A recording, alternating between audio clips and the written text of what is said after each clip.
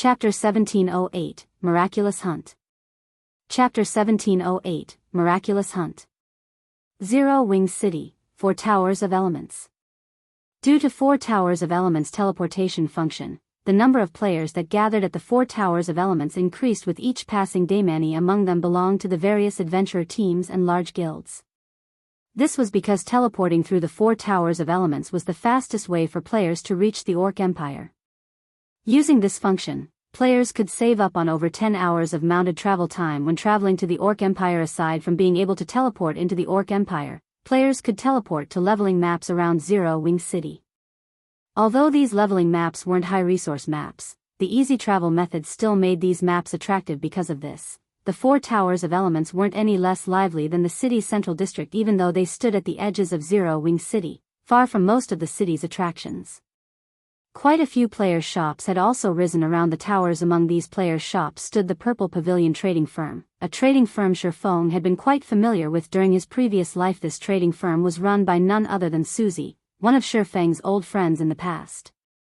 The Purple Pavilion trading firm's business was doing considerably well, and many adventurer teams' players purchased items from its shop. Guild leader, is there a problem with that shop? Gentle Snow asked curiously when she noticed Silverwing staring at the Purple Pavilion trading firm. The Purple Pavilion trading firm? Following Silverwing's gaze, Aqua Rose said, based on our information, the trading firm is quite impressive. Its owner had rented a shop here before we had even revealed the 4 Towers of Elements teleportation function. The Purple Pavilion's owner also has amazing connections and offers many specialty products from other countries. The Purple Pavilion trading firm has used this opportunity to partner with quite a few well-known adventurer teams and purchase various rare materials from them at below market price. Right now, excluding the trading firms operated by the various large guilds, the Purple Pavilion trading firm ranks among the top 5 in Zero-Wing City. However, based on our investigations, Purple Pavilion doesn't have a powerful backer. As a result, certain major trading firms have begun to take action against Purple Pavilion in secret. When Gentle Snow and the others heard Aqua Rose's explanation, they could not help but view the Purple Pavilion trading firm's owner in a new light. In God's domain, the competition between trading firms was just as intense as that between guilds. In fact, the competition between trading firms was far more intense. This was because guilds weren't the only ones operating trading firms in God's domain. Some independent players and adventurer teams had their own trading firms to earn more resources and coins, funding their personal development. Hence, God's domain had more trading firms than guilds. Thriving in such a competitive environment without a powerful backer was extremely difficult. The fact that the Purple Pavilion trading firm's shop ranked among the top 5 shops operated by non-guild entities in Zero-Wing City proved how amazing it was. Aqua, have someone give the various shops in Zero-Wing City a warning. I don't care what they do elsewhere, but nobody is allowed to play dirty in Zero-Wing's towns and cities.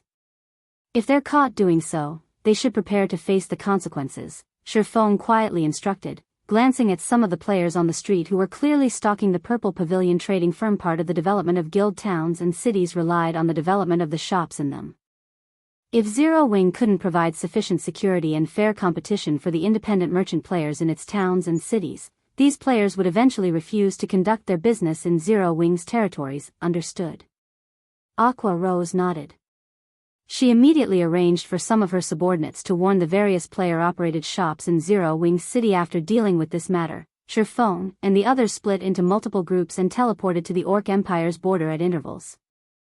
For this operation, Silverwing didn't just have his team members sign the confidentiality contract to keep their mouths shut about the mana weapons to avoid attracting other guilds' attentions.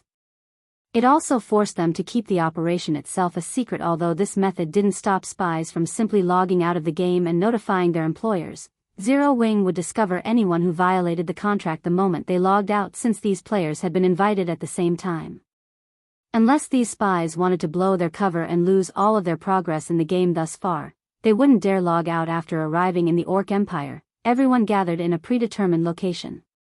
Once Silverwing ensured that his team had arrived safely, he had them saddle up and make their way towards the primordial divine ruin. Each of these players was either an elite or expert in Zero-Wing, so they all had their own guild mounts.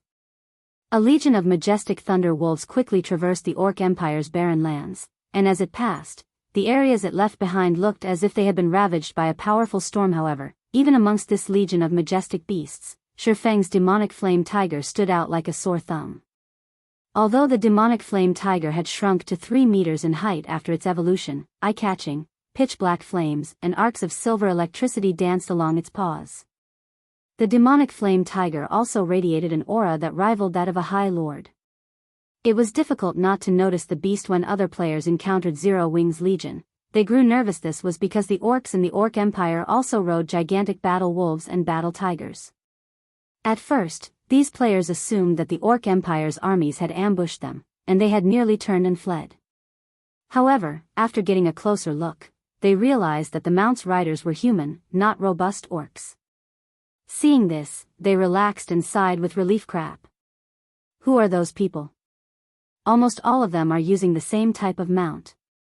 Don't they look like Zero Wing's Thunder Wolves? Those Thunder Wolves are seriously cool. I wish I had one. Zero Wing? That shouldn't be possible.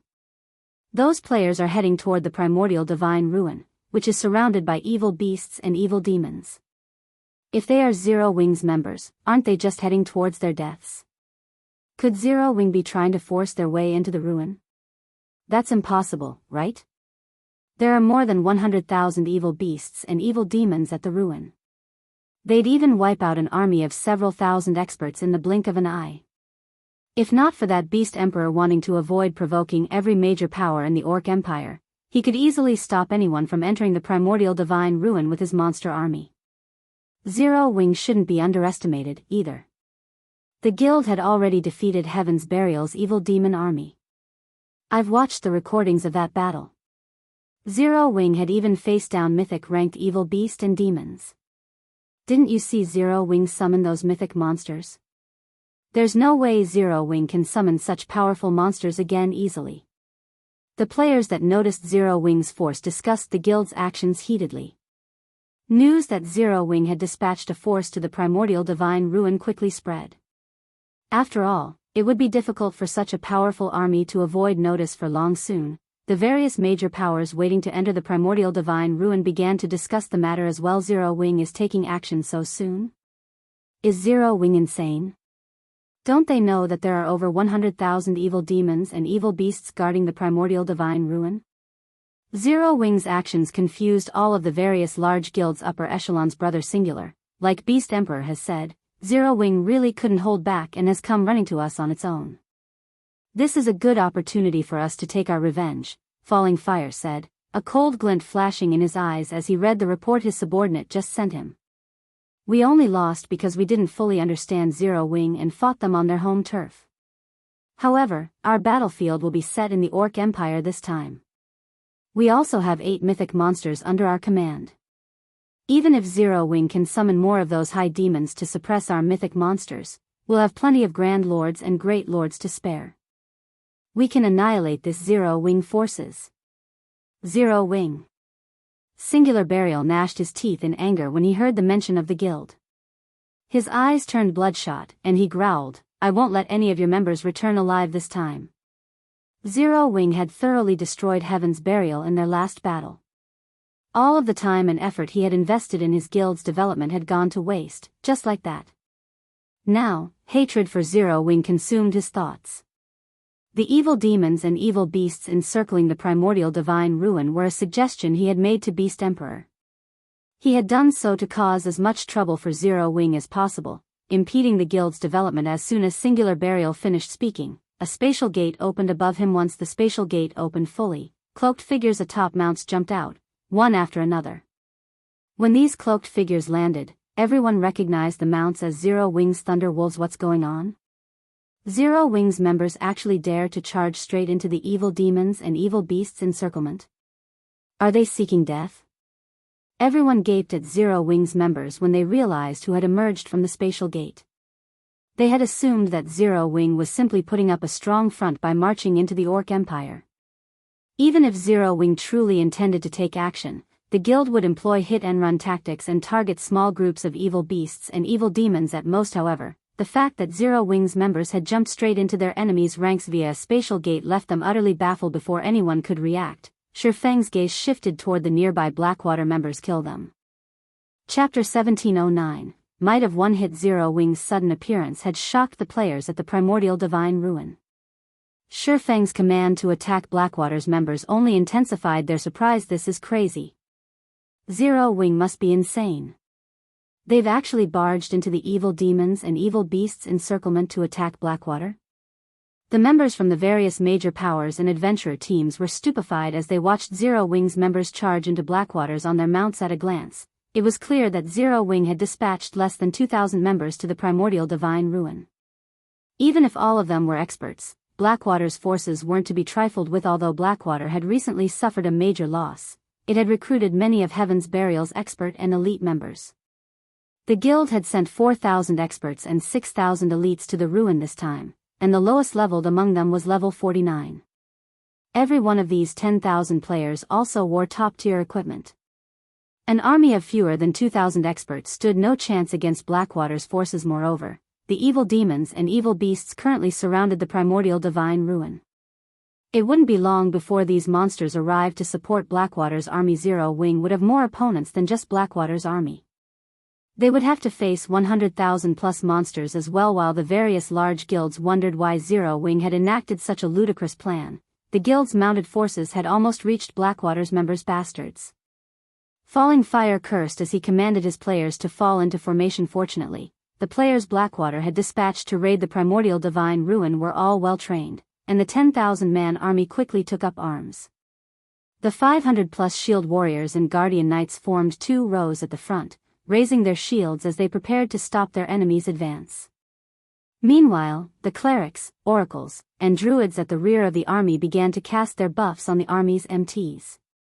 Now, the two human walls formed between the army and Zero Wing's members could even stop dozens of great lords of the same level, not to mention charging players. Meanwhile, the ranged forces between the shield warriors and guardian knights began to cast their offensive spells. Blackwater's army had far better reaction speed, combat standards, and far more combat experience than the various adventurer teams who fought others in the fields. The entire army moved as one, utterly organized. However, the berserkers leading Zero Wing's charge paid the blockade before them little heed.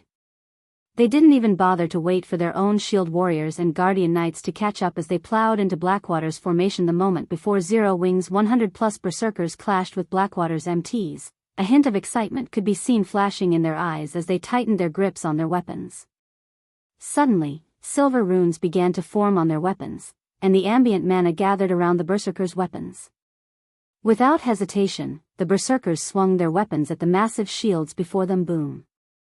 Boom. Boom. A series of loud explosions echoed throughout the area as the berserkers struck the enemy shields. Impossible. When Blackwater's MTs received the berserkers' attacks, they felt as if they had been hit by a truck. Not only did their shields tremble violently and their arms go numb, but they were also forced to take 2 or 3 steps back before they could stabilize themselves. However, before these MTs could regain their postures, Zero Wing's berserkers swung their weapons again, forcing these MTs backward once more. After 3 consecutive attacks, Zero Wing's berserkers had broken holes in Blackwater's defensive line. The berserkers then dashed toward the ranged players like frenzied beasts. Zero Wing broke through. The various major powers watching from a distance could not help but gape at the scene. Just 100-plus berserkers had torn apart 2 defensive lines formed by over 500 level 49-plus shield warriors and guardian knights. The clash between these melee players had lasted less than 2 seconds. It was as if Blackwater's shield warriors and guardian knights were made of paper and could barely take a hit. However, the players from these major powers knew that Blackwater's MTs all wore excellent equipment. The weakest piece they'd have on them would be level 45 fine gold rank. MTs of such caliber could easily join the various large guilds' main forces. As for their combat standards, they were all elite and expert players. A blockade of such powerful MTs shouldn't have a problem fending off a charge of dozens of great lords of the same level, yet it had shattered when assaulted by Zero Wing's 100-plus berserkers. No matter how they looked at the situation, they simply could not bring themselves to believe it. What these players didn't know was that although these Zero Wing berserkers were only Tier 1 players, they could unleash Tier 3 power when they maxed out the Tier 2 mana weapons in their hands. Blackwater's defensive lines might be able to stop several dozen great lords of the same level, but it definitely couldn't stop the combined charge of over 100 great lords' melee units. Stop them. Do not let them reach our ranged unit.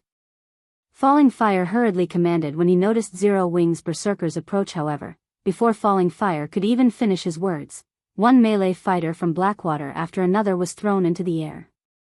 Even when Blackwater's level 50 berserkers tried to stop Zero Wing's berserkers, the latter easily pushed them back. They lost a significant amount of HP when they crossed blades with Zero Wing's berserkers after repulsing Blackwater's melee players. Zero Wing's berserkers charged toward Blackwater's ranged force like a sharpened sword. The berserkers blocked the incoming ranged attacks with little to no effort in contrast to Blackwater's pitiful ranged attacks. The attacks Zero Wing's several hundred ranged players launched were basically unstoppable. When Blackwater's MTs tried to block these incoming attacks with their shields, their defensive postures shattered under a single blow, rendering them helpless against the following ranged attacks. Every ranged attack that struck an MT directly dealt over -20,000 damage, and Zero Wing's players only needed 3 ranged strikes to kill a Blackwater MT. Blackwater's healers hadn't even had enough time to save their allies. The difference between each side's healers was jaw-dropping. When Blackwater's healers cast healing spells with 1 or 2 second channeling times, the spells would restore around 10,000 of the target's HP.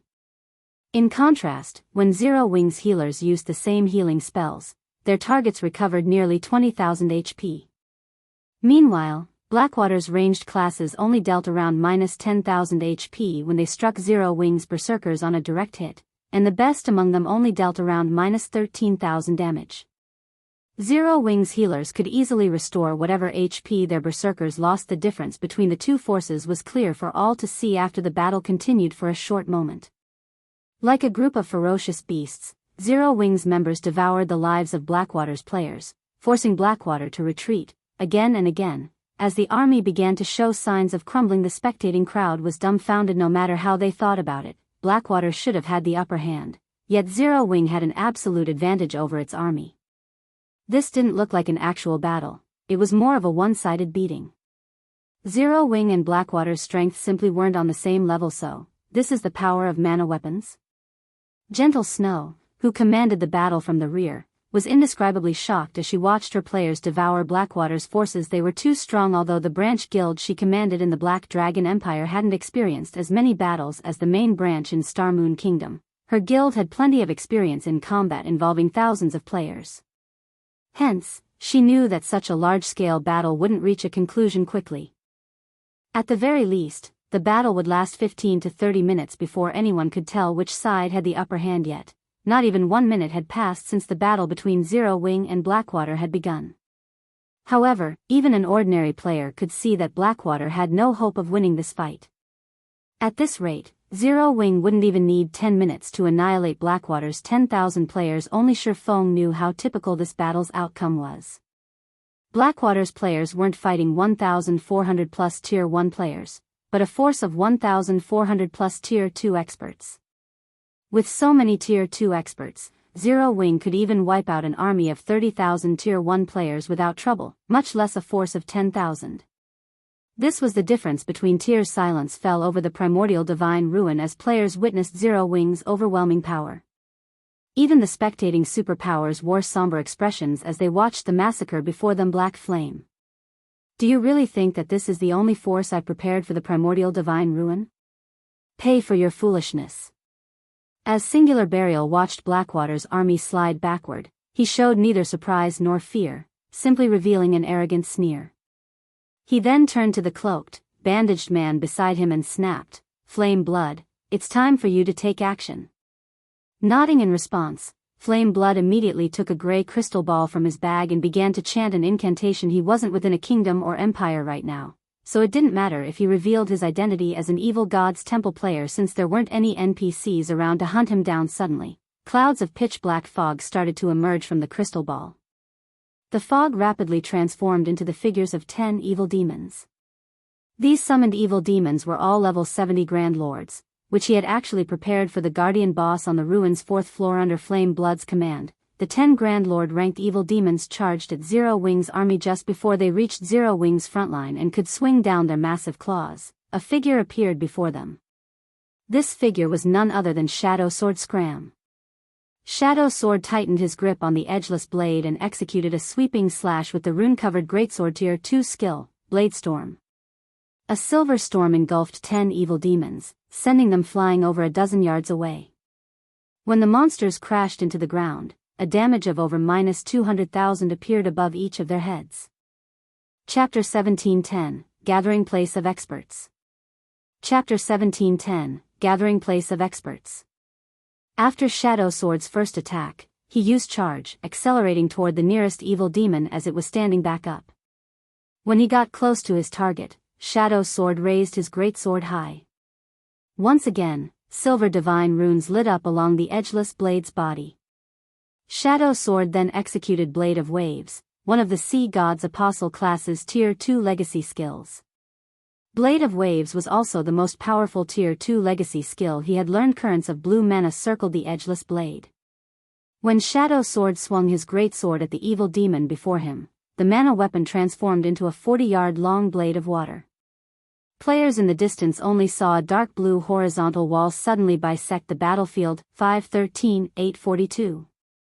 A frightening amount of damage appeared above the evil demon's head when the water blade cut through its body.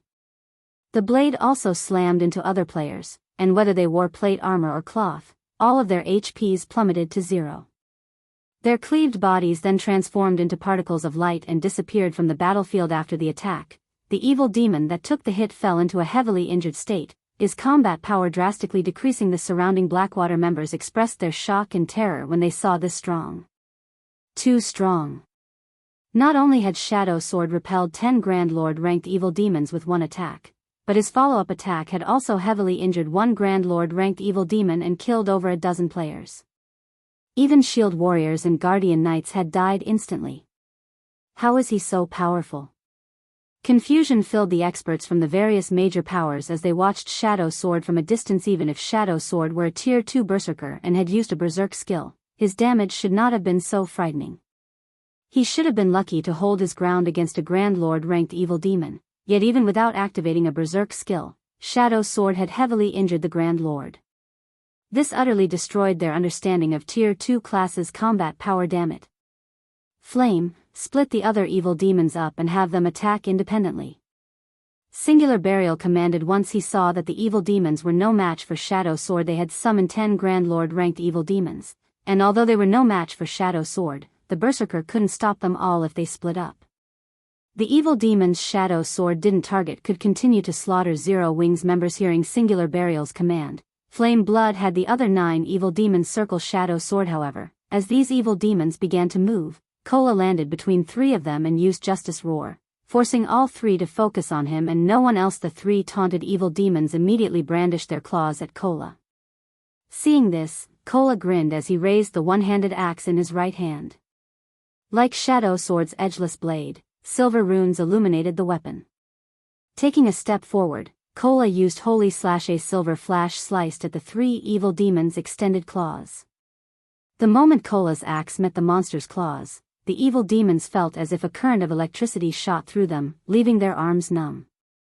All 3 evil demons were forced to retreat by several steps, and the difference between their strength and Kola's was obvious at a glance. Meanwhile, Gentle Snow, Fire Dance, Flying Shadow, Yi Wumian, Turtledove, and Rampant Blade suppressed the other 6 Grand Lord-ranked evil demons.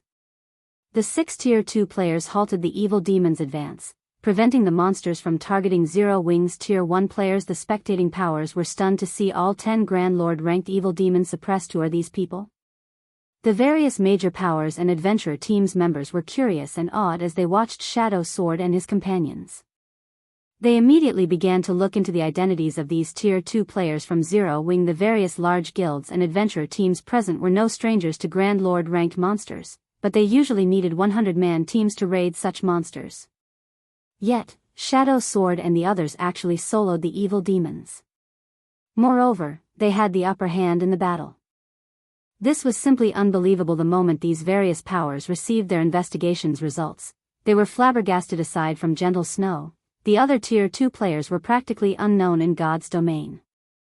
Although these players had shown up in Zero Wing's past battles, none of them had ever displayed such frightening power. Because of this, the players from these major powers and adventurer teams began to wonder if Shadow Sword and the others had deliberately hidden their strength all this time. But after today, there was no doubt that these players would become famous in God's domain. Their performance today was simply too shocking. While Shadow Sword and the other Tier 2 players suppressed the Grand Lord-ranked evil demons, Zero Wing's other members were free to slaughter Blackwater's players without worry. Aqua Rose, Blackie, Violet Cloud, and Alluring Summer, in particular, struck like humanoid defense turrets. All four of them wielded Tier 3 mana staffs, which allowed their spells' power to rival Tier 3 spells. Against Tier 1 players, these spells were one-shot, one-kill attacks. Not even blocking these spells could save the targeted players when the four used AoE spells. Each of their attacks could slay dozens of players of those present. Only Blackwater's Tier 2 experts barely survived Aqua Rose and the others' attacks. However, none of them could approach the four casters, either, since doing so would be suicidal. As he watched the one-sided battle, Singular Burial's complexion turned ashen, and the corner of his eyes twitched. He had visited the primordial divine ruin, this time with his closest aides and experts that had originally belonged to Heaven's Burial. These players were supposed to serve as the foundation of his rise through Blackwater. Now that Zero Wing's members had massacred his subordinates, his chances of rising in his new guild had significantly decreased. Although he wanted to do something to stop the massacre, he had enough trouble with the level 50 youth before him. No matter how he struggled, he couldn't get past the youth's defense. To make matters worse, his opponent was only a Tier 1 Berserker, while he was a bona fide Tier 2 Ranger. Yet, the Berserker's Tier 1 skills had actually repelled his Tier 2 skills. This maddened Singular Burial, on the other hand, Zipping, also known as Silent Blade, grew increasingly excited as he fought Singular Burial. He had never felt this wonderful before. The combination of a Tier 2 mana weapon and the level 50 magic light set had granted him an absolute advantage in basic attributes over his opponent.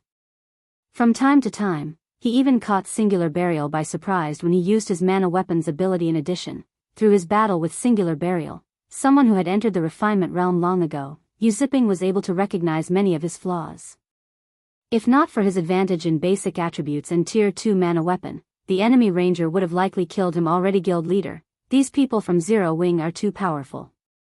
At this rate, we'll be wiped out before the evil beast army arrives. Daybreak Fog, who was similarly entangled in a fierce battle, told Singular Burial anxiously through a private chat. Hearing Daybreak Fog's worry, Singular Burial glanced at Blackwater's members, who were continuously slaughtered.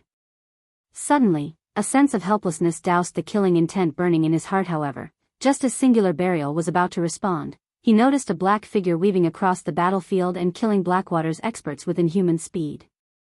The figure moved so quickly that by the time Blackwater's experts noticed someone before them, a blue flash filled their vision. Once the blue flash disappeared, the targeted experts collapsed lifelessly to the ground. Black flame. Singular Burial bellowed with rage, a gut-twisting envy filling his heart as he watched the rapidly moving black figure. Zero Wing was clearly a guild that had been established without a background or backers, yet the guild had gained one powerful expert after another. Fire Dance, Shadow Sword, Flying Shadow, Cola, Violet Cloud, Alluring Summer. Even super guilds sought to recruit these experts, yet they had gathered in Zero Wing. Moreover, the unknown Berserker youth before him also possessed immense talent. Singular Burial could not understand why so many obscure experts had gathered in Zero Wing, yet he had failed to recruit even one such expert for himself. While Singular Burial screamed his lungs out, Shifeng vanished from the battlefield. In the next moment, Shifeng reappeared before Singular Burial. Singular Burial, your era has ended. Shifeng growled as he swung down his sacred sword. Although Singular Burial had responded quickly, Shifeng's appearance had been too abrupt. Even though he had immediately thought of using the Ranger class's escape skill to put some distance between himself and Shifeng, in the face of the Tier 2 taboo skill, Instant Strike, he was a split second too slow to get away. After receiving the one attack, Singular Burial's HP, which was over 50,000, instantly fell to 0. Chapter 1711, Blackwater defeated. Chapter 1711, Blackwater defeated. When Singular Burial reluctantly collapsed and dropped an icy blue longbow on the battlefield, the surrounding Blackwater members were dumbfounded and turned to stare at Shifeng. A moment ago, Singular Burial had 100% of his HP, yet after one of Shifeng's attacks, the Ranger had lost it all suddenly. A chilling sensation assaulted Blackwater's members. If even a Tier 2 player like Singular Burial could not withstand a single hit from Shifeng, it went without saying Shifeng could kill Tier 1 players like them with a casual swing of his blade. 2 Black Flame. Falling Fire's expression darkened as he glared at Shifeng. His combat standard was recognized as one of the best in Blackwater. There were only a handful of people in the guild that he had to admit were superior.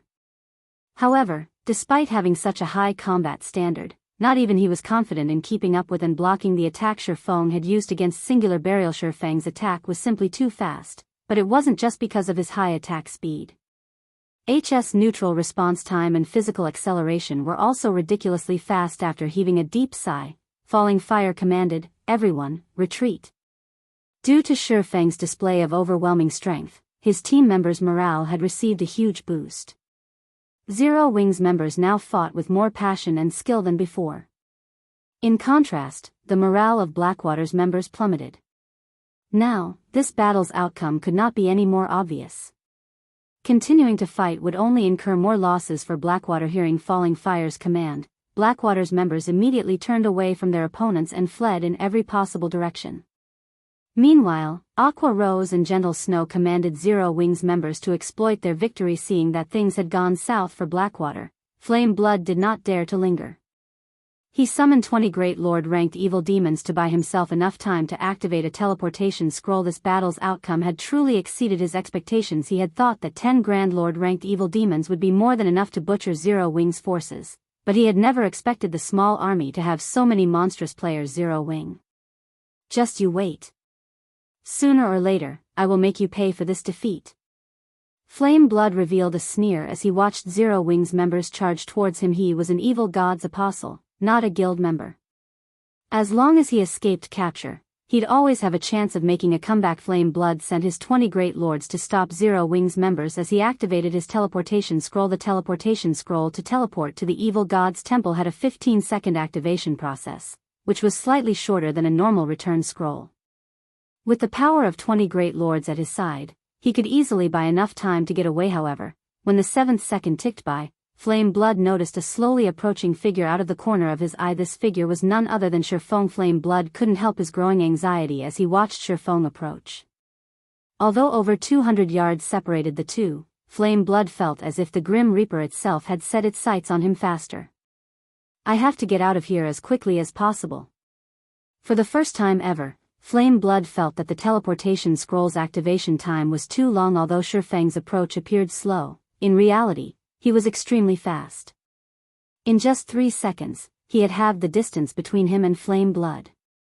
Seeing this, Flame Blood had no choice but to split 6 of the Great Lord-ranked evil demons from the group, ordering them to hinder Shifeng's advance. However, no matter what kind of attacks the Great Lord-ranked evil demons used, Shifeng avoided them easily. The evil demons couldn't slow Shifeng down in the slightest. When only 2 seconds remained before Flame Blood's teleportation scroll activated, Shifeng was still over 30 yards away from the cleric. Seeing this, Flame Blood breathed a sigh of relief. Black Flame. I'll get even with you sooner or later. There was no way Shifeng could cross the distance between them unless he could use the same move he had employed to take out Singular Burial earlier. However, the area around Flame Blood abruptly darkened, and the mana that fed the teleportation array beneath his feet froze instantly. A moment later, the teleportation array began to disappear. No. How is this possible? Shock and despair flashed in Flame Blood's eyes when he realized that his teleportation scroll was no longer an option. Before Flame Blood could react, Shifeng shook off the 6 Great Lords chasing him and appeared before the cleric. Get even with me? Glancing at the cloaked and bandaged cleric before him, Shifeng chuckled and said, "You'll have to be able to get away before that can happen." Black Flame. Your forces are now trapped, surrounded by Beast Emperor's evil beast army. If you kill me, Beast Emperor definitely won't let you off the hook. Flame Blood hissed as he looked at the smiling swordsman before him. Fearfully, he continued, "If you want to leave this place alive, I'm your only hope." Flame Blood knew full well what Shifeng was capable of. After all, he had personally witnessed Shifeng capture a abandoned wave and send the man to the war god's temple. To evil god's apostles like himself, an abandoned wave, getting sent to the war god's temple was game over. Flame Blood deeply regretted his actions. Had he known something like this would happen, he would never have followed Singular Burial to the primordial divine ruin. Now that he had been silenced, it was practically impossible to escape Shifeng's clutches. His only hope of getting out of this predicament lay with Beast Emperor's evil beast and demon army. Although Zero Wing's members were absurdly strong, they would definitely fall against 100,000 plus evil beasts and evil demons. The fact that Zero Wing had so effortlessly slaughtered Blackwater's members proved that all of the members in this force were the guild's core members. If these core members were annihilated, it would deal a massive blow to Zero Wing. Yuri, my only hope? Shifeng could not help but laugh. Aren't you thinking too highly of yourself? To Beast Emperor, evil god's apostles were like his own limbs. Each one taken from him was a permanent loss. However, since Beast Emperor had dared to cut off Zero Wing's path to fortune, Shifeng had to teach Beast Emperor what it felt like to lose a limb to his blade. Saying so, Shifeng activated Abyssal Bind and restricted Flame Blood's movements. He then retrieved a mobile jail from his bag and started to activate it. Black Flame. Are you trying to die? I am one of Beast Emperor's evil god's apostles. Capturing me will only increase Beast Emperor's desire to destroy Zero Wing. Flame Blood began to panic when he saw Shifeng activate the mobile jail. He had never thought that Shifeng would be so daring. If he were to be sent to the War God's temple, he truly would be finished. Just as Shifeng was about to entrap Flame Blood in the mobile jail, a phantom appeared beside the cleric. This phantom took the form of an indifferent, middle-aged man in luxurious, dark gray robes. The man wielded a wooden staff that exuded murky black mist in his right hand, and a pitch-black crown adorned his head. The man radiated an indescribably majestic feeling. Beast Emperor? When Shifeng saw this middle-aged man, the only person that came to his mind was Beast Emperor. However, he was not absolutely certain, as he had never actually seen Beast Emperor's true appearance before. That's right, I am Beast Emperor. This should be our second meeting, Beast Emperor said, smiling. I won't mince words with you. Release Flame Blood and hand over the evil god's eye in your possession. Do so, and I'll let your forces leave the Orc Empire safely.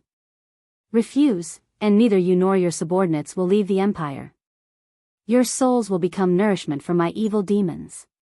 As soon as Beast Emperor finished speaking, the players at the Primordial Divine Ruin noticed a large group of evil beasts and demons approach on the distant horizon.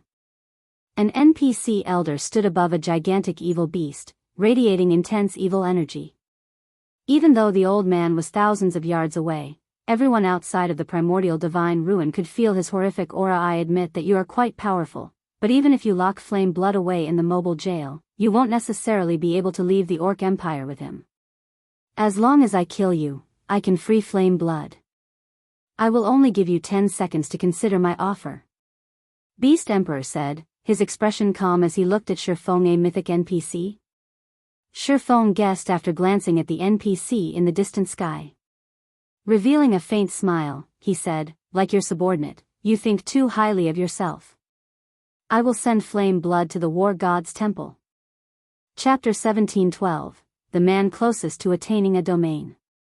Chapter 17:12, The Man Closest to Attaining a Domain. Although Shifeng's tone had been dull, the nearby players could all feel the unyielding determination in his voice. Crazy bastard. How can a guild leader like you exist? As Flame Blood glared at Shifeng, he felt his mental state crumble. Just how much did Shifeng hate him? Shifeng was actually willing to sacrifice over 1,000 Zero Wing experts just to finish him off. Black Flame. This is your final chance. You can't take on a mythic NPC. Do you really think that you can escape with your life? If you die at his hands, do you think that the penalty will be as simple as losing a level? Beast Emperor's expression darkened when he heard Shifeng's reply. Do not challenge my patience. Otherwise, I'll bury you here, even if I have to waste my contribution points. If the evil god's apostle slots weren't so incredibly precious to his future and the fact that Shifeng had a small chance of getting away, he wouldn't have wasted so many words on the swordsman. He simply would have sent his evil beasts and evil demons to slaughter Zero Wing's members and devour them. Challenge your patience? Shifeng could not help but laugh at Beast Emperor. How many times has your evil god's temple targeted Zero Wing's territories? You've even gone as far as to hunt down my guild members. Have you ever considered Zero Wing's patience? Saying so, Shifeng swung his sword at Flame Blood, lowering the cleric's HP to a critical level. He then activated the mobile jail and entrapped the bound cleric. You Beast Emperor gnashed his teeth in rage as he watched flame blood disappear into the mobile jail suddenly. The evil beasts and evil demons standing on the distant horizon released deafening roars. They then charged toward the primordial divine ruin. The various powers' upper echelons wore somber expressions as they watched the 100,000 plus evil beasts and evil demons surge towards them. These evil beasts and evil demons were far from just random monsters. Every one of them was level 60 or higher, and the majority of them were chieftain rank and above. Only a small number were elites and special elites. Moreover, 8 of them were mythic rank. Such a force was more than enough to destroy a town, not to mention an army of fewer than 2,000 experts. When the evil beasts and evil demons began their charge, the NPC elder flew into the sky and waved his staff. Suddenly, a beam of gray light shot out of the staff and toward the clouds above the old man. When the beam of light was roughly 100 yards above the NPC, it burst. Ripples of gray light spread across the sky, turning the once blue view a dull gray. It looked as if evil energy had enveloped the entire world. What's going on? Why can't I use my return scroll? Wait, that's not right. I can't use my instantaneous teleportation scroll either. Isn't that NPC too powerful? He's actually sealed off this entire region. Zero Wing is definitely dead now. Utter shock filled the spectating powers at the primordial divine ruin as they watched the NPC elder fly towards the ruin with their ability to teleport stolen from them. Zero Wing's only way of escaping this location was to rely on their own 2 feet. However, trying to break through the blockade of 100,000 plus evil beasts and evil demons was practically impossible. The players from the various major powers also began to worry for their own safety. Like Zero Wing's members, they were now trapped here, and their fate was no longer in their own hands. If Beast Emperor wanted to, he could definitely have every player at the primordial divine ruin killed. Big Sis Melody, what is going through Black Flame's mind? He's actually willing to trade Zero Wing's 1,000 plus experts to capture a single player. Does he hate Beast Emperor that much? A girl standing amidst the Sacred Temple's team asked curiously as she watched Shifeng, who was arranging Zero Wing's army into a defensive formation. The girl had long, curly, light blue hair and a lithe but curvy body. She wielded an emerald staff and was clad in white, silken robes. Although this girl looked quite weak and delicate, she had actually reached level 51. Even in the Sacred Temple, her level put her at the very top of the guild. Though, her aura was far more frightening than the girl's level. However, the intensity of her aura was not just a result of her powerful basic attributes. Her tier and life rating also contributed. When the Sacred Temple surrounding experts looked at this girl, awe and reverence filled their gaze. This girl was the Sacred Temple's new prodigy, Blue Jade, and she had even received high praise from the guild leader, stating that she even had the potential to command a domain in the future precisely because of her talents. Blue Jade had been dispatched to the primordial divine ruin so that she could improve further in Primordial City. I don't know what Black Flame is thinking, but you should pay close attention to his fights. The Secret Pavilion has recognized Black Flame as the person closest to grasping a domain. Watching him should help you quite a bit, Quiet Melody said as she looked at Shifeng. Ascent Miracle Dragon, the person closest to reaching the domain realm? Blue Jade asked in astonishment. Miracle Dragon is old news. The various superpowers have already recognized Black Flame as the person closest to reaching the domain realm, Quiet Melody patiently explained. The techniques Black Flame has displayed thus far are simply amazing. He has even defeated domain realm experts. The various superpowers have even wondered whether or not he has already obtained a domain, but after a detailed investigation, they concluded that he's only as strong as domain realm experts. He doesn't actually have a domain yet, though he is extremely close to obtaining one. He can actually rival domain realm experts without a domain? He's actually that powerful? Blue Jade was skeptical about Quiet Melody's claim. If Shifeng were so impressive, he should recognize his situation for what it was. Yet, Shifeng had made the most unbelievable decision, provoking Beast Emperor instead of saving his companions' lives. While Quiet Melody and Blue Jade discussed Shifeng, the other powers' upper echelons grew nervous. Beast Emperor's monster army was getting closer, and now, it was less than 1,000 yards away. 2 level 80 mythic evil demons and 6 level 80 mythic ranked evil beasts led the monster army. Just looking at these monsters, even from so far away, made these players shudder. Against such a powerful army of monsters, Zero Wing's forces would likely face annihilation even if the guild had tens of thousands of experts and hundreds of thousands of elite players present. Even if Zero Wing could summon 3 more high demons, there was no escaping its fate. Although the Baphomets Zero Wing had summoned were indeed incredibly strong, the army of evil beasts and evil demons the guild faced this time was much stronger. There were plenty of great lords and grand lords in this force. By the time the high demons defeated the mythic evil demons and mythic evil beasts, the great lords and grand lords would have devoured Zero Wing's members already. Black Flame. Pay for your foolishness. Beast Emperor, who followed the situation at the primordial divine ruin from ancient rock city's evil god's temple, sneered he had spent 7,000 evil god's temple contribution points for the mythic NPC to seal the primordial divine ruins map. This seal prevented players from both teleporting out and physically crossing the map's borders. The evil god's temple contribution points were no less precious than the war god's temple merit points. With 7,000 merit points, players could purchase a high-quality epic item from the war god's temple. Yet he had spent so many points just to prevent Shifeng's escape. Although the sealing barrier was not particularly strong, it would not be easy to break out of either. During the time it took for Zero Wing to destroy the barrier, his evil beasts and evil demons could annihilate the guild's army several times over. The 100,000 plus evil demons and evil beasts grew closer to Zero Wing's army, and seeing this, the guild's members couldn't help but grow nervous. They felt stifled as they watched the monsters approach, the auras the monsters radiated becoming increasingly frightening. However, when less than 200 yards separated both sides, a magic barrier appeared and enveloped Zero Wing's army. This barrier was the result of none other than the movement-type defensive magic array. Good summoners, summon the divine beasts. Shifeng commanded as he stared at the monster army before him. Chapter 1713, Divine Dragon's Might. Chapter 1713, Divine Dragon's Might. When the divine beasts' descent magic arrays activated, 2 pillars of golden light rose from inside the movement-type defensive magic array. The 2 light pillars pierced the sky and cast a dazzling glow over the primordial divine ruin.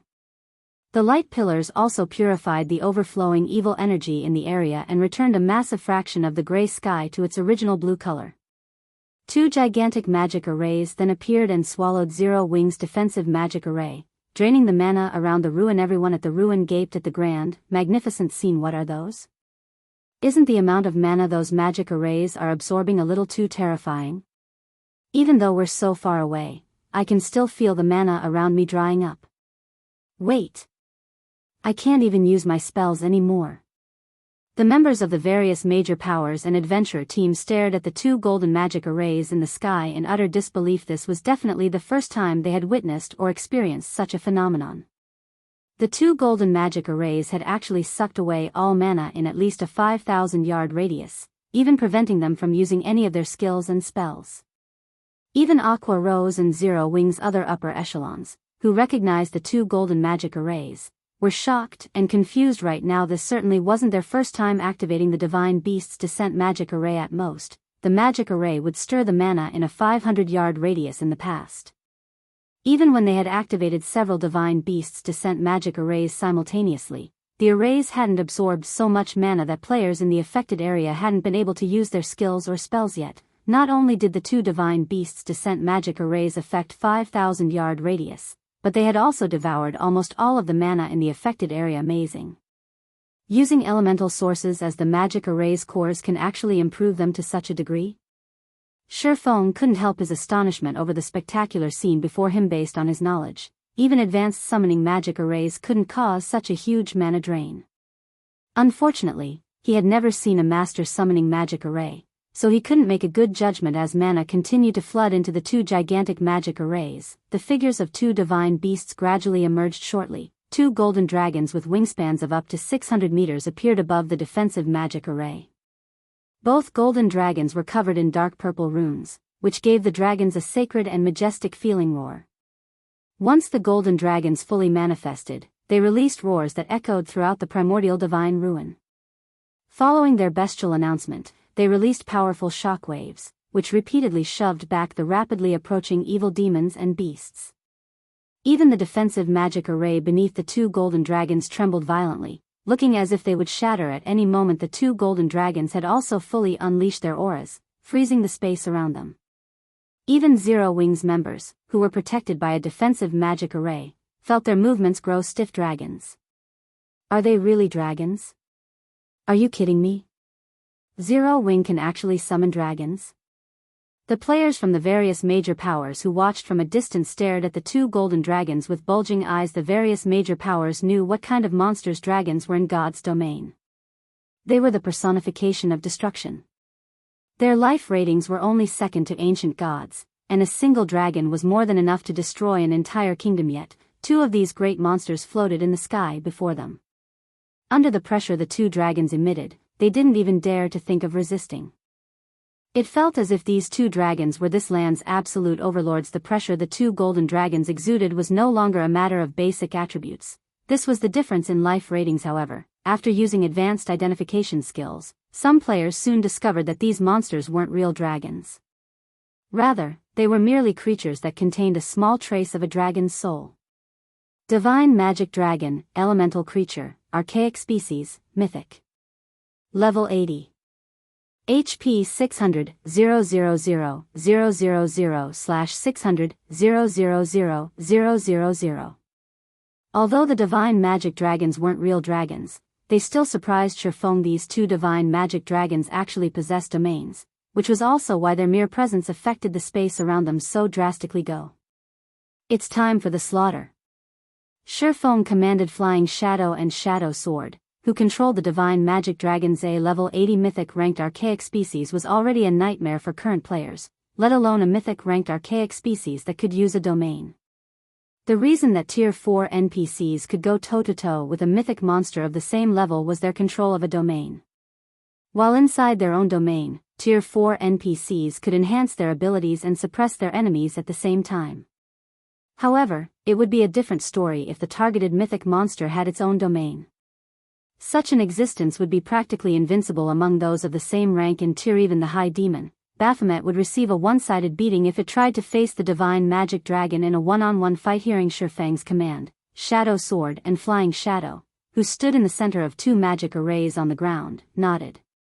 They then controlled the Divine Magic Dragons to charge at the approaching evil demons and evil beasts. In response, the Divine Magic Dragons flapped their massive wings once and disappeared. By the time the spectators had reacted to the Divine Magic Dragons' disappearance, the two dragons had already crossed over 100 yards. After 2 seconds, one of the two dragons arrived before a mythic evil demon. Before the 150-meter-tall Divine Magic Dragon, the 5-meter-tall level 80 mythic evil demon looked like an ant. The dragon then swiped its claw at the evil demon before it, and as its claw passed, numerous tears ripped apart space. Although the mythic evil demon tried to dodge the attack, its movements were sluggish due to the pressure from the dragon's claw. The dragon's domain also suppressed the mythic evil demon in every aspect. Not only did the domain decrease the evil demon's basic attributes, but the evil demon's reaction speed had also slowed. In addition, the Divine Magic Dragon's claw was frighteningly fast. In the end, the mountain-like claw struck the mythic-ranked evil demon before it could even begin to move out of the way. Boom. The mythic evil demon's body immediately sank into the ground under the immense force, 30-meter-long crack splitting the ground around it. All nearby chieftain-ranked evil demons and evil beasts died instantly, and only those at the Lord rank and above managed to survive.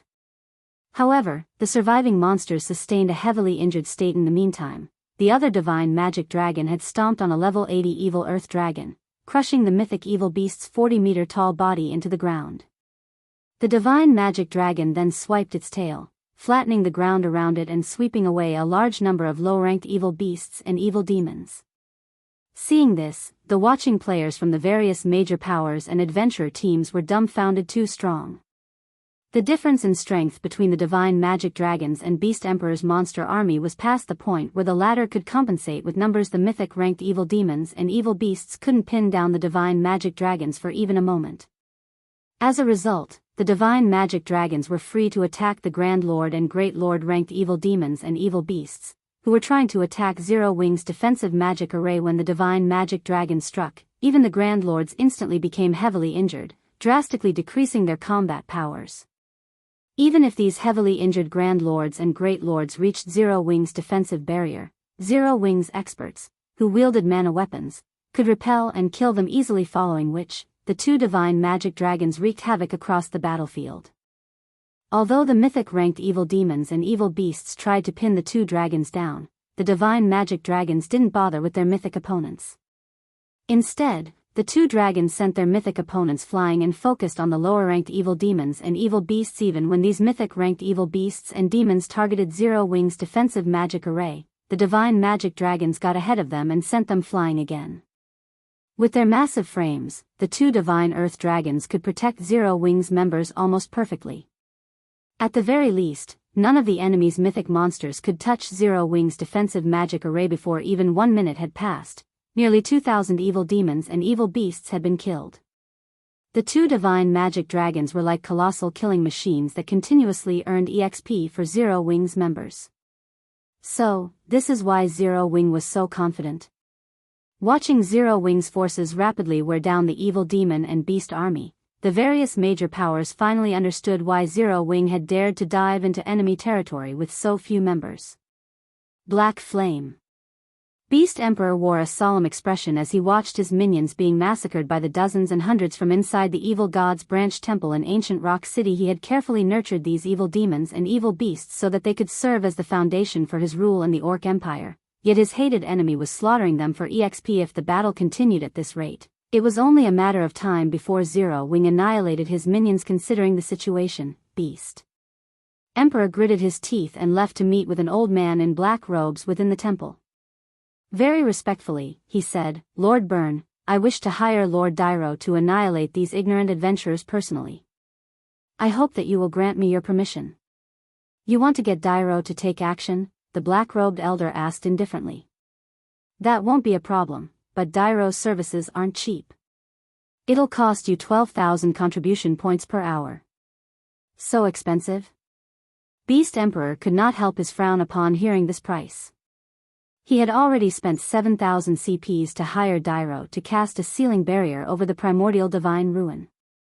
Now, he only had a little over 14,000 CPs remaining. If he spent another 12,000 CPs now, he'd have to cancel or considerably delay many of his original plans. "Have you decided?"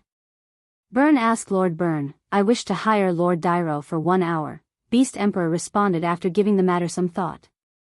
The last thing he could afford to lose right now was another evil god's apostle. As soon as Beast Emperor finished speaking, 12,000 evil god's temple contribution points vanished from his stockpile. At the same time, Dyro, the mythic NPC at the distant primordial divine ruin, became a mercenary under Beast Emperor's control. Black Flame. "You will suffer in death." The first order Beast Emperor gave to Dyro was to slay Silverwing, who stood inside Zero Wing's defensive magic array. Meanwhile, back at the primordial divine ruin, Dyro, who quietly stood atop a flying evil beast, abruptly opened his eyes. Suddenly, the mana around him vanished, and a powerful surge of evil energy replaced it. Dyro's horrific aura reached across the primordial divine ruin, making the players present to grow nervous and keep a close eye on the NPC. Dyro lightly tapped his foot on the evil beast beneath him. The flying evil beast then let out a low screech as it slowly descended toward Silverwing. Impossible. This mythic NPC can actually participate in the battle? Gentle Snow and Aqua Rose's expressions darkened when they saw the NPC elder approach. Hurriedly, Aqua Rose shouted, "Shadow Sword, ignore the mythic monsters for now and stop that NPC." Hearing Aqua Rose's command, Shadow Sword promptly nodded. He, too, realized the severity of the situation. Unlike the mythic-ranked evil demons and evil beasts, allowing a mythic NPC to get within attack range would be no laughing matter. Immediately, Shadow Sword controlled his divine magic dragon to charge at Dyro Scram. Shadow Sword then directed his divine magic dragon to slap at the NPC elder. Chapter 1714, Fighting a Mythic NPC. Chapter 1714, Fighting a Mythic NPC. This Beast Emperor can actually convince a mythic NPC to join the fray? Is this a joke? That's a Tier 4 NPC we're talking about. The various major powers and adventure teams members at the primordial divine ruin stared with wide eyes as they watched Dyro descend to the battlefield, their hearts palpitating in fear and shock. None of these players were strangers to Tier 4 NPCs. Tier 4 NPCs ruled over every major NPC city in the various kingdoms and empires, and anyone who had met such an NPC would know just how powerful they were in God's domain. Players were able to face monsters of a higher tier due to having more skills, spells, and combat techniques. With this advantage, players could exploit powerful monsters' weaknesses and defeat them. Despite having lower basic attributes, however, NPCs had no such weaknesses. Unlike monsters, both the quality and quantity of NPCs' skills and spells was far superior to players. They were capable of executing many complex combination attacks with these skills and spells, making them far more difficult to deal with than monsters. To make matters worse, although NPCs' basic attributes were lower than monsters of the same rank and tier, they were still overwhelmingly higher than players. After Dairo opened his eyes, the pressure he gave off made him feel like an entirely different entity than before. The evil energy Dairo radiated was so incomparably dense that the evil energy corroded the space around him. Players over 2,000 yards away could clearly feel this man's aura. If players felt as if they had been submerged in a pool of water as the mythic evil demons and mythic evil beasts' auras had washed over them, then Dairo's aura felt as if they had been dumped into a pit of quicksilver. They couldn't help but shudder as they bathed in this NPC's aura. These players finally understood just how terrifying a Tier 4 NPC was. If this NPC elder wanted to, he could definitely kill every player at the primordial divine ruin, and they wouldn't be able to do anything to stop him. As the various powers and adventure teams members were in shock over Dairo's aura, a massive figure suddenly appeared before Dairo. This figure was none other than the divine magic dragon under Shadow Sword's control. As soon as it reached its target, the divine magic dragon's mountain-like claw descended on the mythic NPC. However, despite having even enough power to send mythic monsters of the same level flying, Dairo ignored the claw and allowed it to land. Boom. The evil bat Dairo rode shot to the ground like a bullet. The instant the evil bat crashed, the impact formed a crater with a 70-yard radius in the ground. Despite the evil bat being a level 80 Grand Lord, the single attack had heavily injured it. Now, even flight was impossible for the evil bat. Where's the NPC? Shadow Sword examined the bottom of the crater in confusion. He only spotted the evil bat in the crater. Dairo was nowhere to be found. Shadow Sword couldn't even sense the NPC's horrific aura. It was as if the old man had vanished. A second later, a figure appeared in the evil bat's original location, which was none other than Dairo. The old man was in the midst of chanting an incantation, having already written numerous lines of divine runes. As Dairo continued to cast his spell, a magic array formed behind him, absorbing a tremendous amount of evil energy from its surroundings. A short moment later, the space before the array ruptured, creating a black hole that absorbed every form of energy available in its vicinity. Sensing the growing strength of the magic array's aura, Shadow Sword's expression darkened. He could easily tell how powerful Dairo's spell would be. It was definitely stronger than Tier 4 large-scale destruction spells. If this spell struck the divine magic dragon he controlled, the attack would undoubtedly send the dragon flying. If that happened, Dairo would have an opportunity to attack the movement-type defensive magic array, and the consequences would be unimaginably dire.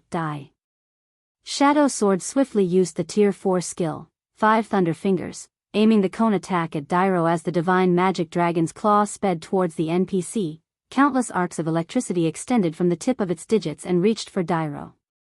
However, as if he had prepared for this attack, Dairo lightly tapped the butt of his staff at the air before him. In response, a gray, threefold magic array appeared before the old man, protecting him from the dragon's attack. Tier 4 defensive spell, Dark Hunt. Double speed casting? Everyone gaped in shock as they watched Dairo, who was still casting his first spell. The magical class players were especially stupefied. Double speed casting was a feat that many magical class players worked to achieve.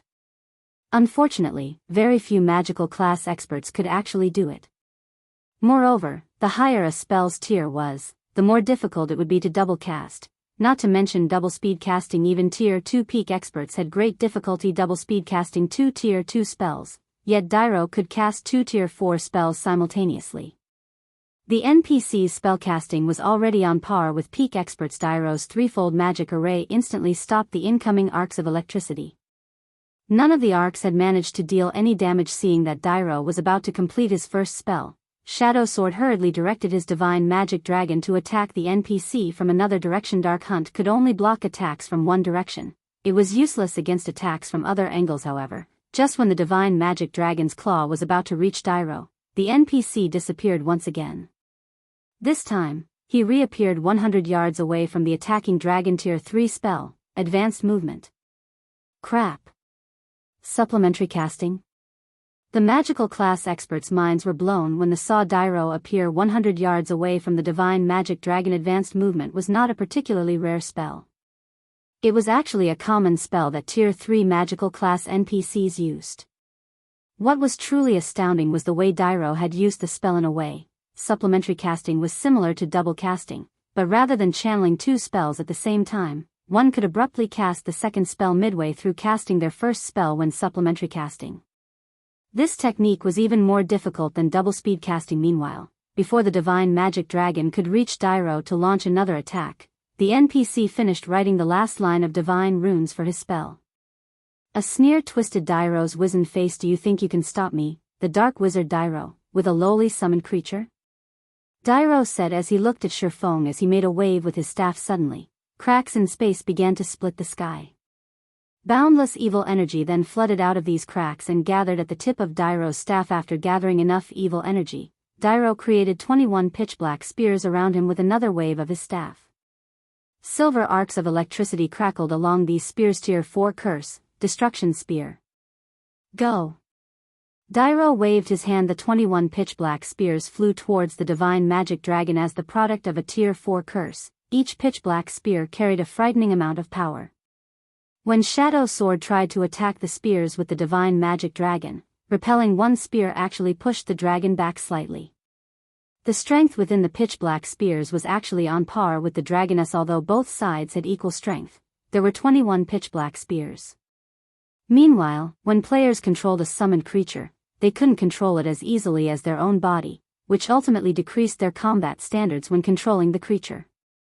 Hence, even though Shadow Sword had reached the refinement realm, he was only able to block 5 or 6 spears at a time, while the remaining weapons struck the divine magic dragon. For a time, the divine magic dragon was at a complete disadvantage as the spears pushed it back towards Zero Wing's defensive magic array. Time to finish this. Dairo waved his staff again, joining 2 of the pitch-black spears into one weapon and striking at the divine magic dragon, the attack carrying far more strength than the individual summoned weapons. However, just before the combination attack reached the divine magic dragon, suddenly, a flash of black light bloomed before the divine magic dragon. At the same time, the combined spears that flew towards the dragon's chest veered off course. The 2 weapons then split as they brushed past the scales on the dragon's sides harmlessly. This confused Dairo slightly. What's going on? The dragon dodged the attack. No, that's not it. Look at Zero Wing's summoning array. Huh? Isn't that black flame? The spectating crowd was dumbfounded for a moment by the sudden development. They failed to understand how the divine magic dragon had become powerful enough to stop the pitch-black spears combination attack. However, some players with keen eyesight quickly noticed that Shadow Sword was no longer standing in the summoning array for the divine magic dragon. Shurfong had actually taken his place. Black flame. Do you think you can change this outcome just by switching controllers? Beast Emperor could not help but laugh when he saw Shurfong controlling the divine magic dragon. Summoned creatures were not as easy to control as a player's body. Naturally, a domain realm expert would have far more control of a summoned creature than a refinement realm expert. The realms of refinement improved a player's 5 senses, but players simply couldn't merge their senses completely with a summoned creature's. As a result, one's combat power when controlling a summoned creature was considerably limited. They changed controllers? Dairo muttered as he glanced at the distant summoning array. As a mythic NPC, his intellect was incredibly high. Hence, he was quickly able to assess any changes on the battlefield. However, the surprise in Dairo's eyes quickly faded, replaced by ridicule. Foolish mortals, do you think you can stop my destruction spears because you've gained more control of a lowly summoned creature? All you've done is prolonged your suffering. Saying so, Dairo combined 20 spears into 10 pairs, attacking Shurfong with all of them at once. Seeing the 10 incoming attacks, Shurfong executed Sword's Orbit with the divine magic dragon's claws. Dang. Dang. Dang. A series of clangs echoed throughout the primordial divine ruin. In the end, Feng's dragon knocked every one of the 20 destruction spears aside. The spears hadn't even budged the dragon an inch, much less damaged the divine magic dragon. Chapter 17:15, Miraculous Effect of the Realms of Truth. Chapter 17:15, Miraculous Effect of the Realms of Truth. He blocked all of the attacks? How is that possible? All of the players at the Primordial Divine Ruin were experts. Quite a few of them were even Refinement Realm experts, so they all recognized how impressive the technique Dairo had just executed was. In their opinions, Dairo's 10 combination attacks were simply splendid. Even if there was no difference in basic attributes, the Refinement Realms among the spectating crowd weren't confident in blocking all of those attacks without backing up in the slightest. Their likelihood of success would be even lower if they had to do so with a summoned creature. Yet, not only had Feng successfully blocked every one of Dairo's attacks, but he had also done so with the divine magic dragon. His control is amazing. Shock flashed in Blue Jade's eyes as she watched the divine magic dragon in the sky. So, this is the strength of the expert closest to achieving a domain? As a Tier 2 summoner, she had a much clearer idea of how difficult it was to control a summoned creature than other players. It was practically impossible for players to control a summoned creature as well as they did their own bodies. This fact held true even for herself. Despite reaching the flowing water realm, her combat standards with a summoned creature were barely at the Trial Tower's 6th floor. Even if she made a breakthrough and reached the Void Realm, she was only confident in raising her combat standard, when controlling a summoned creature, to the middle stage of the Trial Tower's 6th floor. Yet, Feng could actually reach the Refinement Realm with the divine magic dragon. This was simply unbelievable. Meanwhile, hovering in midair, Dairo stopped trying to defeat his opponent via quality of attacks after watching his first volley fail. Instead, he had the 21 destruction spears attack simultaneously from different directions. Suddenly, numerous streaks of pitch-black light threatened to devour the divine magic dragon. This bastard. He was actually holding back against me? Shadow Sword tightly balled his fist, frustration filling his gaze as he watched the destruction spears dance in the air. When he had controlled the divine magic dragon, Dairo's attacks with the destruction spears had been very straightforward. The NPC hadn't used any particular techniques. Now, however, the destruction spears moved in a coordinated and well-choreographed pattern. These movements were obviously the result of some sort of combat technique. Even if there weren't a difference between Shadow Sword and his opponent's attributes, he felt that he'd be lucky to block a handful of the spears if he tried to defend against the coordinated attacks personally. As the destruction spears were about to plow into the divine magic dragon, Feng decided to charge forward. Rather than retreat, he controlled the divine magic dragon to fly headfirst into the approaching spears. What is he trying to do? Feng's actions dumbfounded the spectating crowd.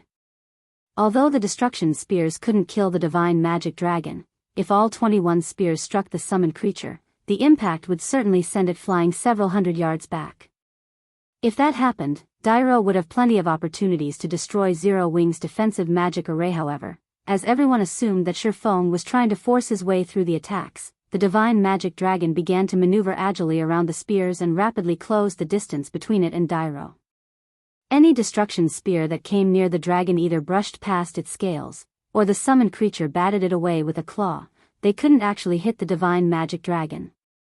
If one wasn't paying attention, they might even assume that the destruction spears had actively avoided the dragon. Flowing Water Realm?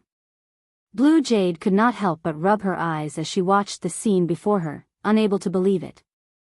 However, no matter how she looked at the situation, the divine magic dragon's combat standard was definitely at the Flowing Water Realm. There was no other way it could block all of those spear attacks. However, the situation also left her confused. Just how did Feng accomplish such a feat? How could something like this be possible? They were talking about controlling a summoned creature here. Blue Jade wasn't the only one who was shocked. The many experts at the Primordial Divine Ruin were similarly stupefied. Leaving aside Feng's personal combat standard, his control of summoned creatures could definitely rank at the very top of God's domain. So, this is the true benefit of the Realms of Truth. Feng, who evaded the relentless destruction spears, felt the true power of the Realms of Truth for the first time. Unlike the Realms of Refinement, the Realms of Truth focused on exerting the maximum potential of one's body, rather than the 5 senses. Hence, even when controlling the divine magic dragon, his performance in the realms of truth had reached the Ascension realm after deflecting the endless spear attacks for a short moment. The divine magic dragon Shifeng controlled arrived before Dairo. Shifeng then had the summoned creature slap at the NPC. However, Dairo was still a mythic NPC, and his reaction speed was extremely fast. Before the massive claw could reach him, he used advanced instantaneous movement and appeared 100 yards away from his original location. However, not wanting to give the NPC time to breathe, Shifeng charged forward once again. Suddenly, Dairo was at a disadvantage and had no choice but to evade Shifeng's attacks physically. While evading, Dairo continued to chant incantations and write divine runes. Although Shifeng realized what the NPC was doing, he couldn't do anything about it. 5 seconds. 10 seconds.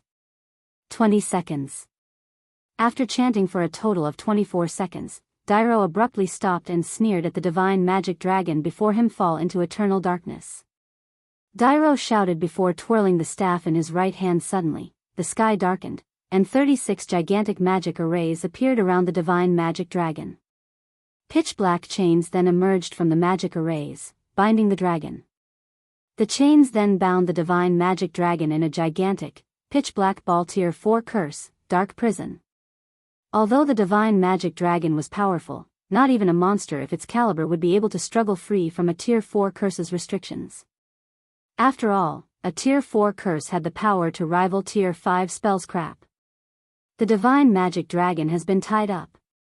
Shadow Sword's expression darkened when he saw Dairo fly towards Zero Wing's defensive magic array after casting the Tier 4 curse. Although the movement-type defensive magic array was strong, it would only last a few hits from a Tier 4 NPC. Moreover, unlike monsters, a magical class NPC like Dairo would have an acute understanding of magic arrays. Breaking through a defensive magic array would be child's play for Dairo. Once the defensive magic array was gone, the remaining evil demons and evil beasts would be more than enough to annihilate Zero Wing's army several times over. Even if Dairo didn't get involved. Black Flame, your time is up. Beast Emperor revealed a victorious grin as he watched Dairo move closer to Zero Wing's defensive magic array. He had been slightly concerned that the divine magic dragon would be too much for Dairo to handle, but at the end of the day, a Tier 4 NPC was still a Tier 4 NPC. Although Dairo was no match for the divine magic dragon in a direct confrontation, he would have no trouble binding it for a short time, just long enough for Dairo to wipe out a bunch of Tier 2 players. This made Zero Wing's members in the defensive magic array nervous. Elsewhere, 2 mythic evil beasts had managed to force their way past Flying Shadow's divine magic dragon. The 2 mythic evil beasts then coordinated with Dairo. It was obvious that they planned to break through the defensive magic array with a single attack. The watching players could already picture the defensive magic array shattering under the 3 Tier 4 existences combined assault when Dairo and the 2 mythic evil beasts were less than 100 yards away from the barrier around Zero Wing's members. It seems Zero Wing is doomed this time, Quiet Melody said, sighing. Although this battle had been a close one, Zero Wing still wasn't strong enough. She had never imagined that not only would Beast Emperor convince a Tier 4 NPC to take action for him, but that the NPC would also wield so many Tier 4 curses. So, this is the true strength of a Tier 4 NPC? Despite watching Dairo and the 2 evil Earth Dragons approach, Shifeng didn't reveal any signs of fear or despair. Instead, he quickly gave Shadow Sword control of the divine magic dragon as he took out the Tier 4 domain scroll that he had obtained after killing the tyrant's soul. When he activated the Tier 4 domain scroll, a blue light rippled away from him, extending to a 1,000-yard radius. Suddenly, all enemies within range of the domain skill were suppressed. Because of this, Dairo, who had already been suppressed by the divine magic dragon's domain skill, lost even more attributes and reaction speed. Now, he only had 80% of his original basic attributes. Against a Tier 4 NPC like Dairo, the effects of the Tier 4 domain scroll were quite astonishing. Unfortunately, Dairo was still unstoppable for players. After activating the domain scroll, Shifeng took a summon guard scroll from his bag and summoned Anna. Why is the guild leader summoning his personal guard? Aqua Rose, Gentle Snow, and the Zero Wing's other members were confused to see Anna join the battlefield. They were no strangers to Anna. She, without a doubt, had the most frightening growth potential of any personal guard they had seen in the game. In one-on-one combat, she could even defeat opponents of a higher tier.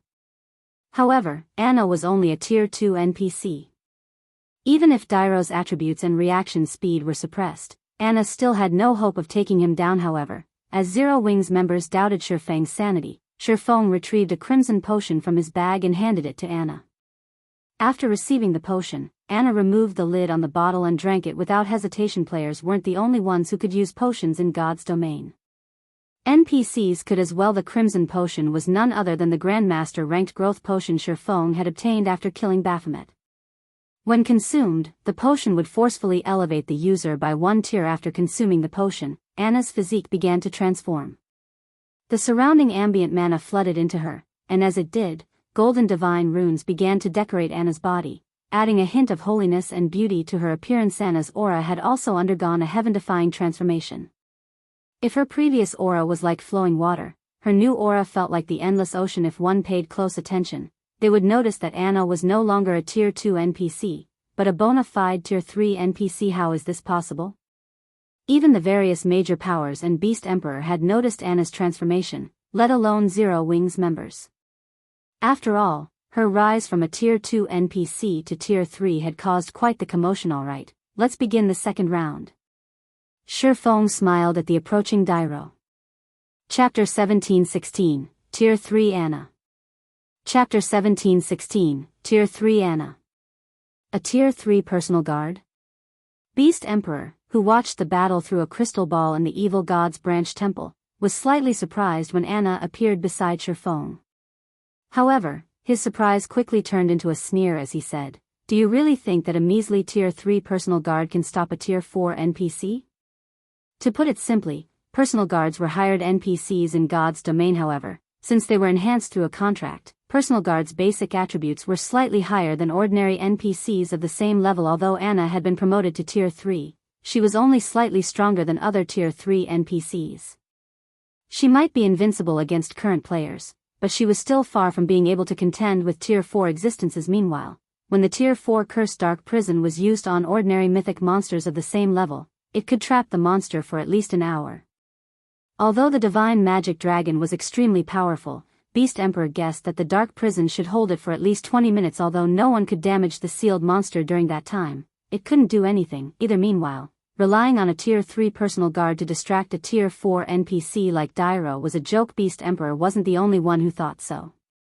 Every player at the Primordial Divine Ruin agreed with the sentiment. Although only one tier separated Tier 3 and 4, the gap between the tiers' strength increased with each subsequent tier. In front of a Tier 4 NPC, a Tier 3 NPC didn't even qualify to buy Tamiya's Dairo, and the two level 80 evil earth dragons drew closer. Anna began to chant an incantation from within Zero Wing's defensive magic array. With her left hand, she swiftly drew line after line of divine runes in the air. Shortly after, two colossal magic arrays, one white and one black, appeared beside Anna. The ambient mana then began to flow towards the arrays, and Zero Wings members could feel the mana density increase around them by several times. Double speed casting. That personal guard is quite good. She actually knows how to double speed cast. It's a pity that she's going to die here today. When the various major powers upper echelons saw Anna double speed cast, envy gripped their hearts. While NPCs were indeed powerful, there were significant differences between them. Magical class NPCs capable of double casting were already extremely rare, not to mention NPCs capable of double speed casting. This was also why they had been so surprised to learn that Dairo could both double speed cast and supplementary cast. If a personal guard grasped these techniques, they would have an advantage over other NPCs when they reached higher tiers. Take Dairo, for example. Despite Dairo clearly being no match for the divine magic dragon under Shifeng's control, the NPC could rely on his techniques to mitigate the divine magic dragon's attacks and even entrap it. As the spectating crowd pondered such things, two pillars of light rose from the two colossal magic arrays, each taking on the color if the array it emerged from. In the next moment, three summoned creatures stepped out of each of the two light pillars. Three knights in silver armor had emerged from the white light pillar, each of which wielded a silver sword in their right hands and a shield that could easily serve as a mirror in their left. Knight of Light, Elemental Creature, Grand Lord. Level 80. HP 60,000,000/60,000,000. Meanwhile, three mages in deep black robes stepped out of the black light pillar. Each of the mages carried a staff that was shrouded in black mist.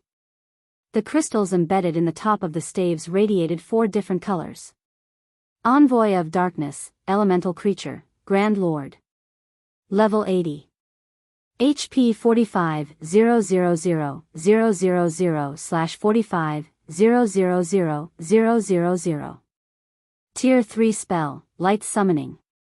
Tier 3 Spell, Darkness Summoning. If players used the Grandmaster ranked growth potion, they'd only rise by a single tier, but if an NPC used the potion, that'd be a different story. After Anna rose to Tier 3, she had learned all of the Tier 3 spells she would know after truly being promoted to Tier 3. Hence, right now, she was a bona fide Tier 3 existence. The growth potion's only flaw was its short duration of 15 minutes. Once the potion's duration ended, Anna would revert to her original state.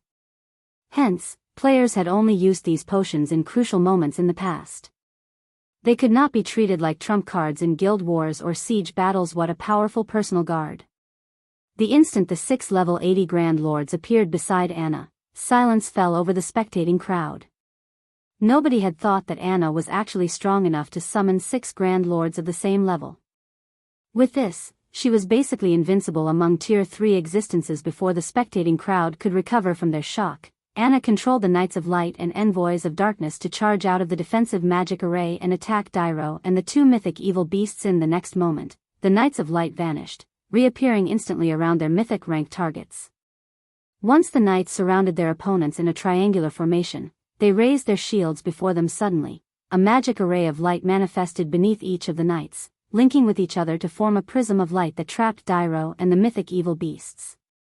Immediately, Dyro and the evil beasts' basic attributes fell once more. Now, the 3 mythic existences only retained 60% of their original attributes. Moreover, they couldn't break free of the magic barrier unless they killed the Knights of Light. By the time the Knights of Light had finished, the Envoys of Darkness had also completed their spell's chants. Pitch-black mist began to rise from the ground within the barrier, binding Dyro and the evil earth dragons. Although the mist did not reduce the 3 mythic existences' basic attributes in the least, it did reduce their reaction speed and movement speed by 50%. By the time the Knights of Light and Envoys of Darkness had further suppressed Dyro and the mythic evil beasts, Anna had finished chanting the final verse of her incantation Tier 4 spell, Yin-Yang Cycle. Under her command, a dual-colored magic array appeared in the sky, and 36 gigantic swords emerged, 18 of which were a silvery white, while the other 18 were an abyss black. These 36 swords then descended on Dyro and the 2 evil earth dragons. Despite seeing the approaching swords, the 2 mythic evil beasts showed no intention of dodging the weapons. Instead, they swiped their claws at the incoming attacks. However, the moment one of evil beast's claws met one of the silver swords, the impact flung its claw backward, bending its arm at an awkward angle. When the other evil beast touched a black sword, the sword passed through its claw and struck the evil earth dragon, dealing over -1 million damage. As the 36 swords fell, one after another, the 2 mythic evil beasts screamed in pain and their HPs plummeted. Although the 2 evil beasts wanted to escape, the falling swords pinned them in place naturally. Dyro didn't dare to block any of these swords. Rather, he used spells to help him evade the attacks. He didn't have any spare energy to strike at the Knights of Light, much less attack Zero Wing's defensive magic array. Even after another 10 seconds of this bombardment, Dyro and the 2 evil earth dragons still couldn't free themselves from Anna's assault. Not only had they failed to land a single hit on Zero Wing's defensive magic array, but the 2 evil earth dragons' HP also continued to decrease. Are my eyes playing tricks on me? Is that woman really a Tier 3 personal guard? Everyone watched Dyro and the mythic evil beast struggle with shocked expressions. Although Shifeng's domain scroll had suppressed Dyro and the evil beasts, significantly reducing their combat powers, a mere Tier 3 NPC shouldn't have any hope against them by herself. Yet Shifeng's personal guard successfully faced them alone. Aside from the word strong, the spectating crowd truly had no other way to describe Anna. Despite Anna standing alone, her skills made her look like a team of NPCs. So, this is the strength of an epic personal guard? Shifeng was just as shocked to see Anna overwhelm Dyro and the 2 evil beasts. He had never thought that Anna could really go up against Tier 4 existences at Tier 3 with Anna's constant intervention. Even after over a minute, Dyro couldn't attack the Knights of Light. In fact, the Tier 4 NPC's HP had even begun to decrease as he failed to keep up with Anna and the Envoys of Darkness's attacks. As he watched, Beast Emperor's eyes became bloodshot. However, he still wasn't particularly worried about this situation. With how powerful the potion Anna had consumed was, the potion's effects should not last very long. Once the potion's effects ended, Anna would have no power over Dyro. 1 minute. 3 minutes. 5 minutes. However, contrary to everyone's expectations, Anna remained powerful throughout the entire battle. She showed no signs of weakening in the least after Forbidden Domain's cooldown had ended. Sherfone cast the skill on Dyro's dark prison without hesitation. The giant ball of pitch-black chains shattered instantly. The 36 pitch-black magic arrays around the ball also disappeared. Once the trapped divine magic dragon regained its freedom, it resumed its attacks against Dyro. The divine magic dragon had already possessed higher attributes than the Tier 4 NPC, but after Sherfone had suppressed Dyro with his Tier 4 domain scroll and the Knights of Light's Prism of Light, Dyro was only slightly stronger than Grand Lords of the same level. As a result, the difference between the divine magic dragon and Dyro became even more obvious. Furthermore, Sherfang's Forbidden Domain had also affected the Dark Wizard, and he couldn't use any of his spells after freeing the trapped divine magic dragon. Sherfone quickly switched places with Shadow Sword again and controlled the summoned creature to swipe at Dyro with its claw boom. Since the Mythic NPC couldn't use any of his spells, he had to rely on his physical prowess to block the attack. However, even though he had stopped the attack with his staff, Dyro's basic attributes were too much lower than the divine magic dragon's. As a result, he still took the full brunt of the attack and received over -2 million damage. To Dyro, whose maximum HP was only at 60 million right now, that blow had taken 1/30 of his HP. Taking advantage of Dyro's helplessness, Anna followed the divine magic dragon's attack with a Tier 4 spell, dealing over -7 million damage to the silenced NPC. While 60 million HP might seem like a lot to players, to the divine magic dragon and Anna, this much HP was nothing. After 6 seconds of constant struggle, Dyro eventually removed the silence debuff. However, he only had 1/3 of his HP remaining by this point. To make matters worse, although Dyro could again defend himself with powerful spells, the massive difference in attributes between himself and the magic divine dragon was beyond the reach of spells. As a result, the enemy dragon broke through his defense, again and again, and his HP visibly decreased. Finally, when less than 1 minute remained on Anna's growth potion, Dyro's HP hit 0. The NPC elder then collapsed to the ground with a face of frustration and reluctance. Chapter 1717, Shocking Numerous Countries. Chapter 1717, Shocking Numerous Countries. As Dyro died, the dark gray evil energy consuming the sky above the primordial divine ruin faded. The land once again bathed in the sun's glaring rays. Many of Zero Wing's army abruptly leveled up as the Tier 4 NPC awarded more abundant EXP than any ordinary mythic monster. Unlike mythic monsters, the NPC dropped only 2 items when he had died. After these 2 items appeared, the evil energy surrounding the old man's body quickly dissipated, and shortly after, his body transformed into ash that scattered with the wind. He died. A Tier 4 NPC was killed, just like that. Everyone at the primordial divine ruin watched Dyro's disintegrating corpse in utter disbelief. After playing God's Domain for so long, everyone was terrifyingly familiar with the strength of Tier 4 NPCs. They were powerhouses that could guard and rule over major NPC cities. They were definitely invincible to current players, yet players had just slain one such NPC. This situation had overturned everything they thought they had known about God's Domain. How is this possible? That's a Tier 4 dark wizard we're talking about. Beast Emperor's countenance twisted as he stared at Dyro's corpse through the gigantic crystal ball in the Evil God's branch temple. He had spent nearly all of his Evil God's temple contribution points to get Dyro to participate in the battle. Aside from getting rid of Zero Wing, he also wanted to give the various superpowers a warning. He wanted everyone to know that the Orc Empire was his territory, yet both his main and side objectives had failed. Back on the battlefield, the players from the various major powers and adventurer teams weren't the only ones shocked by Dyro's death. Even Zero Wing's members stared at the NPC's corpse with dumbfounded expressions. Did we succeed? Aqua Rose muttered, finding what had just happened a little hard to believe. Relax. He's dead. Although Tier 4 NPCs are powerful, they're not invincible. Everyone, continue killing the evil demons and evil beasts. The battle is not over yet, Silverwing said, chuckling. Shadow Sword, come take back control over the dragon. While Tier 4 NPCs were very powerful, they were not insurmountable.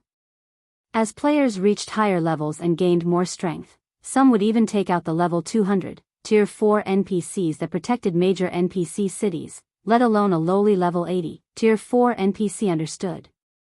Shadow Sword snapped out of his daze and nodded. Once Shadow Sword took control back, Silverwing activated Gale Domain, transforming into a blur as he dashed towards Dairo's ashes. NPCs like Dairo rarely dropped loot, which was why players weren't usually interested in killing God's Domain's NPCs.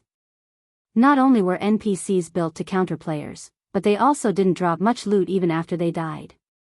Normally, players wouldn't bother with such a thankless task unless they had no other choice. As for the Tier 4 NPCs that protected cities, they almost never dropped loot. And due to the city's magic arrays, these NPCs would command even more combat power. To make matters worse, if players killed a city's protector, the city's kingdom or empire would post a bounty on their head. If players had a working brain, they wouldn't provoke an NPC city's Tier 4 NPCs without a very good reason. However, in the rare event such NPCs dropped loot, the items would definitely be top tier. Although Silverwing didn't need to worry about anyone stealing Dairo's loot due to the evil beasts and demons on the battlefield, he thought it would be best to be safe, rather than sorry. On the off chance that some suicidal players decided to give it a go, reclaiming the loot would be troublesome. The two evil earth dragons were still trapped in the Knights of Light's prism of light, and Anna and the divine magic dragon had them thoroughly pinned down. This allowed Silverwing to reach Dairo's partly disintegrated corpse easily. After retrieving the two items the NPC had dropped, he immediately turned and fled back to the defensive magic array. When the major powers players saw this, their eyes became bloodshot with envy. That was a Tier 4 NPC's loot. Even if they didn't know what the items were exactly, due to how powerful Dairo had been, those items were guaranteed to be extraordinary. However, although they were jealous, none of them dared to take action. Whether the divine magic dragons or Anna's level 80 Knights of Light and envoys of darkness came after them, all of these beings were ridiculously powerful. Even if they charged onto the battlefield to steal the loot, they would simply add to these monsters' kill counts. Meanwhile, as the various superpowers upper echelons watched the two divine magic dragons battle, jealousy gripped their hearts. If Silverwing could summon more divine magic dragons, then nobody in the Orc Empire could beat the guild, not even Beast Emperor. However, they also realized that even if Silverwing could summon more of these dragons, it should only be able to do so a limited number of times. It was even possible that Silverwing only had these two summoning arrays. Otherwise, the guild could have summoned a third divine magic dragon to take out Dairo, rather than giving Anna a rare potion to increase her strength. A potion that could elevate a personal guard by 1 tier was far more valuable than a divine magic dragon. Each of these dragons required 88 summoners, which had to be protected at all times. On the other hand, the potion Anna had consumed could be carried and used without such challenging restrictions. Of course, that was just an assumption. They'd have to investigate the situation slowly through their spies in Silverwing to learn the exact truth of the matter, but it was safe to say that from today on, no one would dare to provoke Silverwing at the primordial divine ruin. When Silverwing returned to the defensive magic array, he continued to command Silverwing's army as they slaughtered the evil beasts and demons. After they killed 2 mythic evil beasts and 30,000 plus lower-ranked evil beasts and evil demons, Beast Emperor finally gave up and recalled his minions from the primordial divine ruin. Even Beast Emperor is helpless against Silverwing? Falling Fire, who watched the battle from a safe distance with a magic mirror, frowned as he watched this outcome. He had planned to send Blackwater's army back to the ruin after Beast Emperor had severely wounded Silverwing's forces, but it seemed that his plan was no longer viable. Sure enough, Silverwing still won. Amazing. This is simply amazing. Silverwing actually forced back an army of 100,000 plus evil demons and evil beasts with a little over 1,000 players. With this, Beast Emperor has lost his position as the Orc Empire's overlord. The spectating crowd at the primordial divine ruin could not help but shudder with excitement as they watched the evil demons and evil beasts frantically flee. Zero Wing had come to the primordial divine ruin with fewer than 2,000 players, yet not only had it defeated Blackwater's 10,000-strong army, but it had also pushed back a force of 100,000 plus monsters. In the midst of the battle, Zero Wing had even killed a Tier 4 NPC and 2 Tier 4 evil beasts. The watching players finally understood just how powerful Zero Wing was. The various superpowers, in particular, felt a sliver of fear as they watched the guild. At the very least, they didn't want to make an enemy of Zero Wing within the Orc Empire's boundaries. After all, nobody could say for certain that Zero Wing couldn't summon more divine magic dragons. As the battle ended, news of Zero Wing's shocking victory at the primordial divine ruin quickly spread to the kingdoms and empires neighboring the Orc Empire. Meanwhile, this news didn't only reach the ears of the various large guilds, as even ordinary players learned of the battle. The news had reached so many players because many of the players at the primordial divine ruin were from adventurer teams. As well, many of these adventurer teams members began to upload the videos they had recorded of the battle to their respective countries' forums. Crap. Is this really a battle between players? Why does it feel more like a battle between NPCs? Quick, look. Isn't that a Tier 4 NPC? What? Zero Wing even managed to kill a Tier 4 NPC? Due to this masterpiece of a battle, Zero Wing's fame in the various kingdoms and empires rose significantly. Many players even began to consider joining Zero Wing. For a time, countless players swarmed towards White River City and Zero Wing City. Black Flame. Don't think that you've won the war just because you've won this battle. A cold glint flashed in Beast Emperor's eyes as he read the forum posts. Since you've severed one of my limbs, I'll make sure that Zero Wing never sets foot in the Orc Empire again. He admitted that his evil demon and evil beast army had been defeated, and the loss had been significant. However, he knew very well that the divine magic dragons were summoned creatures. They could only exist for a limited amount of time. Once that duration ended, he could simply send his minions back to the primordial divine ruin and slaughter Zero Wing's army.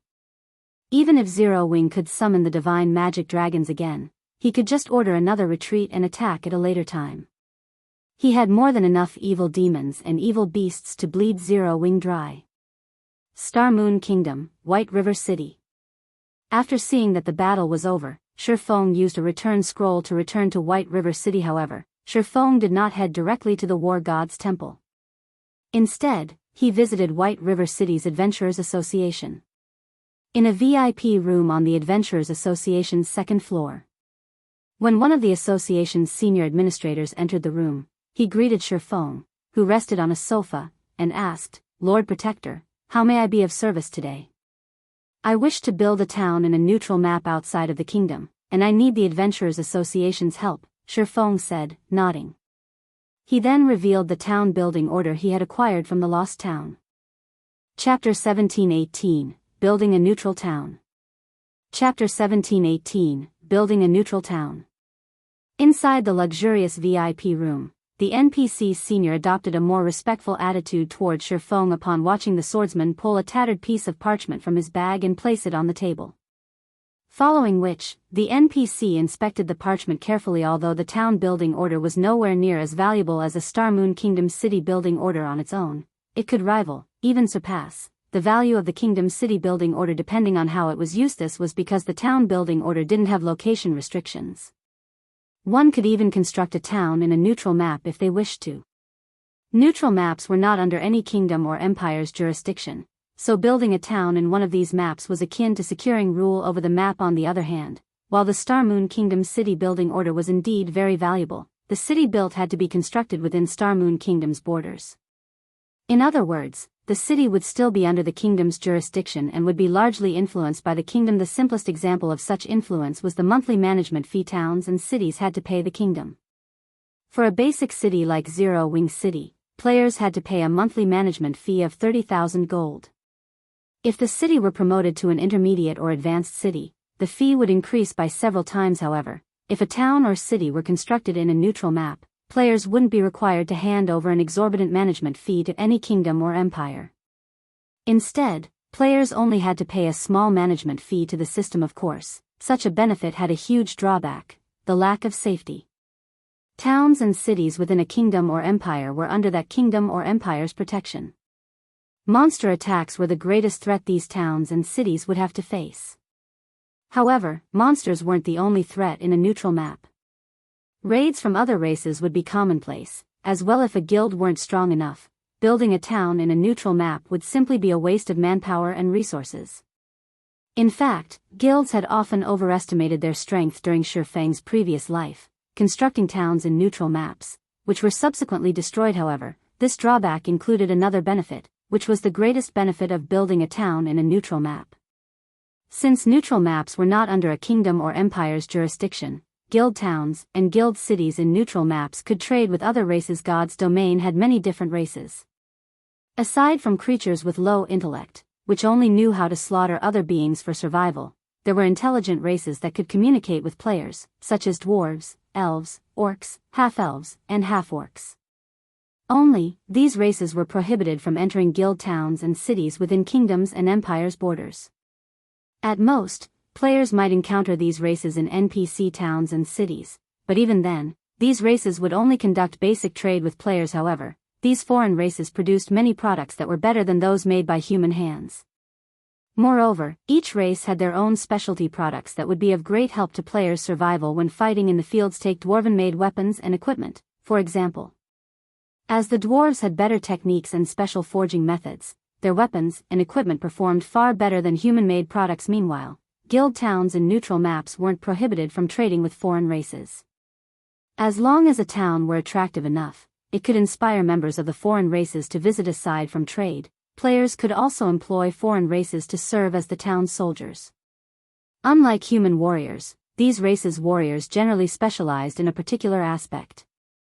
Hence, guilds that had towns in neutral maps in the past had hired foreign races' warriors to protect their towns because of these aspects. Although neutral towns didn't seem any different than ordinary guild towns, they could actually function like miniature kingdoms in neutral maps. Although the neutral town couldn't compare to kingdoms and empires in every aspect, it had the qualities to become one Lord Protector. I have ascertained that there are no problems with your town building order. May I know where you wish to build your town? The NPC administrator respectfully asked as he stored the town building order. He then took out a crystal ball and placed it on the table. In the next moment, a map of God's domain appeared in the crystal ball. Here, Shifeng said as he pointed at the Orc Empire's primordial divine ruin. Constructing a town in a neutral map wasn't like building one in a kingdom or empire. Kingdoms and empires would never intervene in matters outside of their borders. Hence, when building a town in a neutral map, the Adventurers Association was fully responsible for handling the town's construction. Lord Protector, this location is currently quite chaotic. The lowest level monsters nearby are above level 50. Orcs also wreak havoc in the area. If you wish to build a town there, it will be costly. The basic construction fees alone come to 40,000 gold. If you wish to employ guards, each level 100, Tier 1 adventurer will cost 3 gold per day, 10 gold per day for a Tier 2 adventurer, and 100 gold per day for a Tier 3 adventurer. You will also only be allowed to employ them for a maximum of 3 days. Do you wish to hire any guards?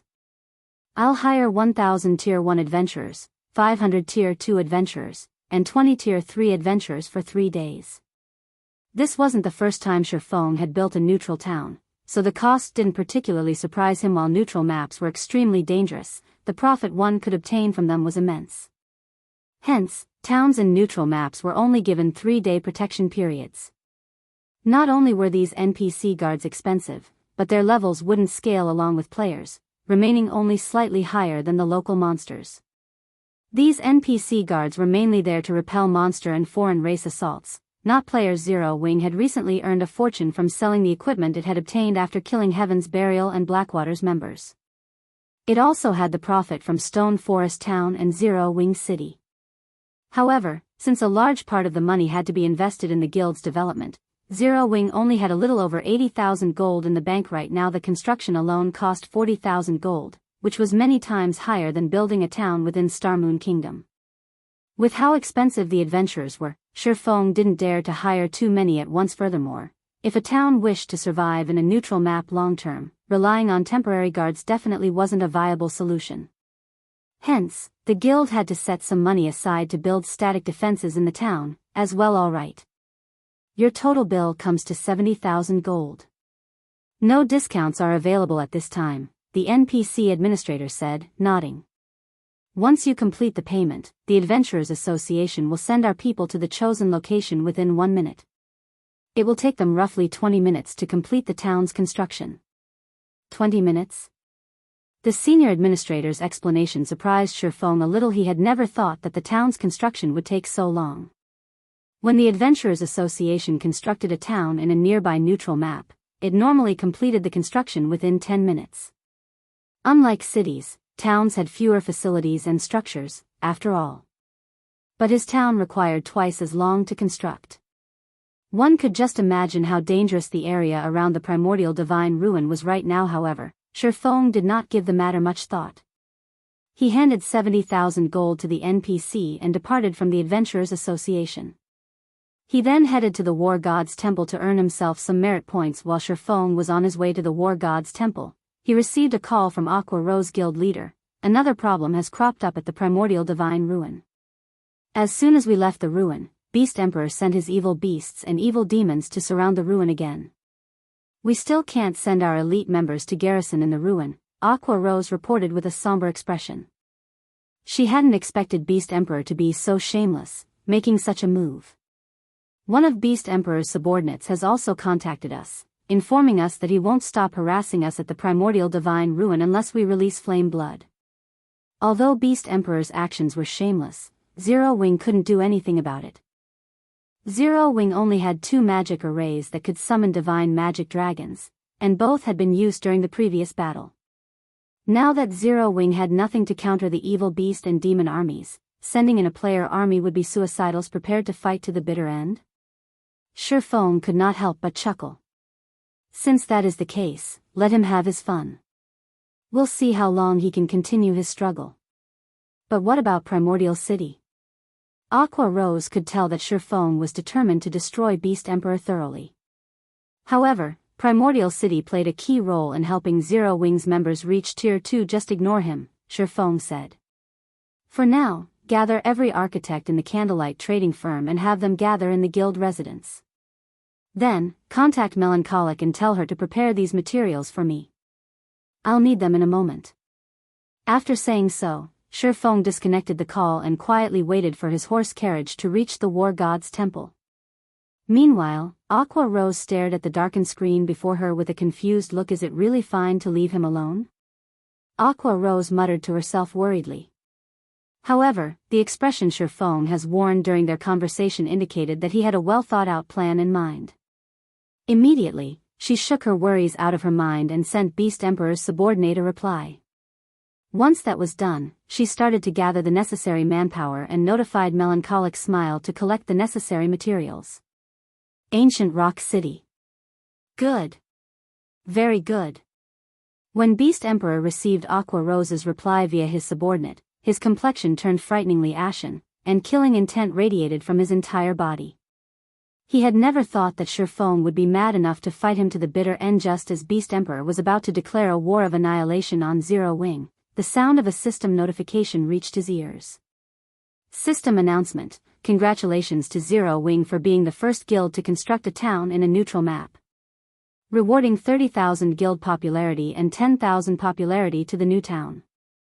Chapter 1719, Zero Wing's Town. Chapter 1719, Zero Wing's Town. A town in a neutral map? Beast Emperor stared at the system announcement, stunned. He wasn't unfamiliar with the town's construction. After all, many guilds had constructed towns within the various kingdoms and empires before. However, the building a town in a neutral map held an entirely different meaning. Neutral maps lacked teleportation points. Players could only rely on their own power to travel to neutral maps. If a guild constructed a guild town in a neutral map, its guild members could guild transfer scrolls to teleport to said town once it had a guild residence, saving plenty of travel time. Moreover, unlike a captured town, which had a fixed location, the owner could construct their town wherever they wished. Neutral maps were rich in resources, but the various major powers had only captured pre-made towns thus far. Nobody had successfully built a town in a neutral map yet. Even so, these powers had reaped plenty of benefits from their captured towns. If they could build a town in a strategic location and occupy it, they could definitely secure more resources. Meanwhile, at the Orc Empire's primordial divine ruin, the players from the various major powers and adventurer teams, who were preparing to fight for the ruin's entry slots, were watching towards the southwest, an indescribable shock filling their gazes suddenly. A town had popped up in the highlands southwest of the primordial divine ruin. Combined with the previous system announcement, any fool would realize that this constructed town belonged to Zero Wing. Am I dreaming? How is this possible? Zero Wing is so awesome. The guild even had the means to construct a town here? Looking at the fully formed town, the various large guilds at the primordial divine ruin looked on with envy. Meanwhile, the eyes of the various adventurers glowed with excitement. Having a town so close to the primordial divine ruin was a dream. The primordial divine ruin was an important resource, which the various major powers competed for. These powers had even expended endless manpower and resources just to get more members into the ruin. Now that Zero Wing had built a town beside the primordial divine ruin, the guild would have a massive advantage over the other powers when competing for entry slots. First, Zero Wing could easily mobilize a large number of guild members to the primordial divine ruin. Zero Wing's members would not have to face hours of travel. Second, the players that Zero Wing garrisoned in the ruin wouldn't have to worry about repairing gear and replenishing supplies. The primordial divine ruin wasn't a town, and even though it offered hotels for players to rest in, there were a limited number available. Moreover, the cost was beyond exorbitant. Not even large guilds could necessarily afford for thousands of their members to rent rooms from the hotels, yet if players set up camp outside of the ruin, their stamina and concentration recovery would be incredibly slow. This prevented them from grinding the surrounding monsters and leveling up efficiently. However, towns were a different story. A town could accommodate more players, and most importantly, players could repair their weapons and equipment in a town. Although the primordial divine ruin had restaurants and hotels, it didn't have any smithies. Hence, players would have to return to their respective towns and cities to repair their gear after grinding around the ruin for some time. With these two advantages, Zero Wing could secure a powerful position in the competition over the primordial divine ruin's resources. While the various large guilds were furious over Zero Wing building a guild town next to the ruin, the various adventurer teams were elated. The participating adventurer teams were still far weaker than the various large guilds in the competition for entry slots. After all, unlike adventurer teams, the various large guilds had many members under their command and could afford to garrison their members in the primordial divine ruin in shifts without affecting their total combat power within the ruin. However, now that a town had been built next to the primordial divine ruin, the various adventurer teams could use it as a temporary base, staying close to the ruin long-term.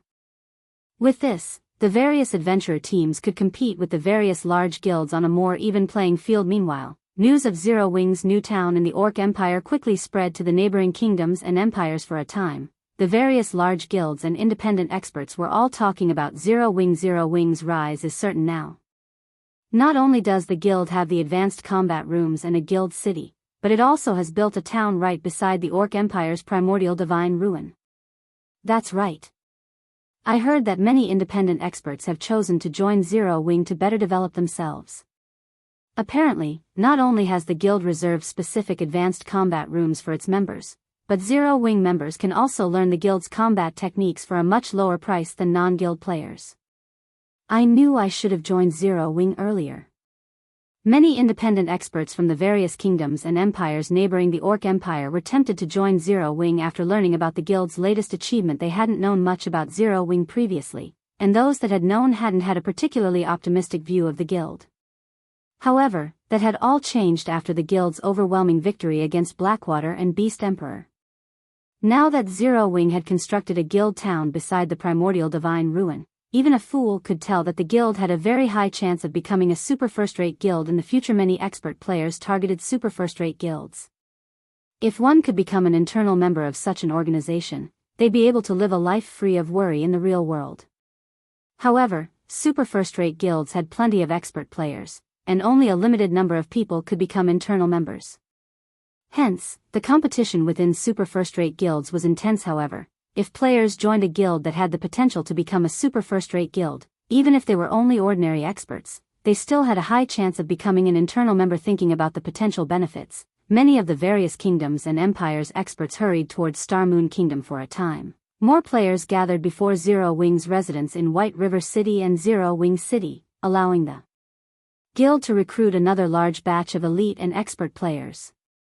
Meanwhile, when Aqua Rose, who was gathering the architects Shirfong had requested, found out about Zero Wing's new town, realization dawned on her. She was also instantly overjoyed now that Zero Wing had a guild town beside the primordial divine ruin. The guild would have a much easier time collecting combat techniques and entering Primordial City. Most importantly, the town would bring in a massive amount of income for Zero Wing nowadays. A large number of players grinded and leveling in the Orc Empire. All of these players were elites and experts from the various kingdoms and empires, and they all had plenty of resources. Meanwhile, there were only a few guild towns in the Orc Empire. Furthermore, Ancient Rock City, which had been a hub for players, had become an evil demon nest. This further limited the number of rest areas for players now that a new guild town had popped up beside the primordial divine ruin. Tons of expert and elite players would swarm the town, giving Zero Wing access to all sorts of rare resources. The guild's new town would likely be even more profitable than Stone Forest Town, and for Zero Wing's members, this was a golden opportunity to visit the Orc Empire to grind. Their leveling efficiency in the neutral map would definitely be faster than grinding in Star Moon Kingdom. Meanwhile, Shirfong, who sat in an advanced horse carriage as he headed towards White River City's War God's Temple, remained wholly ignorant of the commotion Zero Wing's new town had caused. All he knew was that his new town's construction had been completed. The system had also notified him that he needed to inspect the town and complete the handover procedures. However, Shirfong wasn't focused on his newest town, but on the contents of his bag. While he had been embroiled in battle, he hadn't had the chance to inspect his harvest. Now that things had settled down, he had to go through the items. After all, he had obtained much from the battle at the primordial divine ruin. Not only had Zero Wing's army killed a large number of Blackwater experts, but it had also taken down 2 mythic evil beasts and a mythic ranked NPC. Among the top-tier equipment Blackwater's experts had dropped, the best had to be the magic weapon from Singular Burial. The magic weapon was a longbow called Firmament Striker. Magic weapons were even rarer than epic weapons. They were also much stronger than epic weapons. Unfortunately, wielding a magic weapon came with some severe risks. The 2 mythic ranked evil beasts had also dropped splendid items. The monsters had dropped a growth-type epic ranked mage robe and an evil energy potion recipe, an advanced alchemy recipe. The evil energy potion was a precious potion that when consumed, increases player's strength attribute by 15% and gave its user a certain amount of evil energy resistance for 2 hours. Naturally, the potion's main material was evil energy crystals. However, these items did little to hold Shirfang's attention as he was most eager to find out what the mythic NPC, Dairo, had dropped. Mythic NPCs rarely dropped items, but when they did, the items were definitely top tier. Following which, Shirfong retrieved the 2 items Dairo had dropped from his bag. He then appraised them with omniscient eyes. Chapter 1720, Evil God's Inheritance. Chapter 1720, Evil God's Inheritance. When Shirfong started appraising the 2 items Dairo dropped, the mana density inside the closed carriage rapidly increased. Like 2 hungry beasts that had just woken up, the 2 items absorbed the ambient mana around them ravenously. This situation surprised Shirfong somewhat. He had never thought that the 2 items Dairo dropped would be so amazing. Right now, the mana density in the carriage was slightly above even that of Stone Forest Town. The mana absorption process eventually stopped after about 10 seconds.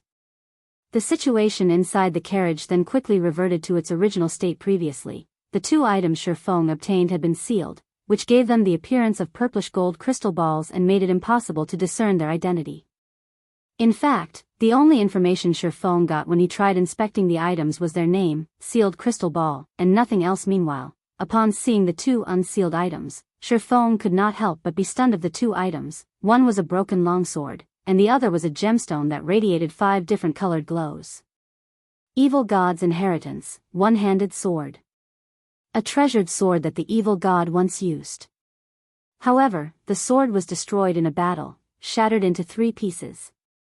Although the evil god's treasured sword was destroyed, the power of the evil god contained inside it remains intact. As long as one gathers all 3 fragments, it is possible for the sword to regain its past glory. This piece is the broken hilt of the sword. By permanently sacrificing 10 points of all attributes, the user may execute one slash with the sword.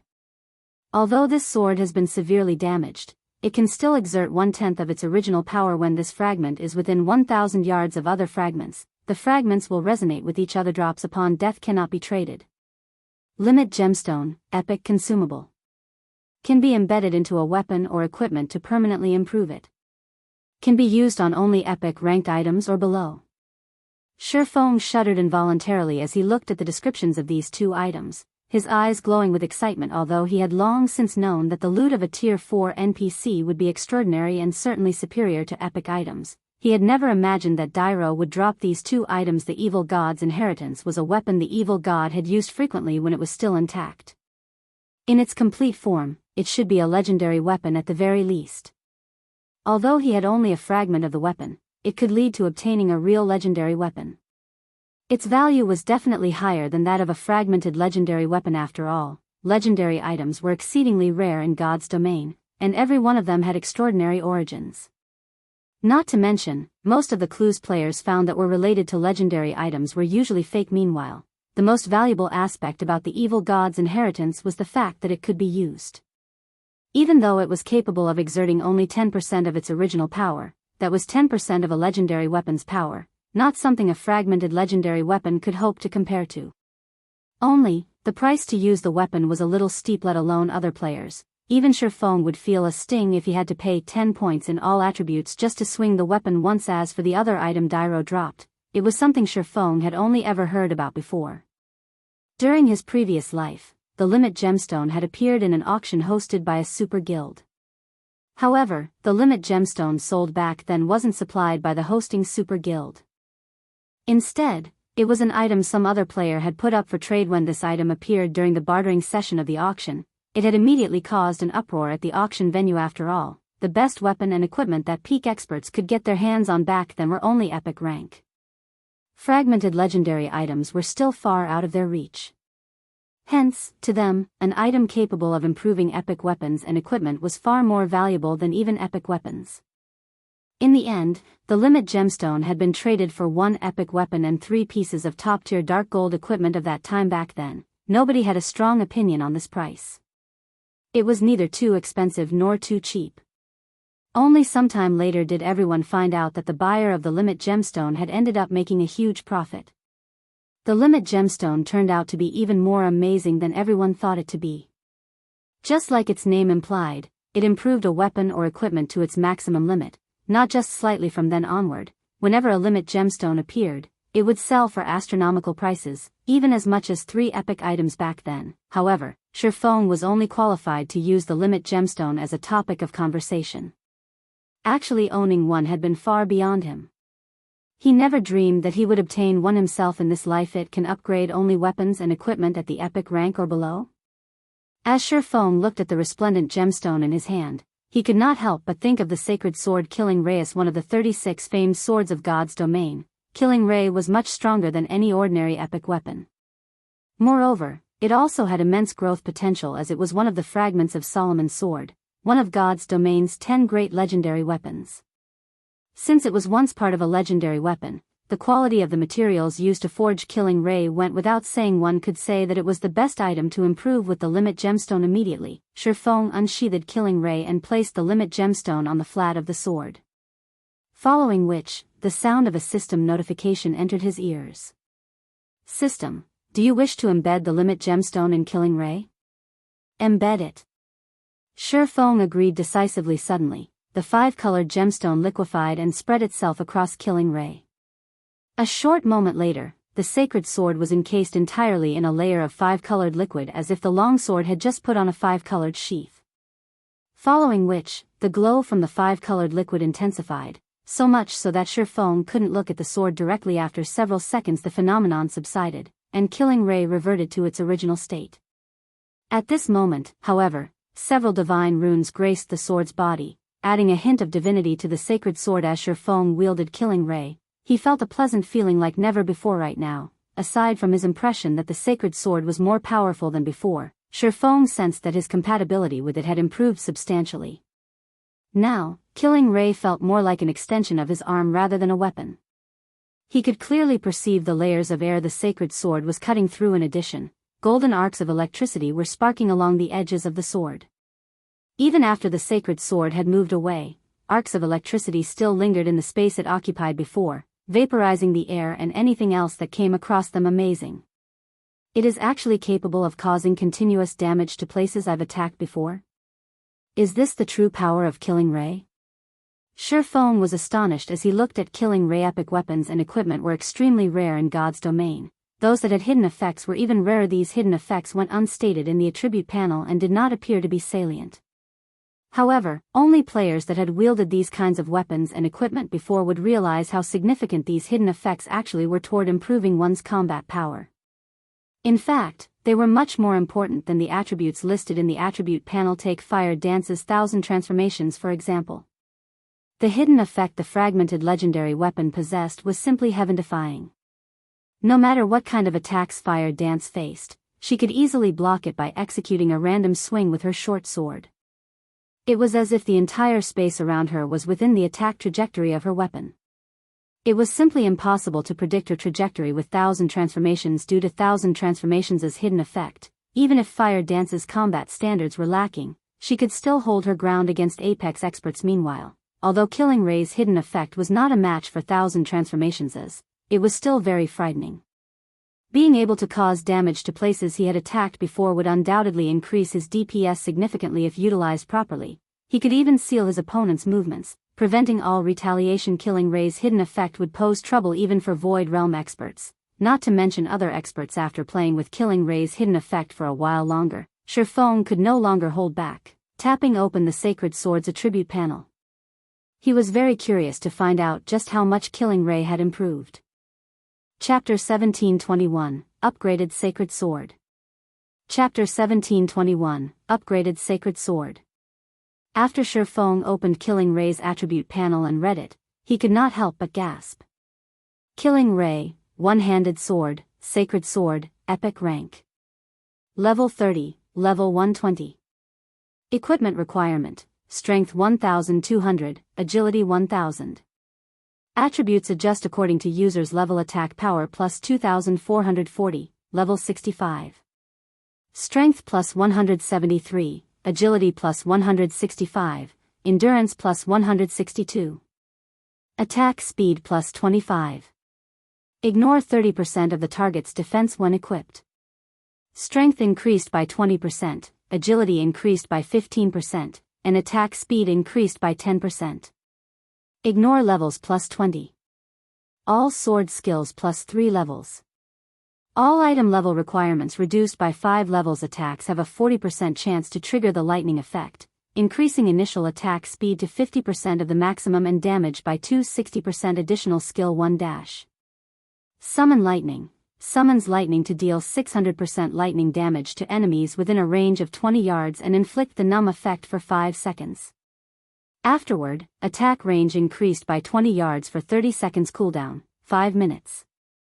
Additional skill 2 dash. Thunder God's Descent. Become immune to all control skills. Movement speed and attack speed increased by 150%, damage increased by 50%, and all damage received decreased by 60% for 30 seconds. Cooldown, 1 hour. Additional skill 3 dash.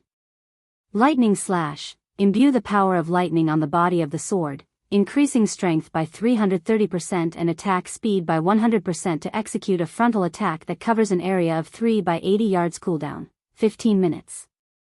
A sacred sword created by the godsmith Arnold using a piece of mysterious sword fragment.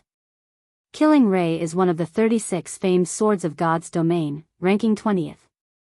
It was once a sword used by the Thunder Emperor Kaiser.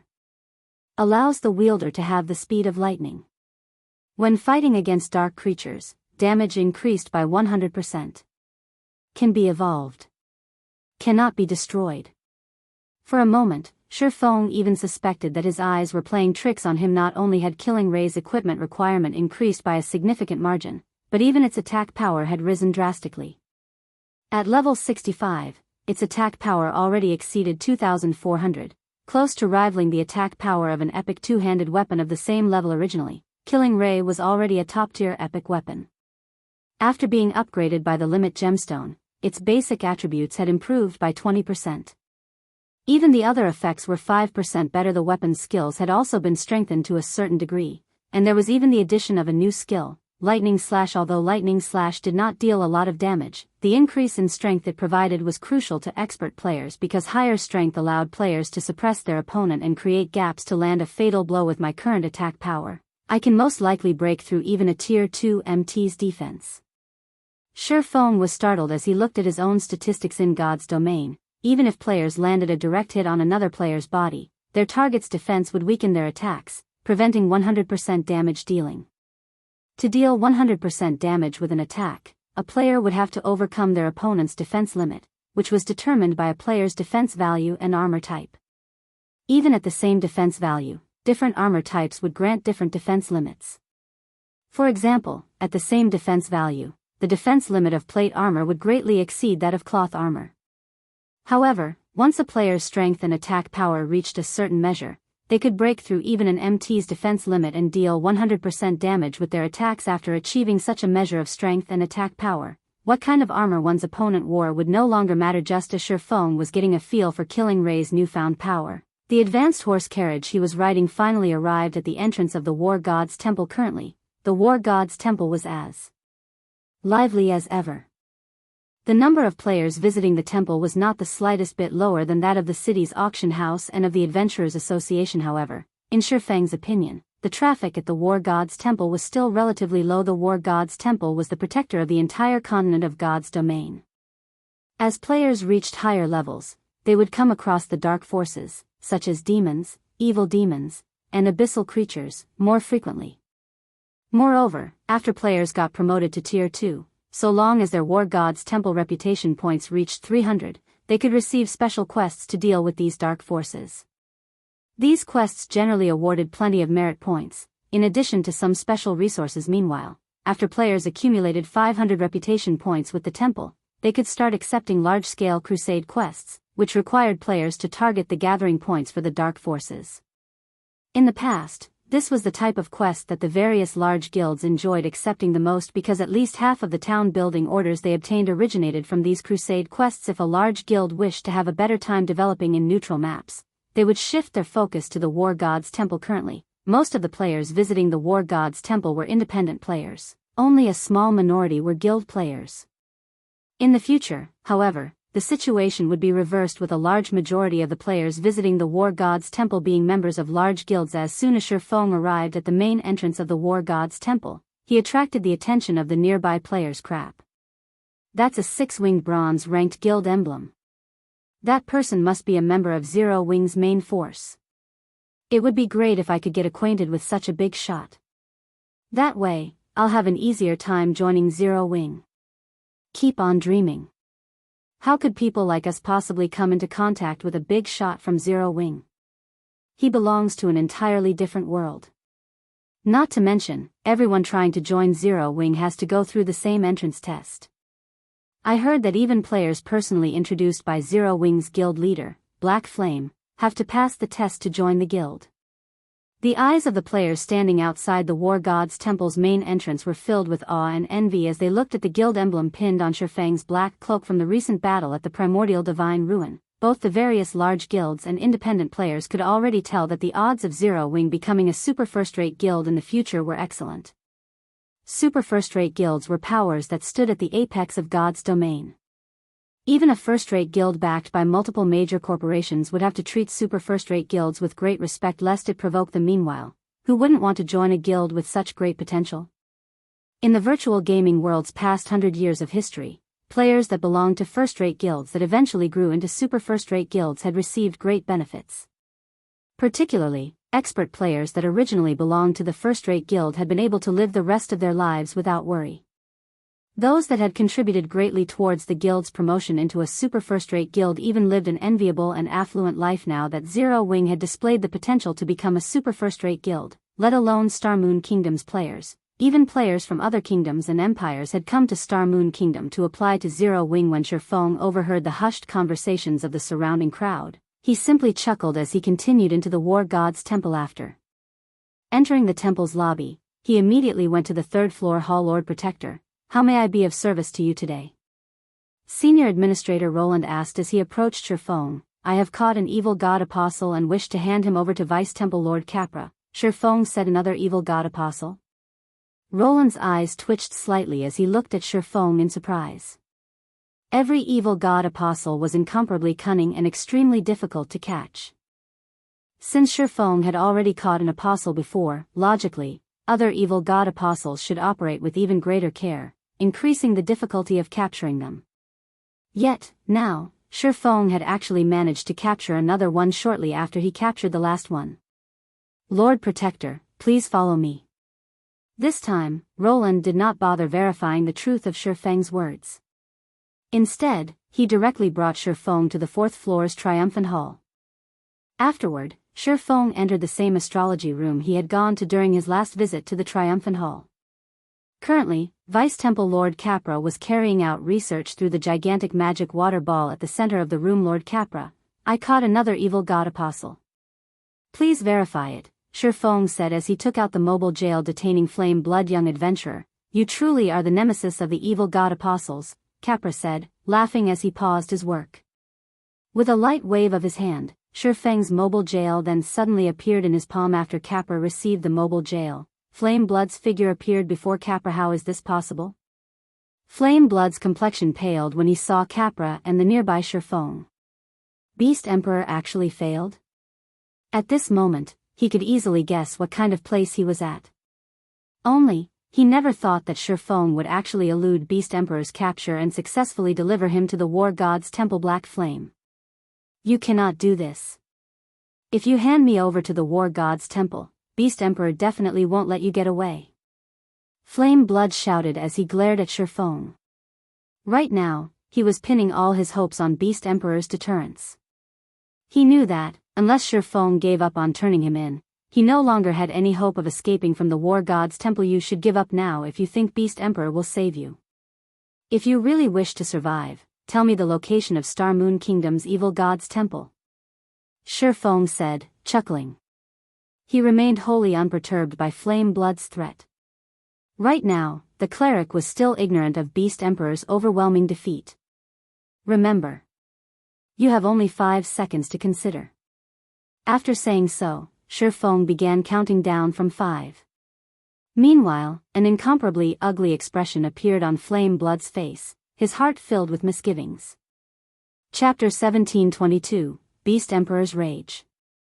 Chapter 1722, Beast Emperor's Rage.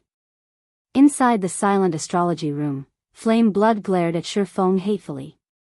He never thought that Shifeng would make him such an offer. The evil god's temple was the foundation that evil god's temple members like Beast Emperor and himself relied on to develop themselves.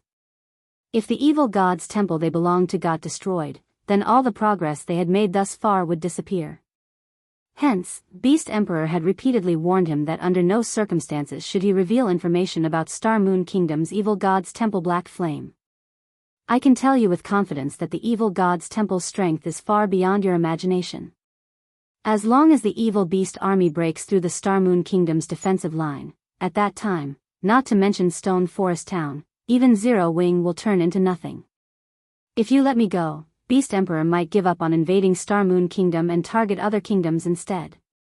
If you hand me over to the War God's Temple now, you'll only anger Beast Emperor further and force him to spend all his evil God's Temple contribution points to hasten the invasion of Star Moon Kingdom. Do you really wish to see your entire guild crumble together with me? Only if you let me go will Beast Emperor give up on invading Star Moon Kingdom. Otherwise, it is only a matter of time before the entire Star Moon Kingdom falls. Flame Blood repeatedly implored Shifeng to release him with indescribable anxiety on his face. Although Vice Temple Lord Capra was not a Tier 4 NPC, he was still a level 180, Tier 3 Great Mage, many times stronger than a level 80, Tier 4 NPC. Meanwhile, the intense pressure he gave off was enough to evoke deep despair in Flame Blood at this moment. Flame Blood could only rely on the invasion of the evil god's temple to threaten. Shifeng NPCs led the invasion. The quantity and quality of evil beasts and evil demons participating in it were also far beyond what any single evil god's temple player could control. Current players simply had no chance of stopping the invasion. At this time, there were only two viable methods to do so. The first was to have Beast Emperor put a halt to the invasion of Star Moon Kingdom. The second was to destroy Star Moon Kingdom's Evil Gods Temple. The location of the Evil Gods Temple was of utmost importance to Evil Gods Temple members. Before Flame Blood was officially made into an Evil God Apostle, Beast Emperor had made him sign a contract preventing him from revealing any details about the temple. If he violated the terms of the contract, he would suffer a fate even worse than getting sent to the War Gods Temple. Meanwhile, if he refused to reveal the location of Star Moon Kingdom's Evil Gods Temple, then he had only one other method to stop Shifeng from turning him into the War Gods Temple, and that was to have Beast Emperor stop the invasion of Star Moon Kingdom. As the guild leader of Zero Wing, Shifeng should know which decision was better for his guild. Flame Blood refused to believe that Shifeng would abandon the entire Zero Wing just to get rid of him. Are these your last words? Shifeng chuckled as he looked at the desperation on Flame Blood's face. You should think things through clearly. As long as you are killed by the War Gods Temple, all the progress you've made in this account will be lost. You'll also be able to start a new account only 1 month later. At that time, who knows how much time and effort you'll have to put in to return to the front lines. You'll miss out on plenty of opportunities. Currently, the elite members of the various large guilds were close to reaching level 50. In another month, many elite players would most likely have completed their Tier 2 promotion already, not to mention expert players. If Flame Blood had to restart from scratch, he would also miss out on the various resources and opportunities that could be obtained from exploring new maps. Unless the guild Flame Blood belonged to was willing to invest plenty of resources into him, or the cleric had heaven-defying luck, he would have extreme difficulty getting the current advantages he possessed in the future. As Shifeng said so, Capra began chanting an incantation. Meanwhile, based on Shifeng's words, Flame Blood could tell that Shifeng was determined to turn him into the War Gods Temple. Crazy bastard. You really are insane. At this moment, Flame Blood could feel his mind breaking down. He even doubted Shifeng realized just how terrifying the Evil Gods Temple's invasion was. He had never thought that Shifeng would actually go as far as to sacrifice Zero Wing just to take his life. Before Flame Blood could finish speaking, dozens of golden magic arrays appeared around him. A golden chain then shot out from each of the magic arrays. The chains pierced Flame Blood's body and bound his soul directly. Following which, Flame Blood's body began burning, his body transforming into a pile of ashes after just 2 seconds. The cleric's immortal soul was destroyed as well and completely disappeared from God's domain. Sure enough, he refused to speak. Shifeng could not help but sigh as he watched Flame Blood disappearing. He did not believe that Flame Blood refused to reveal the Evil Gods Temple's location out of loyalty. There was an 80% chance that Beast Emperor had anticipated such a situation and made preparations. However, this outcome was within Shifeng's expectations. The Evil Gods Temple was the foundation of Evil Gods Temple members. Without the Evil Gods Temple, Beast Emperor would lose the authority he had in Star Moon Kingdom. He naturally wouldn't let his minions reveal the location of the Evil Gods Temple so easily. System, congratulations. You have captured an Evil God Apostle. Rewarding 12,000 War Gods Temple merit points. Reputation with the War Gods Temple increased by 200 points, 200 million EXP, 20 free mastery points, and 2 legacy skill points. 12,000 merit points? Shifeng was a little surprised when he read the system notification. He was only awarded 10,000 merit points the first time he captured an Evil God Apostle. He actually received 2,000 more points than the previous time. However, he had quickly discovered that, while the merit points he obtained had increased, the free mastery points and legacy skill points awarded had decreased by a significant margin.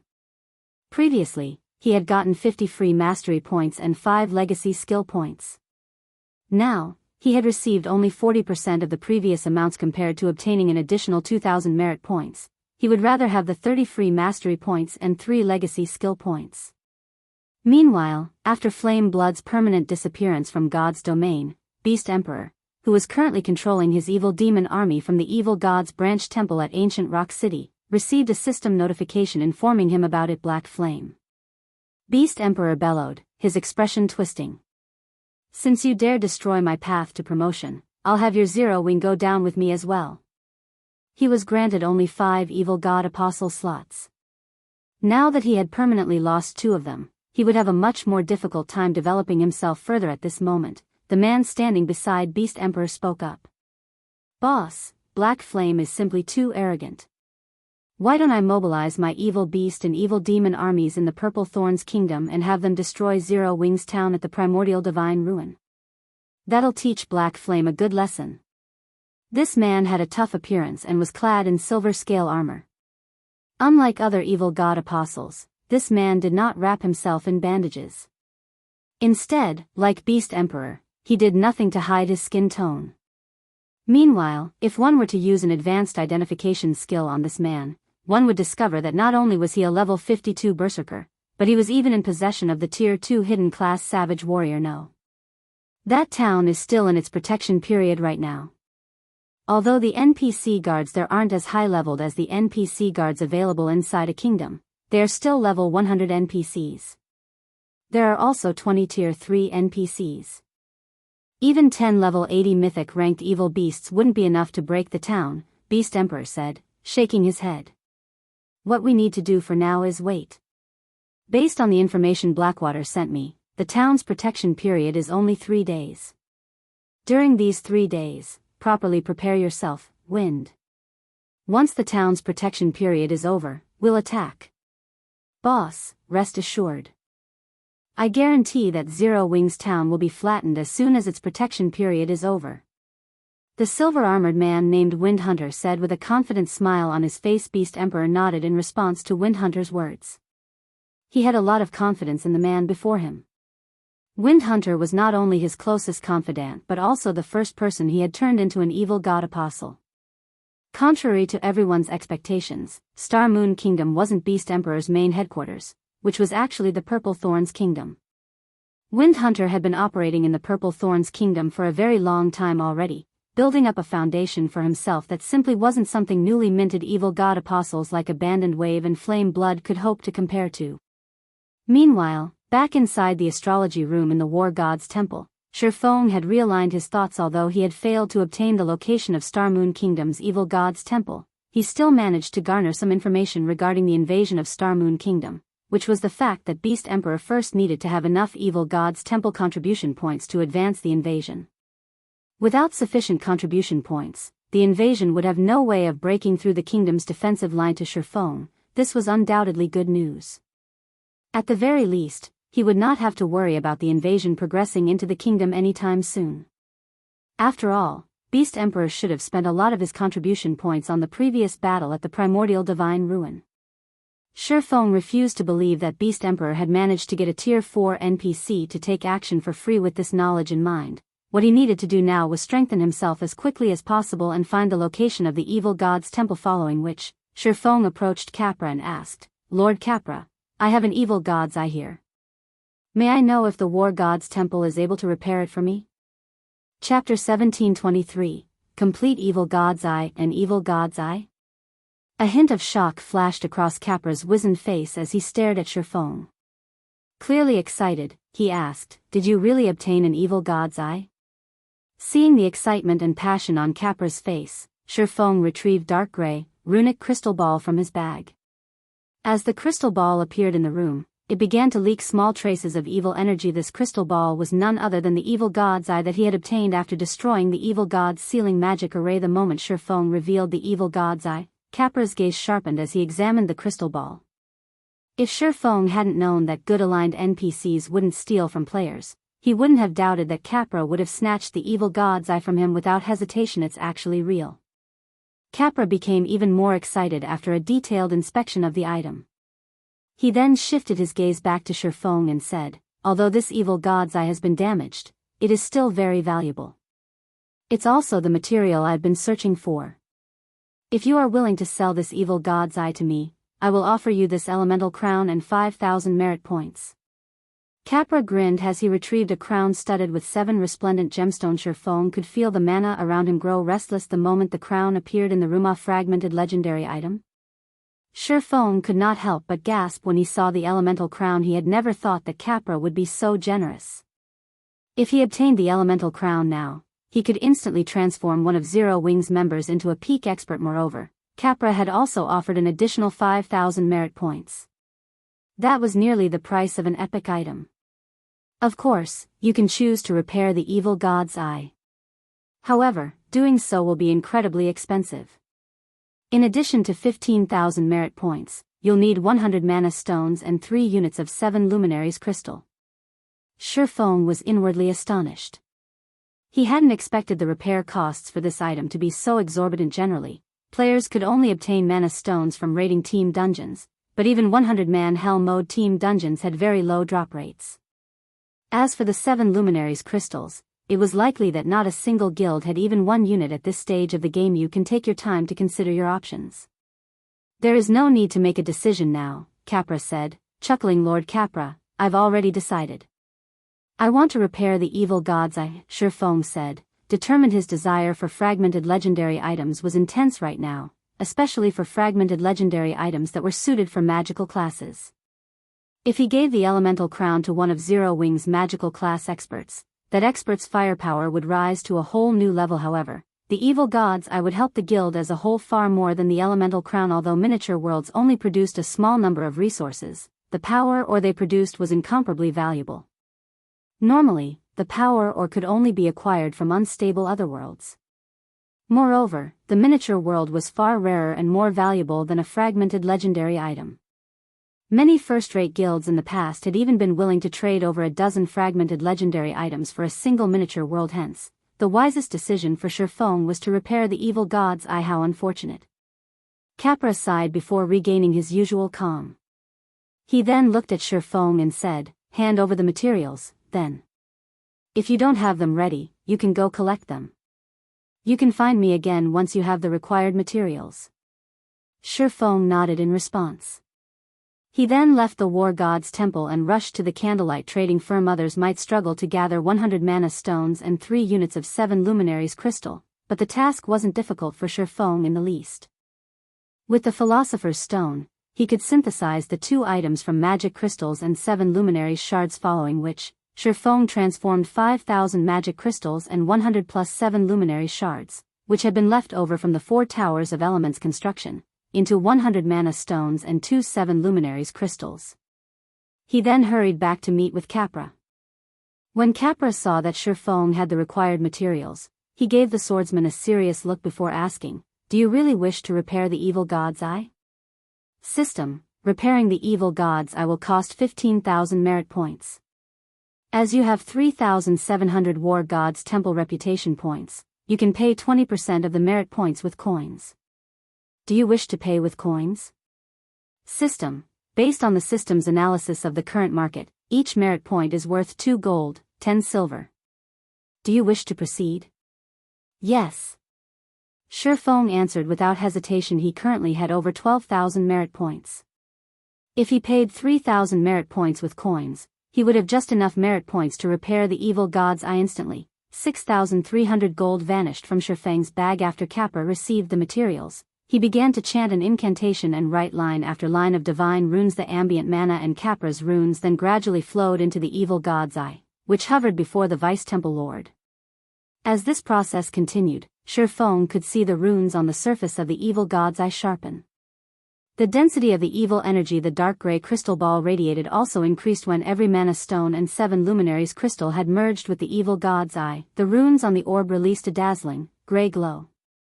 As he watched the dark gray crystal ball, Shifeng could feel a dangerously malicious intent radiating from it. At this point, the evil god's eye stopped leaking evil energy. Now, it merely looked like a crystal decorated with mysterious runes. All right, I've repaired the evil god's eye. Hopefully, you can utilize it properly.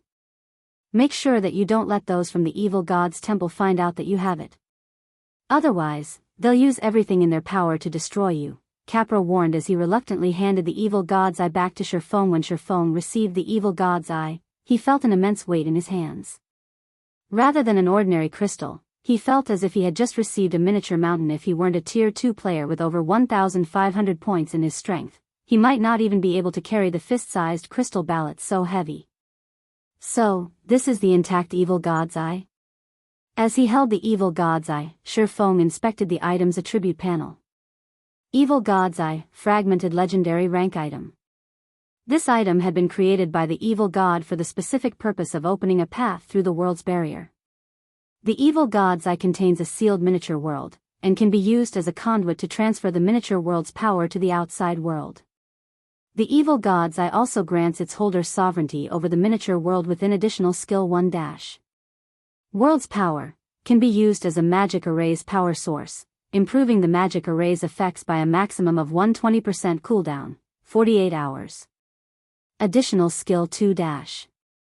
Teleportation pathway opens a pathway to the sealed miniature world. The pathway lasts for 10 minutes cooldown, 96 hours. Amazing.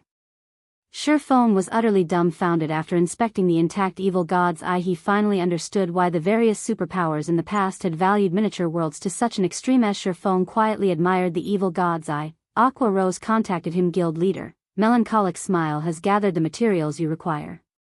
I have also gathered the architects you've requested in Zero Wing City, Aqua Rose reported. All right, I'll head over right away. Surephone could not help but smile when he heard Aqua Rose's words. With this, Zero Wing would soon have a second stone forest town. Only this time, it was in a neutral map. Chapter 1724, Power of the Sacred Sword. Chapter 1724, Power of the Sacred Sword. After Surephone disconnected the call, he left the War God's Temple and used a guild transfer scroll to teleport to Zero Wing City. He then used the Four Towers of Elements teleportation function to travel to the Orc Empire, making his way towards the primordial divine ruin. There are still evil demons here? Currently, Surephone wore his black cloak, keeping his identity hidden. As he approached the wilderness near the primordial divine ruin, he frowned at what he saw. He spotted level 70+ evil demons and evil beasts wandering on the grassy plain before him. There were easily over 5,000 monsters, which were even stronger than Beast Emperor's evil beasts and evil demons that Zero Wing had recently fought. Zero Wing's new town had recently been constructed, so he had yet to set up a guild residence teleportation magic array in the town's residence. Hence, he had rushed towards the primordial divine ruin to complete the town's handover procedures and set up the teleportation array. Fellow friend, I take it that you haven't visited the Orc Empire recently, huh? A level 49 male ranger in dark blue leather armor, who had been passing by, approached Surephone and asked when he noticed the swordsman's frown. The youth then smiled and continued, Zero Wing fought a massive battle against Beast Emperor's evil beast and evil demon armies just some time ago. Although Beast Emperor was defeated and eventually forced to retreat, he didn't give up on his mission to keep Zero Wing from visiting the ruin. On the contrary, he sent a massive group of stronger evil beasts and evil demons from ancient Rock City to surround the primordial divine ruin. Now, the only way to get to the ruin is to go through the checkpoint ahead. Checkpoint? Surephone asked curiously. That's right. It seems Beast Emperor wants to prevent Zero Wing's members from sneaking into the ruin by hiding their identities. Unless players enter via the checkpoint, the evil beasts and demons will attack them, the ranger youth said, nodding. I'd advise against trying to barge through just to save time. Those evil beasts and evil demons are extremely powerful. Some players, who had been displeased with the new setup, tried to head to the ruin without passing through the checkpoint. In the end, the 100-man team was quickly destroyed. To be honest, there's no need to be in such a hurry anyway. Look, the checkpoint's queue is moving relatively quickly. After all, it's just there to determine whether or not players are from Zero Wing. It took us quite a bit of time and effort to get this far. A few more minutes won't really make a huge difference. They're checking for Zero Wing members? Surephone muttered as he looked towards where the ranger youth had pointed. That's right. I don't know what Zero Wing did, but it seems that the guild really infuriated Beast Emperor. He's already announced that he intends to fight Zero Wing to the bitter end, the ranger youth said, nodding. So, he made this checkpoint for that purpose. Not only has Beast Emperor stationed his subordinates at the checkpoint, but there are also plenty of powerful evil demons there. I see, Surephone muttered. He then walked straight towards Beast Emperor's checkpoint. At the end of the day, evil demons were monsters. As long as players wore a black cloak, evil demons couldn't determine their identities. However, players could. As long as Beast Emperor's subordinates forced passing players to remove their black cloaks, they could determine the players' identities. Although Zero Wing's members could avoid discovery by hiding their guild emblems, doing so would seem like the guild's players were afraid of Beast Emperor. Fellow friend, where are you going? That's not where the end of the line starts. The ranger youth called out as he watched Shifeng walk straight towards the checkpoint. If you don't follow the rules and try to skip the queue, they'll definitely kill you. It's fine. I'm the Zero Wing member they're looking for, Shifeng casually replied as he waved a hand. As Shifeng finished his statement, he accelerated and vanished. The Zero Wing member? Shifeng's reply dumbfounded both the ranger youth and his companions. What was going on? One of Zero Wing's members actually dared to rush towards Beast Emperor's checkpoint. Moreover, that member approached the checkpoint by himself. Didn't the swordsman realize that hundreds of evil demons guarded the checkpoint? Beast Emperor had even stationed a mythic-ranked evil demon there. Such a force would even annihilate a 100-man expert team in the blink of an eye. When the ranger youth and his companions finally recovered from their daze, they chased after Shifeng to stop his insane actions. They were all independent players, and in a fight between Beast Emperor and Zero Wing, they were strong supporters of the guild. Not only was Beast Emperor's attitude overbearing, but he was also an evil god's temple member who saw players as potential sacrifices. On the surface, they lacked the courage to condemn Beast Emperor's actions, but inwardly, they hated him to the bone. However, the ranger youth and his companions were simply too slow to catch up to Shifeng. After a few seconds of running, Shifeng had already reached the checkpoint and had been discovered by Beast Emperor's subordinates. Who are you? Don't you realize that this is a checkpoint? Everyone must queue up and remove their black cloaks to pass through, a level 50 shield warrior in silvery gray armor shouted at Shifeng. Although Zero Wing had defeated Beast Emperor's army once before, the Orc Empire was still the evil god's temple's territory. As Beast Emperor's subordinates, even Super Guild's members had to treat them with respect. Even a peak expert would have to lower their head in the Orc Empire. Me? Smiling leisurely, Shifeng responded, I'm one of the people you are looking for. Saying so, Shifeng took a step forward. With his extraordinary attributes, the swordsman arrived before the level 50 shield warrior in an instant. He then unsheathed Killing Ray and swung it. Hua. A blue flash bloomed before the shield warrior. The level 50 shield warrior immediately collapsed to the ground, lifeless. Even after dying, he hadn't reacted to what had just happened. When the shield warrior's corpse hit the ground, a level 45 fine gold ranked armor piece dropped beside him. He died? Who is that? He's so powerful. Has that swordsman lost his mind? I think I heard that guy mention that he's a member of Zero Wing. The thousands of players in the queue were dumbfounded by what had just happened. They couldn't believe their eyes whether or not Shifeng had told the truth about being from Zero Wing. The fact that he had killed a level 50 shield warrior with a single slash was incredibly shocking. A level 50 shield warrior, even at tier 1, would have close to 50,000 HP. Shield warriors also had far more defense than other classes. They had passive skills that reduced incoming damage, as well. Even a great lord of the same level couldn't instant kill such a shield warrior, yet Shifeng had accomplished exactly that. Beast Emperor's 13 other subordinates a short distance away were similarly stupefied. They had never expected someone to be foolish enough to attack the checkpoint alone. Hundreds of evil demons surrounded the checkpoint, including a level 80 mythic evil demon. Even peak experts would be utterly powerless against a mythic evil demon. At the very minimum, players would need a team of 1,000 experts to pin one down bastard. Beast Emperor's subordinates bellowed in rage when they noticed that Shifeng had actually picked up their companions' equipment and stored it. They immediately unsheathed their weapons and charged at the offending swordsman. In their opinion, Shifeng must have used some sort of skill to instant kill their shield warrior companion, and such powerful skills had very long cooldowns. Shifeng should not be able to use it again for the next several minutes. Every one of the dozen or so subordinates at the checkpoint was a level 50 expert. Moreover, the dead shield warrior only ranked among the lower half of their group in terms of strength and equipment.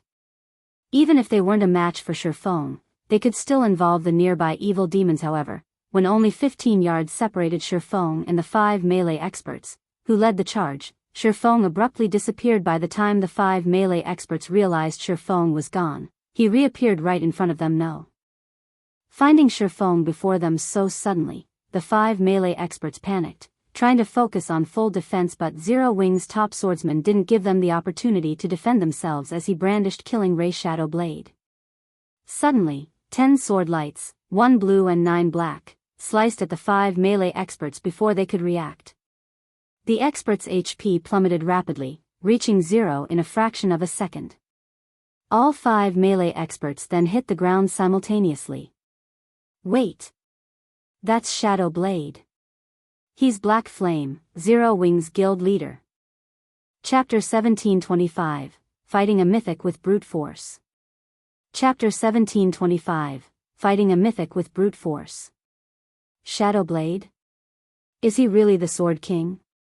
Surprise overcame the thousands of players in line for Beast Emperor's checkpoint when they saw the 10 sword lights and the 5 melee players. Everyone here knew of Black Flame, especially after Zero Wings' battle with Heaven's Burial at Stone Forest Town. The man was even capable of taking on war weapons.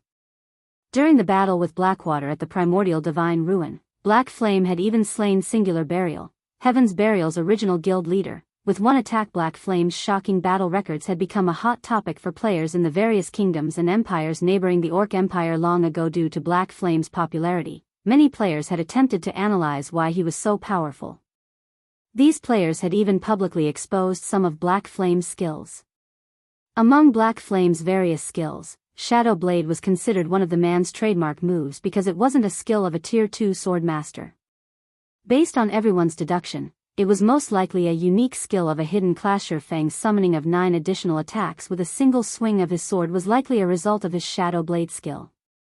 Including the fact that Feng had declared himself as a member of Zero Wing, there was a very high possibility that Feng was Black Flame. As they realized this, everyone watching got goosebumps. Black Flame had defeated Beast Emperor's army once before, and his control of summoned creatures had been astounding.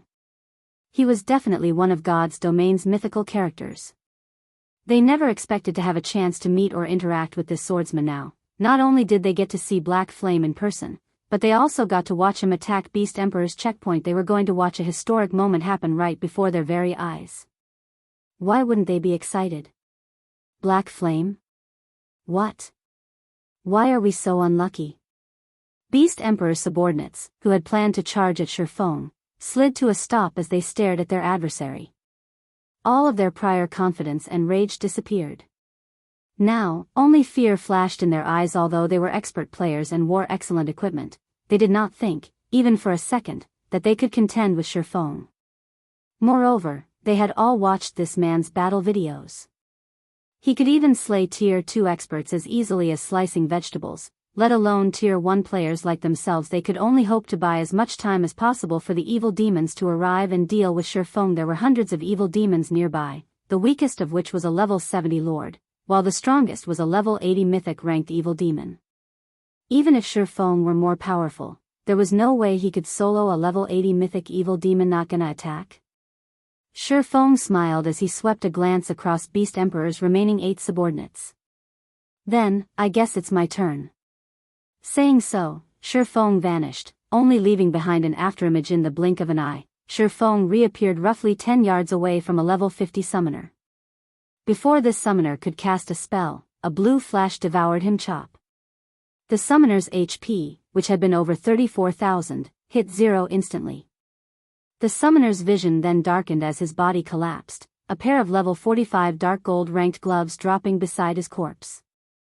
After Feng unhurriedly pocketed the pair of gloves, he made his way to the level 50 ranger nearby. Although the level 50 ranger had reacted by activating his backward leap skill, Feng had swung Killing Ray before the skill could take effect. Thundering Flash. One of the 4 streaks of lightning that emerged from the sacred sword devoured the ranger, who turned into a pile of ash and left behind a pair of pants. The other 3 streaks of lightning assaulted 3 other subordinates. Aside from the one elementalist that activated his life-saving skill in time, the lightning tore the life from the cleric and oracle, robbing them of all of their HPs as if space itself had frozen. Silence dominated Feng's surroundings. Crap. Is he even a human? Aren't Thundering Flash's 4 strikes supposed to move in the same direction? Is this a joke? Thundering Flash can actually be used like this? As the thousands of players at the checkpoint watched the fight, their jaws hit the ground as Feng slew 3 of Beast Emperor's subordinates, who had been fairly spread out, with Thundering Flash. Although Thundering Flash was a rare skill, some players had managed to learn it. It was undoubtedly one of the strongest AoE skills for swordsmen during the early stages of the game, so quite a few players were familiar with the skill's details yet. Shifeng had justified the skill's limitations, using it as 4 separate skills instead of 1. Moreover, all of his attacks had accurately struck his targets. This was simply unbelievable. What these players didn't know was that Shifeng had long since mastered his control over his skills since he had reached the Void Realm. He had a perfect grasp of his enemy's movements. Then, he used his arm and wrist to alter the lightning strike's trajectory as they left the tip of his sword. Normally, it should be impossible to alter the lightning strike's direction as the intervals between each strike's launch were extremely short, but by using his understanding of the realms of truth, he could make the impossible possible. Of course, the biggest reason he was able to pull off such a feat had to be Killing Ray's frightening attack speed. Otherwise, the most he'd be able to do was manipulate the trajectory of 3 of the 4 lightning strikes. Although he might be able to alter the last strike's trajectory, it wouldn't be very accurate. Some of the Refinement Realm experts present were utterly captivated by Shifeng's technique. They realized what Shifeng had just accomplished, albeit barely. However, although they knew the principle behind the technique Shifeng had used, they also understood how nearly impossible the technique was to execute. After watching Shifeng execute 4 more of their companions with so little effort, Beast Emperor's remaining 4 subordinates were utterly terror-stricken as they stared at this swordsman. Although they had already known Shifeng was powerful, they hadn't thought that he was this powerful. Shifeng's strength was beyond their comprehension. This swordsman from Zero Wing could slaughter them without trouble even if he had the same basic attributes as they. The 4 were about to fall to their despair. However, the evil demons finally arrived. Seeing that their demonic reinforcements were only 40 yards away, the 4 survivors breathed a deep sigh of relief. A little confidence turned to their gazes as they looked back at Shifeng. They had reacted in such a way because, among the evil demons rushing to their aid, one was a level 80 mythic evil demon Black Flame. Let's see how arrogant you'll be now. The elementalist, who had sealed himself in a coffin of ice, revealed a gleeful expression. Suddenly, the 5-meter-tall mythic evil demon pounced at Shifeng and swung its right claw, which was shrouded in dark gray fog, at Shifeng's head, tearing space as the claw passed a mythic evil demon. Glancing at the approaching mythic evil demon, Shifeng activated Heavenly Dragon's power, his strength, agility, defense, and HP skyrocketing. Shifeng then countered the incoming claw with a slash from Killing Ray Lightning Slash. Killing Ray released a golden glow as it moved towards the evil demon's claw. The sacred sword sliced the space before it like a piece of paper, a pitch-black tear appearing before Shifeng. As this tear continued to extend away from its creator before a massive lightning bolt shot through it. In an instant, this lightning bolt stretched 80 yards away from Shifeng before anyone had realized it. Killing Ray had met the mythic evil demon's claw. Boom. Following the sound of an explosion, an intense shockwave shook its surroundings as it spread out from its epicenter. Even the players standing over 100 yards away felt the shockwave's severity. To everyone's surprise, the mythic-ranked evil demon actually took 3 steps back. Its right claw sported a deep cut, so deep that the evil demon's bone was exposed. Chapter 1726, World's Power. Chapter 1726, World's Power. He pushed the evil demon back. Are my eyes playing tricks on me? No, that mythic evil demon actually slid backward. Everyone's heart pounded madly when they saw the mythic evil demon retreat by 3 steps without the help of war weapons. A tier 4 mythic evil demon was unshakable to current players, yet without any help, Shifeng had forced the monster to step back. The watching players felt as if they had just watched an ant push back a ferocious lion. No matter how they looked at the situation, it had to be some kind of joke. Most importantly, Shifeng had actually injured the evil demon physically. Although he had only left a cut behind on the evil demon's claw and arm, it was astounding. It wasn't even possible to injure a mythic-ranked monster with a tier 3 large-scale destruction spell, but Shifeng had done so by relying on his own strength. Even Beast Emperor's subordinates gaped in shock at the wound Shifeng had left on the mythic evil demon's claw, not to mention the thousands of spectators. The cut was so deep that it revealed bone. Moreover, faint, arcs of golden electricity danced around the wound, causing further damage. The evil demon couldn't even move the claw since it had been subjected to a paralyzed state. Seeing this, the shreds of joy and confidence that had returned to Beast Emperor's reaming subordinates instantly vanished. A chilling sensation then assaulted their minds, making them shudder when they looked at Shifeng now. They felt as if they were staring down a primordial beast. Not some player. Shifeng's aura also felt more oppressive than it had before, stifling their breathing as they bathed in it. They no longer felt as if their lives rested in their own hands, but in Shifeng's instead. If Shifeng wished it, he could crush them with a thought. However, a mythic evil demon was still a mythic evil demon at the end of the day, and although one of its claws was temporarily paralyzed, its other claw didn't remain idle. The mythic evil demon immediately launched another attack with its uninjured claw this time. However, Shifeng did not try to stop the attack. Instead, he activated the disintegration armor's disintegration field. Suddenly, a bluish-gray ripple tore away from Shifeng, enveloping the mythic evil demon and Beast Emperor's 4 remaining subordinates, and as it did, the 4 players and evil demon felt an immense pressure descend on them. Beast Emperor's 4 subordinates watched their basic attributes decrease by 40%, while the mythic evil demon's basic attributes fell by 15%, following which, Shifeng executed Purgatory Penny/1 sword light after another flew at the mythic evil demon's claw. A few of the sword lights even merged right before reaching the claw boom. Although the mythic evil demon did not retreat in the slightest this time, its assault had halted. Sure enough, a mythic monster really is powerful. Despite being weakened, I still can't solo it yet. Shifeng sighed ruefully as he looked at the mythic evil demon before him. He had only overwhelmed the evil demon previously due to Lightning Slash's 330% strength increase, but even after merging some of his attacks, his strength was barely a match for the weakened evil demon.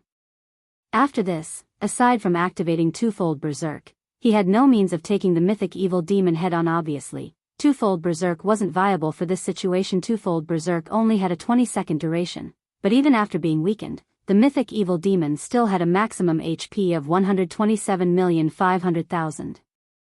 He'd be lucky to shave off 2% of the evil demon's HP in 20 seconds, following which, Shifeng used Divine Steps, and 10 doppelgangers split away from his body. Now, rather than dance with the mythic evil demon, he avoided it. While doing so, Shifeng took a Tier 4 single-target attack magic scroll from his bag. It was one of the scrolls he had obtained after killing a mythic evil beast, Dark Destruction. After activating the scroll, Shifeng immediately used World's Power on the magic array within it. Suddenly, pitch-black magic arrays started to manifest, and in an instant, 33 arrays had the evil demon completely surrounded. Before the mythic evil demon could flee, the arrays began to fire darkness spears, piercing the evil demon's body. The 33 magic arrays quickly transformed the mythic evil demon into a porcupine. The mythic ranked evil demon's agonized screams were all anyone could hear. After another 2 seconds, every darkness spear in the evil demon's body exploded, instantly stealing over 8 million of the evil demon's HP. After the massive explosion, the mythic evil demon was in an incomparably miserable state. It was covered in wounds, steadily seeping fresh blood. Even a fool could see that the mythic evil demon suffered a heavily injured state. What destructive power!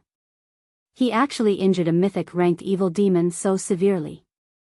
Did he use a magic scroll containing a Tier 4 curse or Tier 5 spell? The spectating crowd could not help but gasp when they saw the injured evil demon. If they couldn't see that the mythic evil demon still had plenty of HP, they'd assume that it was on its last breath, about to keel over at any moment. Even Shifeng was surprised. He hadn't expected the Tier 4 magic scroll to become so destructive after empowering it with World's Power. The power of Dark Destruction was stronger than even a Tier 4 single-target curse. Seeing that the mythic evil demon was heavily injured, Shifeng immediately removed Disintegration Field and summoned his personal guards, Anna and Kite. At this point, Anna had reached level 81, whereas Kite was level 79. The 2 NPCs' leveling speed was simply staggering. Once the mythic evil demon had become heavily injured, its basic attributes had fallen by 35%. Now, in terms of overall combat power, it was only slightly stronger than a level 80 Grand Lord. Meanwhile, after being summoned, Anna proceeded to summon her Golden Giant and 10 Rock Guardians. She then had the Rock Guardians form a magic array to suppress the mythic evil demon further. With this, the mythic evil demon only had 50% of its original basic attributes remaining. Now, even the Golden Giant could put up a fight against the mythic-ranked evil demon, not to mention Shifeng. With the Golden Giant serving as his MT, Shifeng focused on dealing damage. Phantom Kill. Flame Burst. Damages in the hundreds of thousands appeared, one after another, above the mythic evil demon's head. To the mythic evil demon, who only had a maximum HP of 75 million after being weakened, this was a considerable amount. Furthermore, Kite and Anna's damage kept up with Shifeng's. Although Lord and Great Lord ranked evil demons tried to intervene, the Rock Guardian's magic array kept them out of the fight. They could not hinder Shurfeng and his minions in the slightest. Meanwhile, Beast Emperor's 4 remaining subordinates could only watch as their supposed savior rapidly lost HP 80%, 60%, 20%. When the mythic evil demon's HP fell to 20% and was about to enter a berserk state, Anna reacted by casting Chains of Light. Not only did the spell negate the evil demon's berserk state, but it also weakened the monster even further. Without the boost from its berserk state, the mythic evil demon couldn't free itself from this one-sided beating, and its HP continued to fall 20%. 10%, 5%. When the mythic evil demon only had 1% of its HP remaining, Shurfeng activated Divine Providence. He then activated Instant Strike and appeared before the evil demon sword's orbit.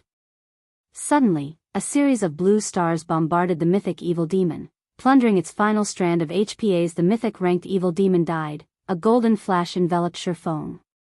He had finally risen from level 65 to level 66. At the same time, 3 crimson balls of light emerged from the evil demon's corpse and hit the ground. When the watching crowd outside of the magic array saw the mythic evil demon's motionless corpse, their minds went blank. Chapter 1727, Blockade destroyed. Chapter 1727, Blockade destroyed. After seeing the mythic evil demon fall, Beast Emperor's 4 remaining subordinates were overwhelmed by their fear and despair. Although they had expected this outcome after watching Shurfeng and his personal guard suppress the mythic evil demon, they couldn't help but shudder after watching the monster actually collapse at the swordsman's feet. To God's domain's current major powers, Tier 4 monsters were still insurmountable. Even super guilds had to expend a lot of time and effort to prepare and ensure that they killed one. Yet Shurfeng had accomplished this feat by relying on his own power and his 2 personal guards. Normally, if someone told them about such a situation, they'd laugh, assuming that the player was joking, but after such an impossible feat had occurred before their very eyes, they had no choice but to believe it. Regret filled their hearts. Had they known that something like this would happen, they would never have volunteered to work at the checkpoint. They had assumed that inspecting players that entered the primordial divine ruin would be a relaxing, glorious task. After all, even players from the various superpowers would have to lower their heads before them. How often did anyone get to brag about that? Now, however, the only thing awaiting them was death. Before the 4 could even turn and flee, Kite had appeared and finished each of them with a single hit. In the meantime, Shurfeng had arrived beside the mythic evil demon's corpse and collected the 3 items it had dropped. He then commanded Anna and Kite to kill the other evil demons outside of the magic array. Without the threat of the mythic evil demon, the level 70+ evil demons were easy pickings for the 2 personal guards. The fight with the remaining monsters had been so easy that Shurfeng hadn't even needed to use another berserk skill after Heavenly Dragon's power had ended. He only needed to support his personal guards from the side. Whenever his personal guards' HPs fell below a certain point, Shurfeng had simply activated the 7 Luminaries' Rings life domain to recover their HP to full. For a time, Shurfeng, Anna, and Kite slaughtered the hundreds of evil demons around them, further dumbfounding the spectating crowd that was several hundred level 70+ evil demons they were talking about. Moreover, the weakest among them was a lord. Even an army of 10,000 elite players would have trouble against such a force, yet Anna and Kite ended these evil demons as if they were farming common monsters. So strong.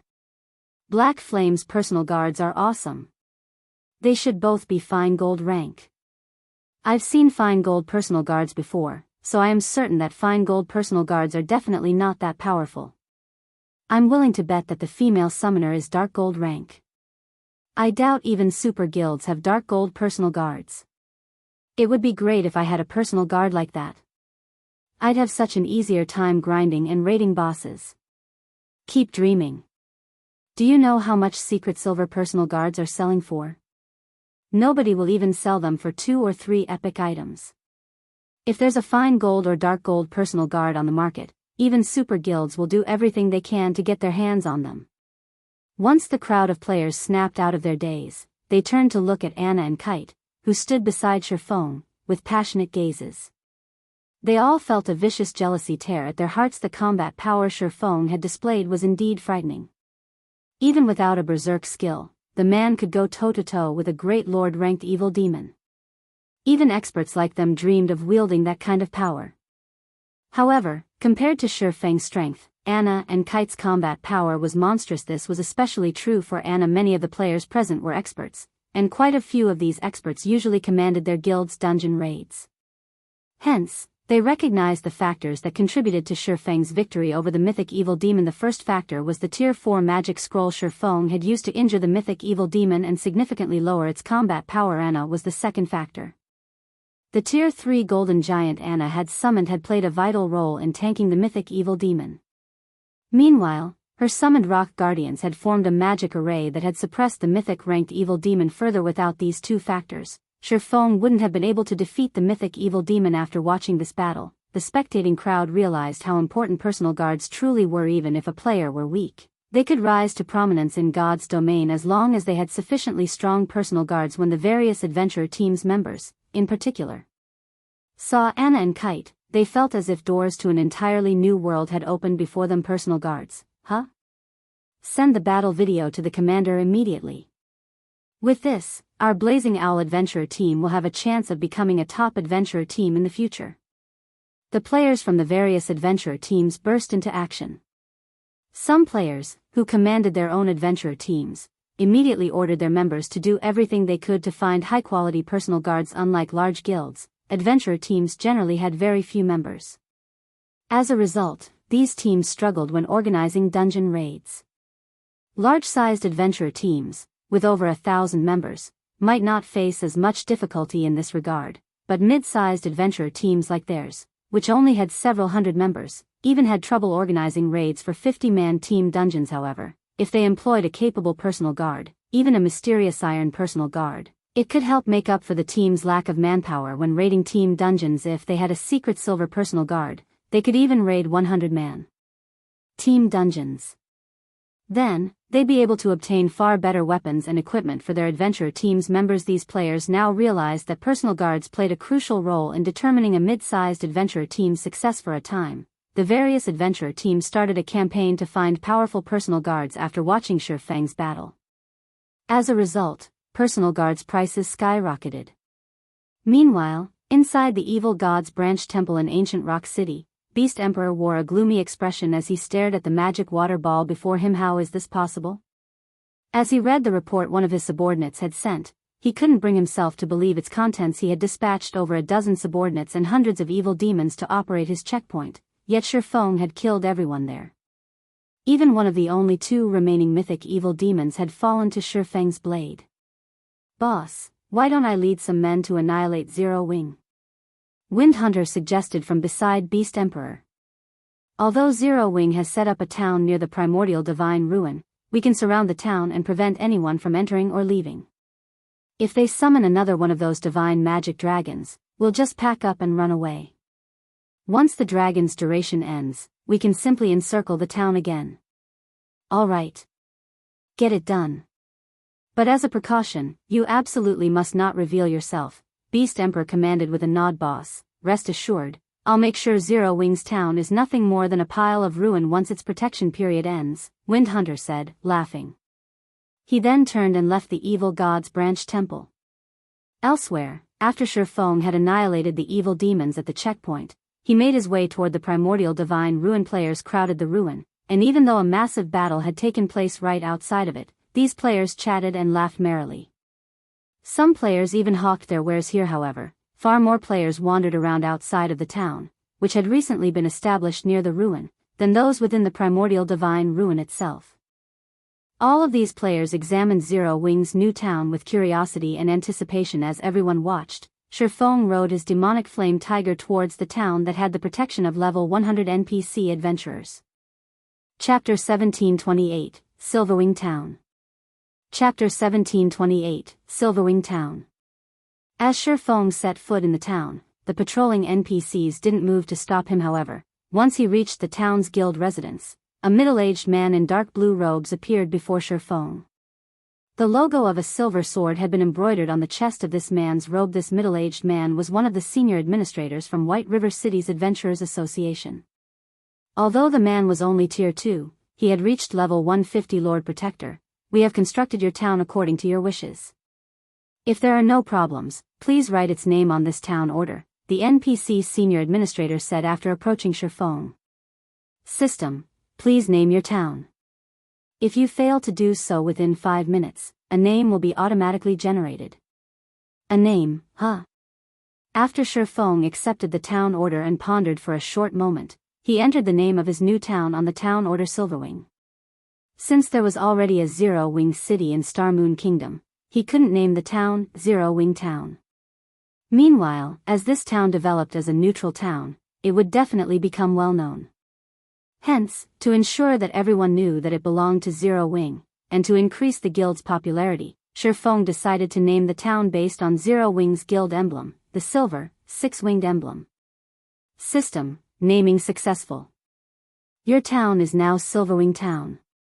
Once Shifeng named his new town, the nearby players watching received a system notification. System, you have discovered Silverwing Town. When the surrounding players tried to inspect the town, a window popped up, stating that the town belonged to Zero-Wing and wasn't yet open to the public. Since the town wasn't open to the public, the town's NPC guards would kill any outsider that ventured too close. Sure enough, it really is Zero-Wing's town. Zero-Wing is set for life. With their town right next to the primordial divine ruin, any guild or player that wants to explore the ruin will likely have to gather in Silverwing Town. Zero-Wing's development will definitely soar now. I know, right? Aside from Silverwing Town, there isn't anywhere to rest near the primordial divine ruin. Zero-Wing will make a fortune on the repair fees alone. For a time, the various large guilds and adventurer teams were truly jealous of Zero-Wing. Many guilds had already shifted the focus of their development to neutral maps, and as a result, neutral towns had become astronomically valuable.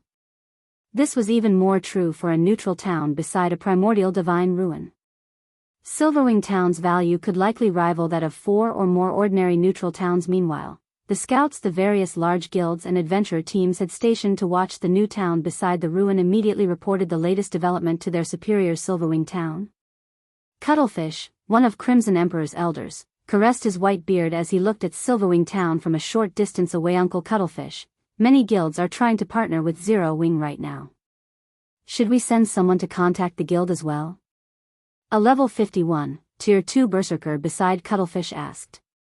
The Berserker wore dark red armor and carried a double-edged battle axe. No, let's wait for a while, Cuttlefish said, shaking his head. Although Zero-Wing has built a town beside the primordial divine ruin, Beast Emperor isn't someone to be taken lightly. Moreover, this is a neutral map. There is simply too much profit involved with Silverwing Town. Even if Beast Emperor doesn't make a move, I doubt that the other superpowers will sit still. Whether or not Zero-Wing can keep its town after the protection period is uncertain. Hearing Cuttlefish's thoughts, realization dawned on the Tier 2 Berserker. At the same time, a hint of pity also surfaced in his gaze as he looked at Silverwing Town. God's domain was a cruel place. In God's domain, holding a treasure without the power to protect it was a sin. Although Zero-Wing had shown the world its extraordinary strength, this kind of power was short-lived. Powerful tools couldn't be used indefinitely. Like Zero-Wing, many such guilds had risen in the virtual gaming world in the past, and they had been incredibly successful, developing rapidly by using various means and resources. Unfortunately, due to their lack of a sturdy foundation, they had become a target for stronger forces, struck down before they could become a superpower. Whether or not Zero-Wing protected Silverwing Town could be considered a test for the guild.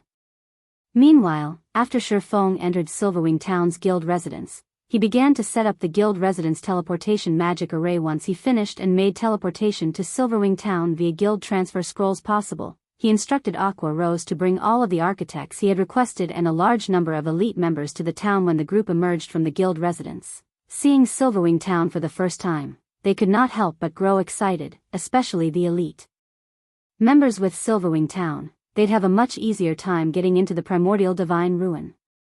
After all, the town was so close to the ruin. Their guild would have a massive advantage over the other powers when contesting over entry slots. Even elite members like them might get the chance to enter the ruin, not to mention the guild's expert players. If they were lucky, they might even get to visit Primordial City Guild leader. Everyone's here.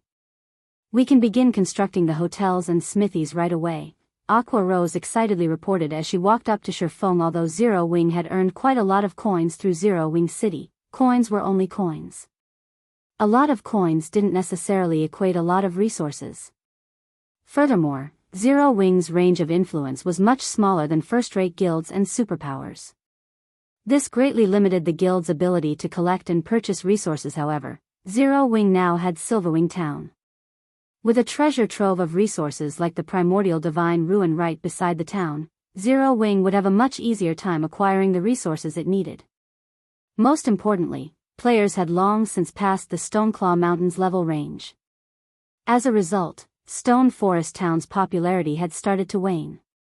Nowadays, Stone Forest Town's development was entirely reliant on its battle arena and advanced auction house. Its ability to collect resources was growing weaker. The rise of Silverwing Town just so happens to make up for this flaw. Good. Shifeng nodded approvingly, following which, Shifeng arranged the basic and intermediate architects to start constructing the town's hotels and smithies. As for the advanced architects, he had them stay behind as the advanced architects wondered what special task Shifeng had in store for them. Shifeng revealed the magic tower design he had obtained from the lost town in the Boneless Land. Seeing the design, the eyes of the advanced architects glowed with excitement and surprise. Even Aqua Rose was dazed when she saw the design. She was very familiar with the magic tower's power. It was thanks to the magic tower that Stone Forest Town had developed to its current state. However, the magic tower design was a consumable, and each design only allowed players to build 5 magic towers.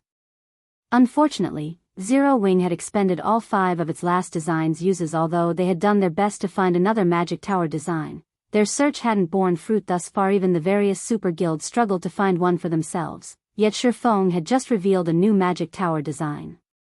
Your task this time is to complete the magic tower's foundations. I'll handle the core manufacturing personally, Shifeng said as he glanced at the dozens of advanced architects before him. Guild leader, may I know how many magic towers we'll be building in Silverwing Town?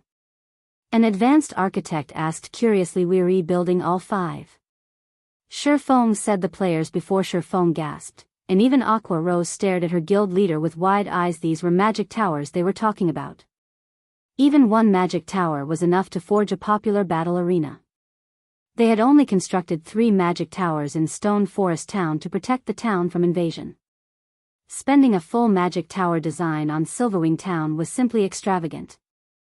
Chapter 1729, Building Up Silverwing Town. Chapter 1729, Building Up Silverwing Town. Guild leader, both the battle arenas in Stone Forest Town and Zero Wing City are crowded with players right now. If we split some of these magic towers to our other locations, we'll definitely increase our profit margins from both battle arenas. Silverwing Town is only basic rank right now. It can only accommodate so many players at a time. It wouldn't be wise to build all 5 magic towers here, Aqua Rose advised. Moreover, concentrating all of our resources in a single location won't be good for the guild's development. If we share some with the branch guild in the Black Dragon Empire, developing Snow's side will proceed far more smoothly. Zero Wing was the #1 guild in Starmoon Kingdom, but that wasn't the case in the Black Dragon Empire. Not only did the empire have plenty of large guilds, but it also had more than enough first-rate guilds. The competition between guilds in the empire was intense. Although large-scale guild wars weren't frequent, small skirmishes involving teams of hundreds occurred almost daily. If Zero Wing wished to increase its influence in the empire, it would have to get involved in even more skirmishes. Meanwhile, this would no doubt increase the guild's expenditure. After fighting in multiple and consecutive large-scale wars, Zero Wing had exhausted most of its savings. Unlike other kingdoms and empires' various large guilds, Zero Wing no longer had a reserve of funds and resources it could rely on to develop steadily. The situation in the Black Dragon Empire was much more stable than in Starmoon Kingdom. Aside from small skirmishes, the guilds in the empire didn't really encounter a lot of problems in their development. As a result, guilds there developed much quicker than the guilds in Starmoon Kingdom. The Empire's guild players had much higher equipment level and quality than that of Starmoon Kingdom's guild players. Many of the Empire's guild experts had also begun challenging their Tier 2 promotion quests. In fact, the first-rate guilds there had even started raiding level 50 super large-scale team dungeons. There's no need for that right now. Silverwing Town takes precedence over everything. When we have enough resources, try to build as many defense turrets in the town as possible, Shifeng said, shaking his head. While Silverwing Town has already been established, it's still uncertain if Zero Wing can actually defend it. Although there were plenty of resources available in the Black Dragon Empire, the Orc Empire's primordial divine ruin was much more important. It might be a different story if the Orc Empire's primordial divine ruin was an ordinary one, but housing a passage to Primordial City increased its value by several times. Stone Forest Town couldn't compare to Silverwing Town's potential value previously. Stone Forest Town had only managed to attract so many players because the Stoneclaw Mountains turned into a regional dungeon. After players reached level 50, the Stoneclaw Mountains weren't accessible to them. However, a primordial divine ruin that was connected to Primordial City would never fall behind the times. Even superpowers had gone all out to monopolize primordial divine ruins with a pathway to Primordial City. This was because Primordial City offered quite a bit of help to players as they challenged their promotion quests. Although players received less help from Primordial City as they reached higher tiers, as long as the city was even the slightest bit helpful, it was still extremely valuable. The various superpowers had yet to realize the true value of Primordial City. They merely treated it as a source of combat techniques and some other valuable resources. Hence, they still held a wait-and-see attitude in regard to Silverwing Town. Once they discovered Primordial City's true value, however, they would do everything they could to obtain Silverwing Town. Beast Emperor would be the least of Zero Wing's worries. Zero Wing needed to strengthen Silverwing Town to the best of its abilities. Aqua Rose gawked at Shifeng's reply. She felt that Shifeng was simply insane. Not only did he want to build 5 magic towers in Silverwing Town, but he even planned on constructing a large number of defense turrets. Was he trying to turn Silverwing Town into a fortress? If the other guild upper echelons found out, they would definitely curse Shifeng's wasteful behavior. Seeing as Shifeng had no intention of changing his mind, Aqua Rose gave up on persuading him and started designating work for the basic and intermediate architects. As Silverwing Town had just recently been built, aside from some basic constructions and a few wandering NPCs, the town had practically nothing in it. Fortunately, Aqua Rose had brought over 600 basic and intermediate architects with her this time, and since they only had to build basic constructions, their building speed was extremely fast. The players observing Silverwing Town from afar quickly discovered the emergence of bars, hotels, smithies, restaurants, and shops in the town's empty spaces one after another. When they saw the smithies in the town, their eyes glowed with excitement. Although they could obtain a lot of resources and contribution points from fighting in the Orc Empire, fighting the Empire's monsters put an unprecedented burden on their weapons and equipment. At most, their weapons could last through one day of grinding. Despite the Orc Empire being such a large map, guilds had only captured 4 towns thus far. Moreover, all 4 of the guild towns were in the Empire's outer area. If they wanted a fruitful harvest, they needed to grind in the neutral map's inner area at the very least. A round trip between the Empire's inner and outer areas took over 10 hours even on a mount. During the trip, there was even a risk of encountering a mid-sized or large-sized orc patrol squad. If a team came across such a patrol squad, it would either get annihilated or suffer severe losses. On the other hand, not only was Silverwing Town located right beside the primordial divine ruin, but it was also close to the Empire's inner area. Even if they couldn't enter the primordial divine ruin, they could travel into the Orc Empire's inner area via Silverwing Town. Shifeng reached the guild hall's first underground floor. Standing inside the magic array carved in the center of the floor, Shifeng took out the Heroes chapter to summon Craig Midlands. Originally, Shifeng had intended to use this Heroes chapter on Zero Wing City. However, to increase Silverwing Town's security, he decided to use it on his newly acquired town. Instead, he placed the Heroes chapter on the magic array's core and started chanting the activation sequence. System: discovered specified Heroes chapter. Do you wish to pay 3,000 magic crystal to summon the specified hero? 3,000 crystals? How fraudulent. Shifeng was astonished by the price. Even during his previous life, the most expensive specified hero he summoned only cost 1,000 magic crystals. However, that wasn't the worst part. After all, to the current Zero Wing, 3,000 magic crystals was nothing at all. It was a different story if this was the cost of summoning a hero via a Heroes chapter. After players summoned a hero, they had to pay half the summoning cost every day to maintain the hero's mana body. In other words, after summoning Craig Midlands, he would have to pay 1,500 magic crystals every day to maintain the hero's existence. This price was the equivalent of 3 magic towers' operating cost. In the end, however, Shifeng gritted his teeth and chose to proceed with the summoning immediately. 3,000 magic crystals vanished from Shifeng's bag space. The mana inside the guild hall rapidly gathered in the magic array, visibly condensing into white mist. The mist further condensed into liquid mana, which gradually on a human form. Once the human form was complete, the liquid mana released a blinding glow. The hero's chapter, which hovered above the magic array, transformed into lines of divine runes that merged with the liquid mana. Once the divine runes had fully merged with the liquid mana, the blinding glow dissipated. When Shifeng opened his eyes again, he saw a middle-aged man before him. The middle-aged man was clad in white robes and wore a golden crown. He also wielded a purple gold, crystalline staff. Taking a closer look, Shifeng noticed white mist made of mana circulating the middle-aged man's body. It was as if the elemental mana within the floor had submitted to this middle-aged man and moved at the man's will. So, this is the Magic King Craig Midlands? Shifeng could feel that even if he had the attributes of a level 66, tier 3 player right now, he was still insignificant before the level 66, tier 3 Magic King. Before Shifeng could inspect Craig Midlands' attribute panel, he received a series of system announcements. Chapter 1730, Magic King's Ability. Chapter 1730, Magic King's Ability. Inside the silent guild hall, Shifeng could not help but be stunned when he looked at the system announcements he just received. System announcement: the Orc King has obtained the Iron Blood Staff and unified the various Orc tribes. Activating the regional dungeon Orc capital city. System announcement: the Orc Empire has begun its invasion of its neighboring countries and constructed many teleportation war fortresses. System announcement: the Orc Empire has joined the Dark Alliance. The Orc Empire is now classified as a glory battlefield. Shifeng wasn't the only person shocked by the appearance of these three system announcements.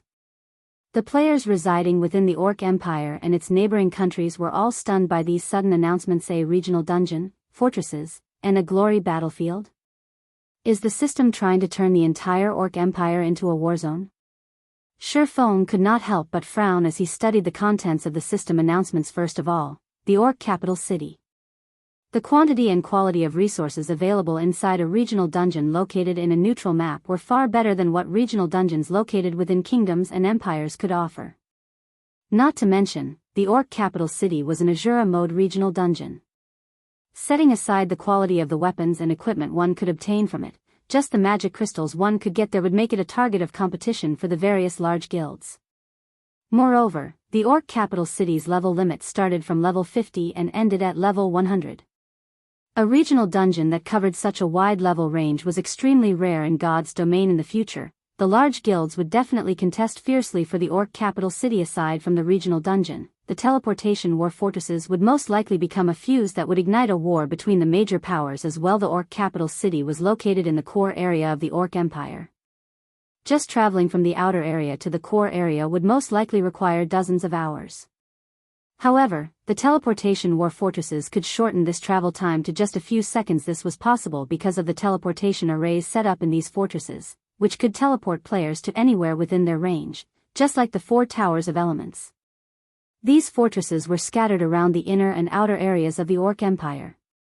As long as players could capture these fortresses from the Orcs, they could directly teleport to the core area of the Empire, possibly even to somewhere close to the Orc capital city. For this reason, the various large guilds would definitely do everything they could to capture these war fortresses. Aggravating the situation in the Orc Empire even more, the Orc Empire had actually joined the Dark Alliance.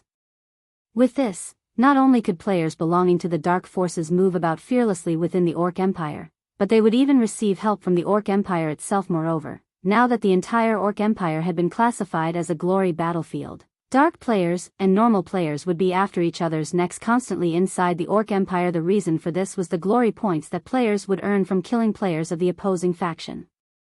Meanwhile, these glory points could be used not only to exchange for top-tier equipment but also to obtain battlefield titles. These battlefield titles were much more valuable than any weapon or equipment. In fact, they could even aid players in their promotions. Hence, whenever a glory battlefield appeared, a festival of blood would ensue and continue until one side was completely defeated. Moreover, the losing faction would have to pay a very steep price. Due to these reasons, both factions would usually fight with everything they had. As Shifeng tried to process all these sudden developments, his head ached. The appearance of an Asura mode regional dungeon should have been a good thing. However, the timing of the dungeon's appearance only served to further boost the value of Silverwing Town in the eyes of the various major powers. To make matters worse, even the dark forces were intervening in the affairs of the Orc Empire, throwing the Empire into even greater turmoil. If Zero Wing was not careful, it was very likely to fall victim to the struggles of the various major powers at this moment. Shifeng wasn't the only person troubled by this sudden turn of events. After finding out about the changes made to the Orc Empire, the upper echelons of many large guilds also held emergency meetings to discuss how to deal with this situation. Meanwhile, the dark guilds and dark players hiding within the different kingdoms and empires all grew ecstatic upon receiving the system announcements. Their time had finally come. Although neutral maps were not restricted by any kingdom or empire, they still weren't friendly to the dark forces. Dark players would have a much more inconvenient time leveling up in neutral maps than normal players. However, now that the Orc Empire had joined the Dark Alliance, the entire empire became the territory of dark players.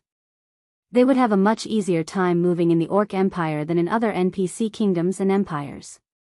In fact, they could even teleport directly into the Orc Empire. Moreover, they also wouldn't have to keep sneaking around and hiding their identities in the Orc Empire, as the Orcs were now their allies. Now, they could not only kill other players in such a favorable environment but also earn glory points in doing so. The Orc Empire was basically heaven to dark players like them right now. Even if some independent dark players were not particularly interested in this matter, the various dark guilds would definitely exploit this situation to the fullest. After all, this was a good chance for dark guilds to develop themselves. Wonderful. This is an excellent opportunity for our guild to establish a town. Ha ha ha. The era of dark players is finally here. For a time, countless dark players swarmed towards the Orc Empire. Ancient Rock City, Evil God's Branch Temple. After finding out about the latest changes of God's domain, Beast Emperor was also beaming with joy. Although the Evil God's Temple had no allies in God's domain, that did not mean he could not take advantage of this sudden development. There was a saying, "The enemy of my enemy is my friend."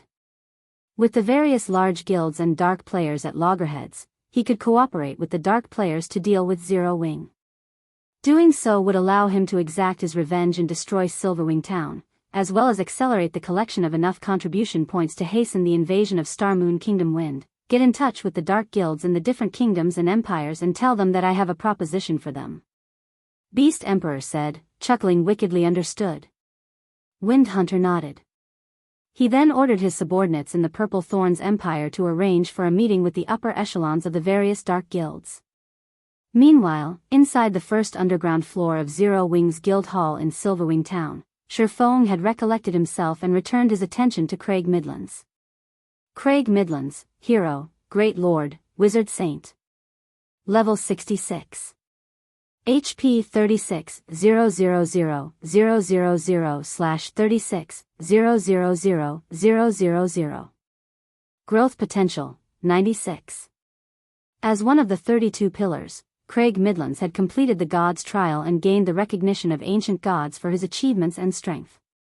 He possessed not only immense power but also some abilities that other heroes did not in the past. The hero Shifeng summoned using the specified heroes chapter he obtained had only one ability nonetheless. Craig Midlands had two of such special abilities. The first ability was called Hero's Glory, which facilitated the recruitment of powerful NPC soldiers for the town Craig Midlands was residing in. The second ability was called Magic Strengthening, which temporarily strengthened the weapons and equipment used by the NPC guards, improving their combat power significantly. Looking at these two abilities, Shifeng finally understood why exactly Craig Midlands was so powerful. It was no wonder the Magic King could easily defend a large city and become an existence that even the various superpowers were helpless against. Just the effects of Hero's Glory could already bring immense benefits to the town or city Craig Midlands protected, not to mention the ability to strengthen the NPC guards.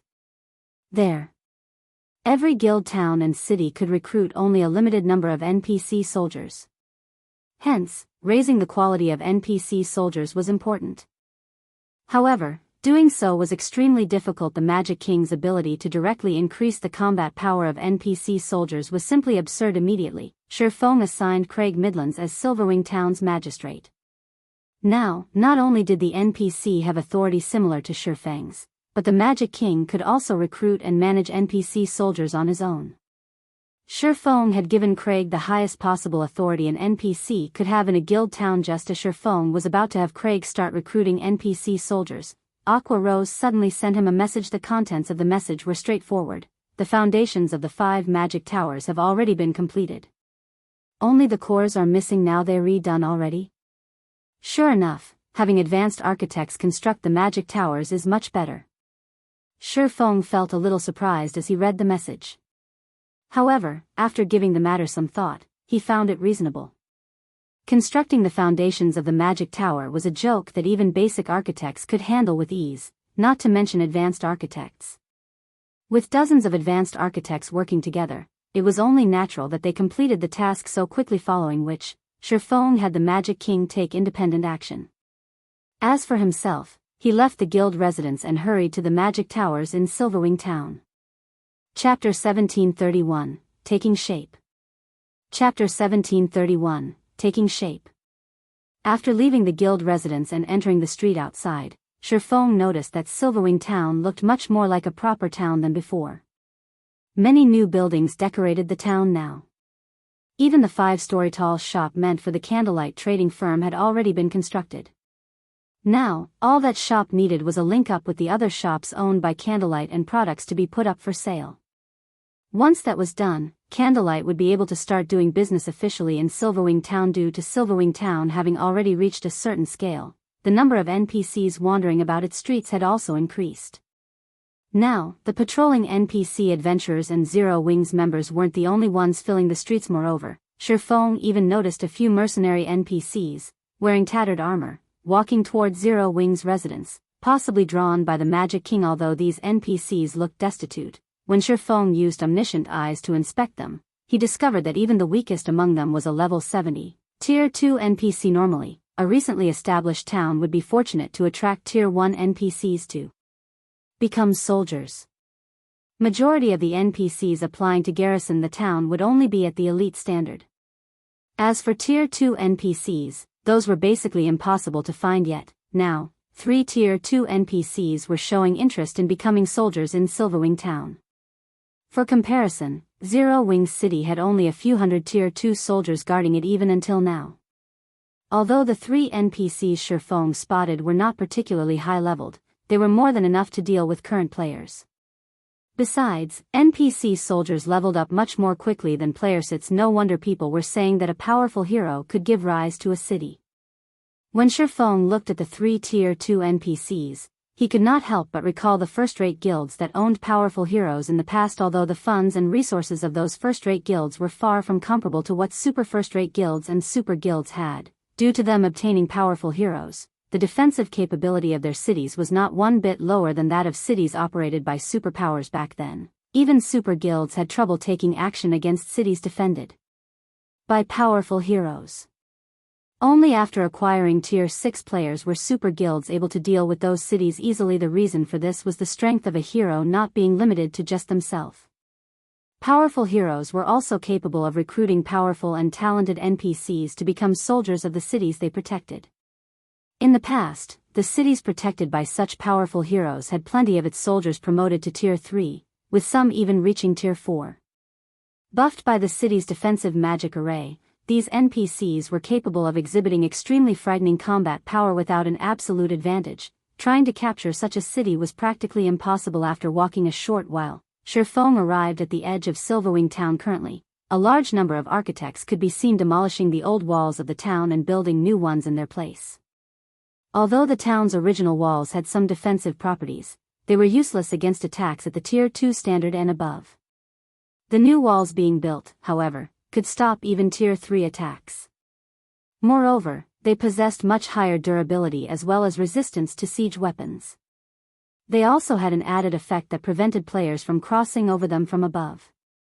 For a neutral town, such walls were a must-have defensive measure. However, the cost of constructing these new walls was not cheap, a minimum of 10,000 gold for the entire perimeter of Silverwing Town. If not for Zero Wing having a money-printing machine like Zero Wing City generating large amounts of coins every minute, the guild couldn't have afforded to construct these new walls, in addition to the various hotels, bars, smithies, and restaurants. If a first-rate guild were tasked with managing Silverwing Town, the guild would be fortunate to get the basic facilities up and running. After all, the total cost of constructing Silverwing Town and the basic facilities in it was already close to 120,000 gold. This was a huge sum of money even for current super first-rate guilds, not to mention first-rate guilds. However, this was only a small part of the necessary investments into Silverwing Town. Zero Wing still needed to construct a battle arena as well as multiple defensive structures. Those things cost a lot more money to build than hotels and smithies. Meanwhile, standing at the four corners of Silverwing Town were 4 magic towers as well as one more magic tower located close to the town's main entrance. Guild leader, several superpowers have already contacted us. They say they're willing to partner with us as long as we hand over 50% of Silverwing Town's shares as well as allow them to build a guild residence in the town. In return, they'll help us fend off Beast Emperor's attacks in addition to investing 200,000 gold for the fortification of Silverwing Town's defenses, Aqua Rose reported when she saw Shifeng approaching her 50%. Every superpower is asking for this price? Shifeng asked curiously. He was not particularly surprised by the fact that the various superpowers were offering to invest in Silverwing Town. After all, such situations frequently occurred during his previous life. In the past, many first-rate guilds had, fortunately, come across a town-building order but lacked the strength to safeguard the town they built in a neutral map. In the end, these first-rate guilds would choose to partner with a superpower. The first reason for partnering with a superpower was to protect the town. The second reason was to free up more funds for the development of their own guilds. They would not have to sink everything they had into their neutral town's MHM. Although there are slight differences in their offers, they have all stated that the 50% shares are a must, Aqua Rose replied, nodding. I've already tried negotiating with them on this point, but they all are of the opinion that we won't be able to hold Silverwing Town against Beast Emperor. After factoring in the latest system announcements, they are even more unwilling to budge on this point. We've also just received news that Beast Emperor has managed to add another large batch of evil demons, evil beasts, and independent players to his forces. Right now, these forces are already making their way towards Silverwing Town from Ancient Rock City. By the looks of it, Beast Emperor really plans on duking it out with us. What a bunch of old foxes. Shifeng could not help but chuckle upon hearing Aqua Rose's reply. Do they really think that Zero Wing needs their help against Beast Emperor? Ignore those superpowers for now. All we need to do at the moment is have Zero Wing City's elite and expert members come over to Silverwing Town to develop themselves. If Beast Emperor sends any mythic monsters at us, have Cola and the others deal with them. Understood.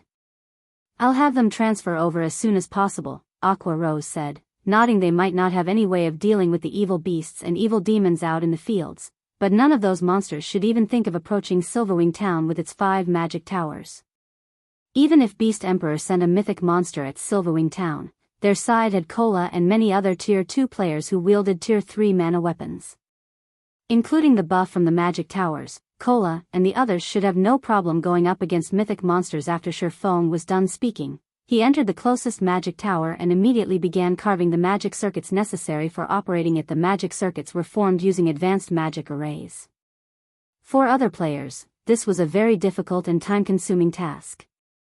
For Shifeng, who had already become a master magician, however, he could easily complete the necessary advanced magic arrays and connect them into a functioning magic circuit all by himself within 5 minutes. Shifeng was done engraving the magic circuit for one magic tower. After spending about an hour running around, visiting the 5 magic towers, he was finally done engraving the core magic circuits of the magic towers. Good. Activate all magic towers simultaneously. Shifeng commanded as he stood inside the magic tower located behind the town's main entrance. Immediately, Aqua Rose and other members of the guild's upper echelon, who were stationed inside the other 4 magic towers, activated their respective magic towers. Suddenly, the gigantic crystal atop each magic tower released a dark blue glow. A pillar of light then shot up into the air from each crystal. In the next moment, the towering light pillars split apart and formed light blue barriers that enveloped the entire Silverwing Town. The instant the barriers formed by the 5 magic towers came into contact with each other, the barriers immediately took on a darker shade.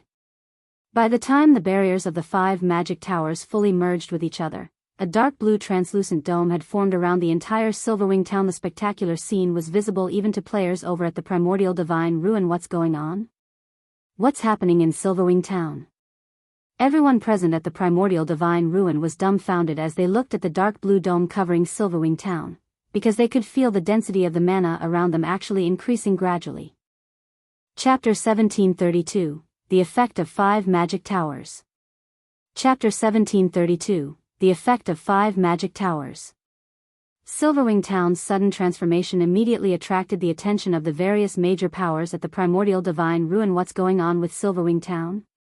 It's actually causing such a powerful mana drain. Cuttlefish, who was observing Zero Wing's newly built town from an open-air restaurant in the Primordial Divine Ruin, was filled with confusion. Although Silverwing town appeared to be located right beside the Primordial Divine Ruin, in reality, over 1,000 yards separated the two locations. Despite the distance, the commotion in Silverwing town affected even the Primordial Divine Ruin. If the rise in mana density in the Primordial Divine Ruin was already so remarkable, what about inside Silverwing town? After thinking up to this point, Cuttlefish could not help but shudder. Nowadays, the understanding that superpowers had towards the effects of mana density was different from before. After conducting extensive research in libraries and live experiments, they had already discovered just how valuable locations with high mana density were. Areas with high mana concentrations did not only help players maintain a calm mind, allowing them to display greater combat power in return, but also accelerated the recovery of players' stamina and concentration.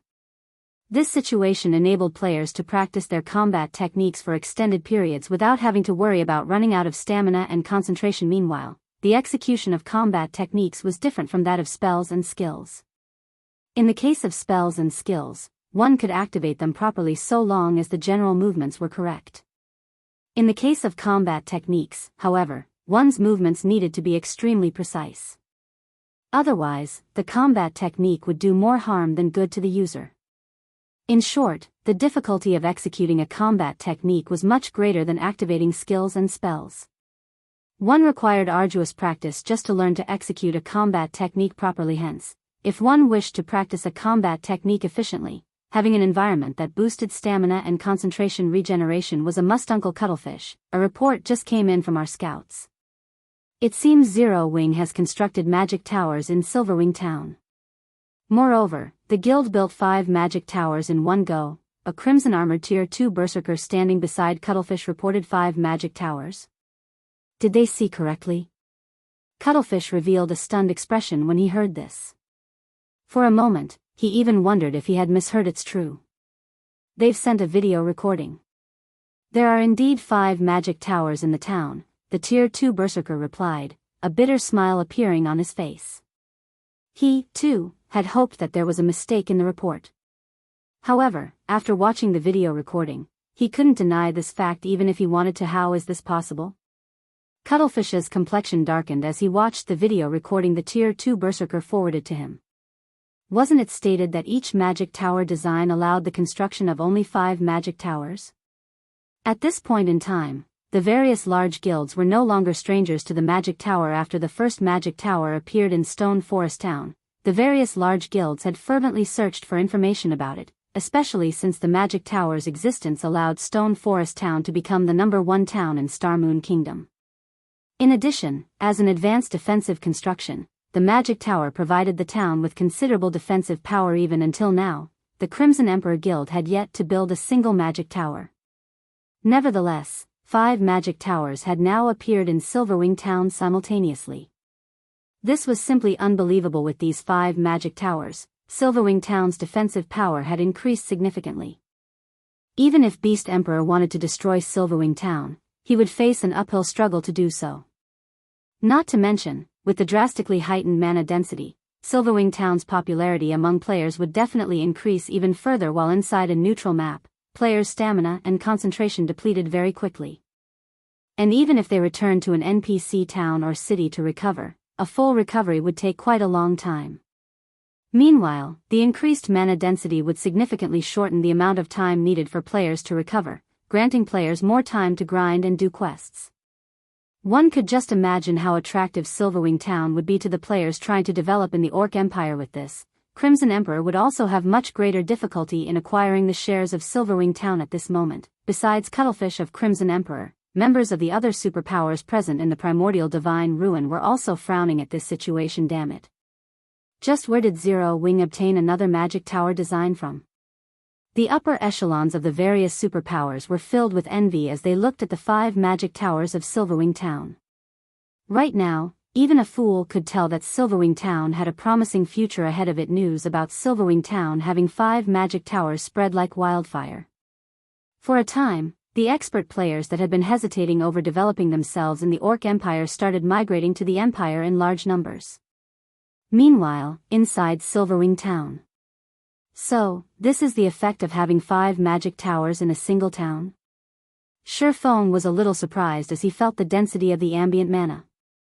He also noticed an additional buff appearing in his status window.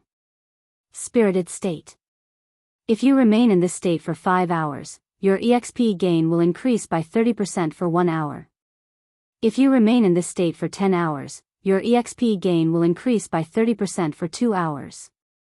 Shurfeng's eyes glowed when he read the description of this buff. Moreover, aside from this additional buff, the 5 magic towers also received a boost to their attack range, their defensive radius now covering 6,000 yards. Shurfeng had never imagined that constructing 5 magic towers in a single town would bring such bonuses. This was his first time learning about such a matter. However, this was also a reasonable situation. After all, magic towers were incredibly precious. This was true even after 10 years had passed in God's domain. In his previous life, the various superpowers would split the magic towers they had to as many towns as possible. Even in important towns and cities, they would construct 3 magic towers at most. Nobody had been willing to spend an entire magic tower design on a single location if the various large guilds in his previous life had found out that there was such a benefit from constructing 5 magic towers in a single location. Most likely every guild that acquired a magic tower design would spend it entirely on a single town or city. After all, in Stone Forest Town, one needed to stay in a hotel to acquire this Spirited State buff. Yet, now, just being inside Silverwing Town granted players the buff. Only, the effects of the buff were inferior to the one gained by staying in Stone Forest Town's hotels, as the 30% increased EXP gain lasted only 2 hours. Even so, this buff was still extremely valuable. Now that such a benefit was available for free, the number of players willing to visit Silverwing Town would definitely increase even further. Most likely, the town would be able to develop into an intermediate town within a short period afterward. Shurfeng called out Silverwing Town's system interface and allowed access to non-guild members. Quick, look! Silverwing Town is now open to the public. Some observers quickly noticed the change in the town's status. Suddenly, countless players swarmed into the town. I am in a spirited state. What's going on? Is this a joke? We can accumulate 2 hours of increased EXP gain buff just by staying inside Silverwing Town. All hail Zero Wing. The players that entered Silverwing Town could not help but gape in shock when they looked at their status windows. Originally, Silverwing Town was already a very attractive location for players. After all, it not only boasted a higher mana density than even Stone Forest Town but was also located right beside the primordial divine ruin. Now that players could even gain the Spirited State buff just by being in the town, Silverwing Town was basically heaven for players. Within just a few minutes of opening to the public, Silverwing Town's player population had already shot past 100,000. Moreover, this number continued to skyrocket. The player population would most likely zoom past 200,000 before the hour was over.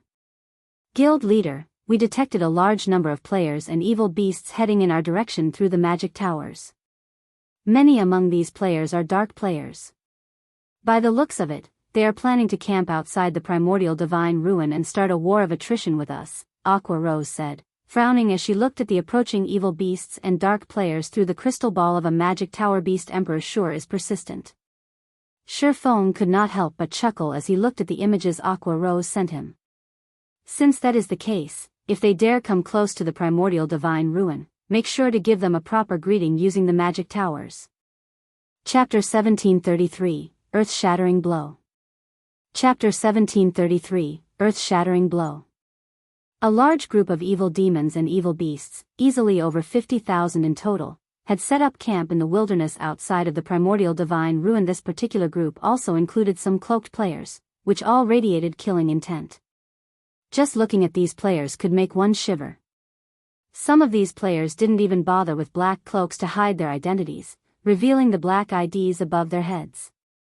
It was obvious that these players had slain a frightening number of players. They were definitely not ordinary expert players. All of these players were very well geared. Despite recently reaching level 50, over half of their equipment consisted of level 50 mysterious iron and secret silver equipment. These pieces were definitely among the best available at this stage of the game. Wind, I'll say this first, the Crimson Horn Guild will only help you kill Zero Wings members. We won't be taking the initiative to attack and turn ourselves into cannon fodder. A tall, robust man carrying two short swords from his waist indifferently told the phantom of a person beside him, relax. As long as Zero Wings members leave Silverwing town, my evil demons and evil beasts will attack them immediately. All you and your men need to do is find an opportunity to kill them. However, don't forget, my goal involves more than making them lose a single level. Wind Hunter reminded the man he hadn't only chosen to work with Crimson Horn because it was a famous dark guild in the Dark Knight Empire. He had also chosen the guild due to its production of a particular type of poison. This poison was called Soul Devourer and would be applied to a player's weapons. When these coated weapons were used to kill a player, the poison would corrode the player's soul, and depending on how much poison was applied, the victims could lose up to 3 levels before entering a weakened state. During this weakened period, players could not level up in return for Crimson Horn's assistance. The Evil God's Temple would help the Dark Guild's members grind glory points and accumulate battlefield titles. Leave this to us. As long as we slay Zero Wings members, I guarantee that they will need some time to recover their strength, the indifferent man said confidently. If there weren't so many guilds here, I'd love to fight Zero Wings peak experts. I've heard that their combat standards are quite good, and every item they wear is a treasure. However, by the looks of it, that doesn't seem possible. Saying so, the indifferent man turned to the 6 cloaked players behind him. He wasn't pleased that he couldn't see their appearances. These 6 players would be responsible for dealing with Zero Wings peak experts in the upcoming battle. Although these 6 people were dark players, they did not belong to a dark guild. Rather, they were members of an adventurer team called Dark Hunters. The adventurer team was quite famous in the Dark Knight Empire, and not even Crimson Horn avoided provoking the team. The Dark Hunters adventurer team consisted of monstrous players, and every member was a dark player. Not long ago, the Dark Hunters had dispatched a 20-man team to annihilate the first-rate guild, Tyrant Emperor's main force. Said force had included 1,000 players. Among the Dark Hunters' 20-man team, 8 were Tier 2 players who had absurd combat standards and basic attributes. Even Star Harvester, Tyrant Emperor's guild leader and a level 51, Tier 2 assassin, had died in the battle naturally. A Tier 2 assassin possessed much stronger life-saving skills than a Tier 1 assassin. Even 5 Tier 2 experts working together should not be able to stop a Tier 2 assassin's escape, yet Star Harvest had still been killed. Moreover, a single player from the Dark Hunters had accomplished the deed. The strength the Dark Hunters had displayed had thoroughly shocked the Dark Knight Empire. Star Harvester wasn't some ordinary expert. He was a Refinement Realm expert who ranked 305th on the God's Domain experts list. Not even ordinary Refinement Realm experts stood a chance against him yet. The Dark Hunters had killed him even before the battle with Tyrant Emperor. The Dark Hunters had created many frightening battle records. Only, these battle records had been carried out in secret, unknown to the various large guilds. The adventure team's accomplishments included the assassination of Crimson Horn's guild leader, Crimson Ghost. This was also why Crimson Ghost wasn't happy to see the 6 Dark Hunters members. In Crimson Ghost's opinion, the players from the Dark Hunters were inhuman, and he hadn't reached this conclusion just because of their monstrous strength. Rather, this opinion was based on the appearance they took on when they activated their true power. When they used their true power, they lost their human form, transforming into true monsters. They also used different combat methods than players like himself. Every one of the 6 players that had been sent from the Dark Hunters was a Tier 2 player. Even without the help of the evil demons and evil beasts, these 6 players were more than enough to deal with Zero Wing's main force members. Since everyone's all here, we'll proceed with the next phase of our plan. First, we'll set up an encirclement around the Primordial Divine Ruin and Silverwing town. But make sure you stay a safe distance away from the town. We estimate that those magic towers have a maximum attack range of around 1,500 yards. Do not enter that range. We won't be responsible for your deaths. Hearing Wind Hunter's warning, the various dark players nodded their heads. War weapons were no laughing matter. The magic tower's attacks possessed power at the peak of Tier 3. Moreover, the attacks had very large ranges.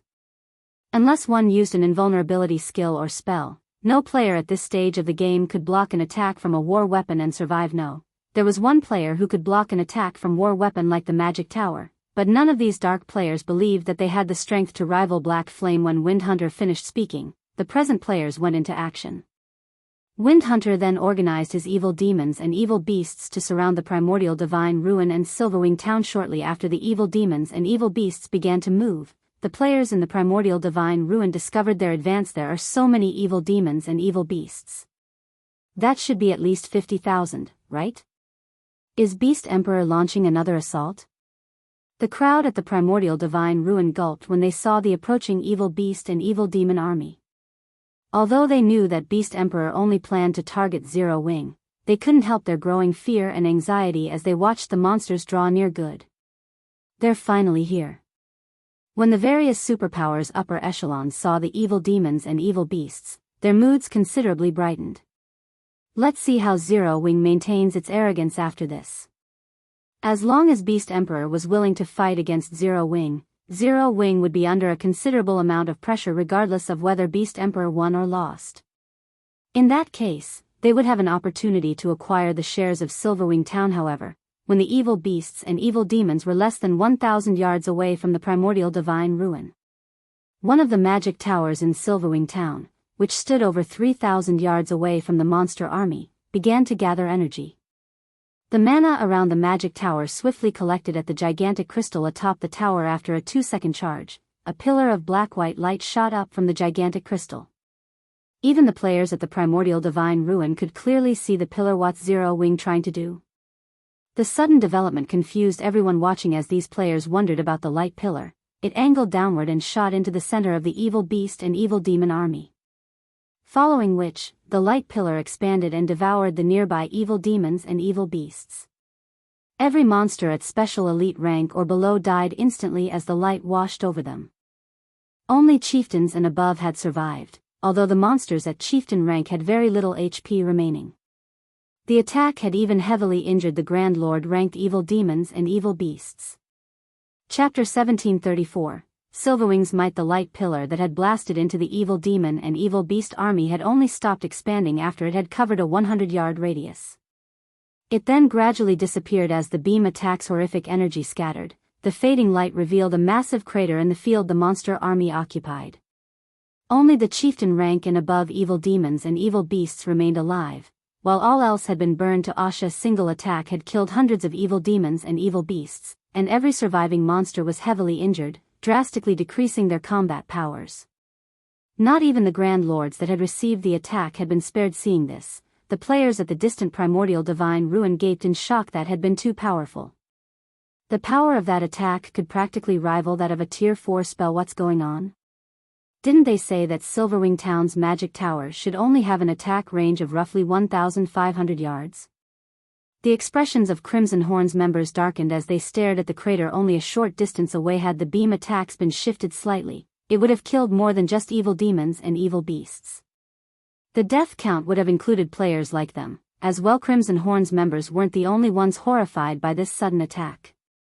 The various superpowers members fell into heated discussions, finding Silverwing Town's attack inconceivable. How does that magic tower have such a long attack range? Cuttlefish wore an ugly look as he stared at the fading light pillar. He had thought that Beast Emperor would force Zero Wing into a corner, preventing the guild's members from setting foot in the primordial divine ruin. However, with such an increased attack range on the town's magic towers, even reaching the ruin itself, Beast Emperor was powerless to stop Zero Wing's members from competing for entry slots. After all, the magic tower's attacks were extraordinarily powerful. If Beast Emperor sent his minions to block Zero Wing's path, the guild would retaliate without mercy. If the magic towers struck too many times, even mythic-ranked monsters would fall, much less the lower-ranked monsters. Before anyone could recover from their shock, another of Silverwing Town's mana towers began to gather mana. 2 seconds later, another black-white light pillar ascended into the sky. In the blink of an eye, another energy beam struck the evil demon and evil beast army, opening another clearing amidst the monsters. Damn it! How is this happening? Windhunter's heart bled as he watched his evil demons and evil beasts fall by the hundreds. He had gone to great lengths to nurture these evil demons and evil beasts. He could accept their deaths if their deaths had meaning, but right now, they were nothing more than living targets for Zero Wing. As Windhunter prepared to issue a new command, another beam attack slammed into his monster army. Boom. This time, the attack had taken the lives of more than just a large number of evil demons and beasts. Some of Crimson Horn's members hidden among the monster ranks had died instantly. Retreat. Everyone retreat. Crimson Ghost shouted through the team chat. With an ashen complexion, dark guilds had far fewer members than ordinary guilds. A very powerful dark guild generally only had around 30,000 members. Crimson Horn had barely over that count. For this operation, Crimson Horn had dispatched 2,000 expert members, nearly every expert in the guild, and that last beam attack had killed over 100 Crimson Horn experts. At this moment, Crimson Ghost developed a deep hatred for Windhunter because of Windhunter's misinformation. Crimson Horn had lost over 100 experts for no good reason. As dark players, the death penalty they suffered was much more severe than ordinary players. Even though their alignment with the dark forces would lighten their death penalty slightly, it was still harsher than what ordinary players faced. Now that over 100 Crimson Horn experts had been killed, the guild had lost over 5% of its peak combatants. If they suffered another blow like that, the consequences would be unimaginable. Just as Crimson Horn's members began to retreat, Zero Wing's members flooded out of Silverwing town. Although only a little over 2,000 guild members had emerged, every one of them rode a majestic thunder wolf. The spectacular scene of 2,000+ thunder wolves stunned both the spectators and Windhunter's group bastards. Windhunter bellowed in rage as he watched Zero Wing's army charge towards him. After bombarding his army with the magic towers, Zero Wing actually took it a step further and sent its members to pursue his remaining forces. It was obvious that Zero Wing wanted to show everyone that the evil god's temple was not a foe worth worrying about. To make matters worse, Zero Wing had only dispatched a little over 2,000 members for the pursuit. If news of this spread, the evil god's temple's prestige would be tarnished. The temple would become a laughing stock in the Orc Empire immediately. Windhunter had his evil demons and evil beasts charge at Zero Wing's army, even going as far as to mobilize 2 mythic evil beasts. Although the magic tower's attacks were powerful, they couldn't easily take down mythic-ranked monsters. In fact, the 2 mythic evil beasts would have no problems escaping the battlefield even after annihilating Zero Wing's force. Moreover, with how far the magic towers could reach, Zero Wing wouldn't dare to fire on the evil demons and evil beasts as they clashed with the guild's members. Suddenly, one level 60+ evil demon and evil beast charged towards the incoming players, but before they could reach their targets, 2 more beam attacks plowed into the monster's frontline. The beams wiped out any elites and special elites they struck, while leaving the rest heavily injured. After the 2 beam attacks descended, Zero Wing's members, who wielded mana weapons, finally made contact with the evil demons and evil beasts. The moment they did, they started a slaughter. The Zero Wing experts wielding tier 2 mana weapons could fight a lord-ranked evil demon or evil beast, even when the monsters were at their peak, toe-to-toe. Hence, the weakened chieftains and lords posed no threat to Zero Wing's melee players. In addition, the ranged DPS provided cover fire, and the healers maintained everyone's HPs from the rear. Overall, the first wave of evil demons and evil beasts that met Zero Wing's army in combat was no match for Zero Wing's army. Finally, the 2 mythic-ranked evil earth dragons arrived before Zero Wing's forces, their massive frames looming like 2 mountains. The evil earth dragons then released deafening roars as they swiped their massive claws at the enemy players. However, before their claws could reach the melee players before them, 2 figures appeared before each monster.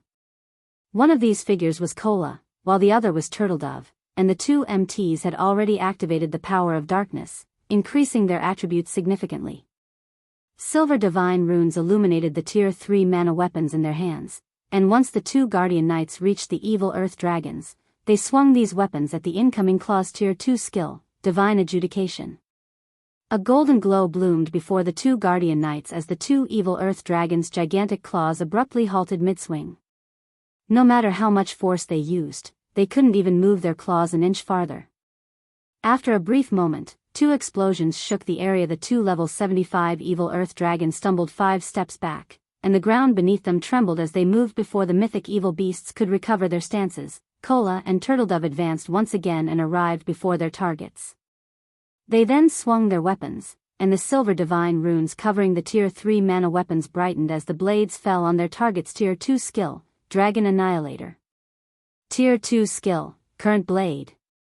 Kola and Turtledove used their respective legacy skills without hesitation the moment their attacks connected with the evil earth dragons. The two mythic monsters let out agonizing cries as they were pushed back by 20 yards, a damage of over -800,000 appearing above each of their heads. Although the evil earth dragon's HP bars had only decreased by a very small fraction, barely noticeable to ordinary players, expert players with acute perception noticed the change. The players watching from the primordial divine ruin were frozen with shock, staring at Kola and Turtledove with dumbfounded expressions. Chapter 1735, A Nest of Monsters? Chapter 1735, A Nest of Monsters? The nearby Crimson Horn members couldn't help but gasp when they players pushed the evil earth dragon's titanic frames backward by over 20 yards. They were as shocked as if they had witnessed two ants push back a tiger and a lion. How is this even possible? Is Zero Wing just a nest of monsters?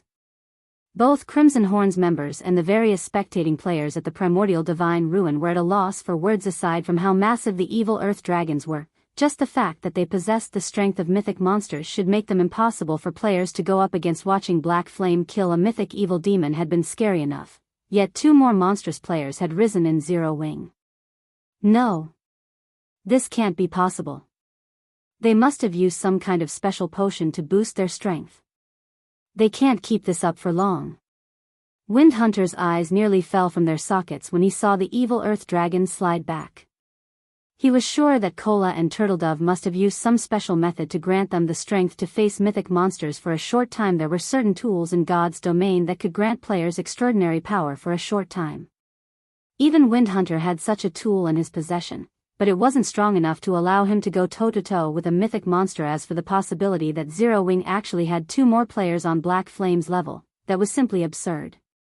He absolutely refused to believe that Zero Wing could produce three experts that could contend with mythic monsters on their own. Thinking up to this point, he commanded the evil earth dragons to continue their assault against the two guardian knights. Once the two mythic evil beasts had stabilized themselves, they whipped their tails at the two MTS. The massive tails swept up a powerful storm as they moved, forming a pitch-black rift wherever they passed. Faced with such an attack, even a Tier 2 metric tons with their life-saving skill activated would risk an instant death if they took the strike head-on. However, Kola and Turtledove remained unfazed as they swung their Tier 3 mana weapons again. Two silver lights then clashed with the evil earth dragon's colossal tails as two loud explosions echoed across the battlefield. Even the crowd at the primordial divine ruin, which was over 1,000 yards away, could clearly hear the explosions this time. Neither side had gained an advantage over the other by the time the clash ended. However, the ground beneath them had cracked, the fractures extending out over 20 yards away. The frightening display of power made the watching players shudder. Boom. Boom. Boom. Despite the clash ending in a draw, neither side wanted to give up the fight. For a time, both sides exchanged one blow after another. Meanwhile, the surrounding Zero Wing members massacred evil demons and evil beasts in a frenzy. Any Zero Wing member could solo a Great Lord, dealing around -50,000 damage with their attacks. As for Aqua Rose, Alluring Summer, Blackie, and Violet Cloud, who wielded Tier 3 mana weapons, their spells easily dealt over -100,000 damage to their targets, with some dealing over -200,000 damage. From time to time, they would also use large-scale destruction spells, causing hundreds of thousands of damage to a clump of monsters. Although the evil demons and evil beasts greatly outnumbered Zero Wing's army, the army of 2,000+ players had them completely outmatched. Before even 30 seconds had passed since the battle began, over 100 weakened chieftains and lords were killed already. None of the spectating powers had expected this battle to take this turn. They had assumed that Zero Wing would rely on its magic towers to protect itself. They had never thought that Zero Wing's members actually possessed such extraordinary strength. If the rest of Zero Wing's force weren't busy with the other evil demons and evil beasts, the small army would definitely slay the two evil earth dragons. With such power, it's no wonder why they had no interest in our partnership offers. Quiet Melody, who sat in an open-air restaurant in the primordial divine ruin, could not help but reveal a bitter smile as she watched Kola and Turtledove fight the evil earth dragons. She had thought that Zero Wing was trying to keep up appearances by refusing the various superpowers offers for cooperation and would only lower its head after Beast Emperor's forces had cornered the guild. However, with Zero Wing's current display of strength, it's certainly qualified to protect Silverwing Town without help. Not even the various superpowers could deal with mythic-ranked monsters so easily. With the 5 magic towers' absurdly long attack range, Zero Wing should have no problems defending Silverwing Town even after the town's protection period. That damned Wind Hunter. He nearly made us enemies with Zero Wing. Fortunately, we haven't actually fought Zero Wing's members yet. We should still have time to escape Zero Wing's notice. Crimson Ghost could not help but glare at the distant Wind Hunter as he watched the evil demons and evil beasts' extermination. Zero Wing's strength was nothing like what Wind Hunter had told him. Every one of Zero Wing's experts was ridiculously strong. Not even a Tier 2 player like him dared to face Cola and Turtledove head-on. With the MT's incredible destructive power, they could likely kill him in one hit. The fight before him could no longer be described as a battle. This was basically a one-sided slaughter. When Crimson Ghost recalled how he had lost over 100 guild experts, he truly felt fortunate. If not for that incident, he wouldn't have given the command to retreat. Had his army of 2,000 players assaulted Zero Wing's members, the consequences would have been disastrous. Seeing Zero Wing's frightening combat power also instilled an indescribable shock in Crimson Ghost. Not even the super first-rate guilds that ruled over the Dark Knight Empire were capable of fielding such a powerful player army yet. An up-and-coming guild from Starmoon Kingdom had accomplished just that. Moreover, based on his investigations, Zero Wing didn't have the support of any backers. Meanwhile, the 6 cloaked players from the Dark Hunters rested in a corner of the battlefield. After observing the battle for some time, the ranger carrying a crystalline longbow shook his head. This won't do. Zero Wing's members are much stronger than we anticipated. We're canceling our plans to plunder their weapons temporarily. Leader, although Zero Wing is clearly stronger than we had assumed, it isn't entirely impossible to kill the guild's ordinary experts. Those experts haven't even reached Tier 2 yet. We can simply kill them and flee. The commander definitely won't let us off the hook if we fail this mission. Although the ranger leading this party wanted to cancel the operation, the other 5 members shook their heads, objecting to the idea when they thought about how frightening their commander was, in particular, and the punishment awaiting them if they failed. They couldn't help but shudder. Their party leader might be able to bear the penalty, but they couldn't. Hearing his party members' objections, the ranger glanced at Zero Wing's ordinary experts. As his party members had said, although these Zero Wing players had higher basic attributes than theirs, their combat standards were lacking. They hadn't even reached the half-step refinement realm yet. Most importantly, these ordinary experts were all Tier 1 players. The differences between Tier 1 players and Tier 2 players weren't limited to basic attributes. There was also a massive gap between their skills and physiques. With the strength of their 6-man party, they should be able to pick off a few of these ordinary experts before departing safely. Based on his observations, there were fewer than 10 players on Zero Wing's side that could pose a threat to their party. The others weren't a problem. Fine. But finish things quickly. Flee as soon as you get your hands on their weapons. The ranger said, nodding after giving the matter some thought. Their mission required that they obtain the weapons Zero Wing's peak experts wielded, but trying to kill Cola and the others was too much of a challenge right now. On the off chance that Zero Wing's peak experts surrounded them, their deaths would be almost certain. If they targeted the weaker experts, though, they'd have higher chances of success. Although they wouldn't obtain the weapons Zero Wing's peak experts wielded, at least they wouldn't return empty-handed. Under the ranger's lead, the Dark Hunters' 6-man party charged towards Zero Wing's members, who were embroiled in a battle with the evil demons and evil beasts. Chapter 1736, Confrontation with the Dark Hunters. Chapter 1736, Confrontation with the Dark Hunters. On the chaotic battlefield, Cola and Turtledove continued to block the evil Earth Dragon's attacks.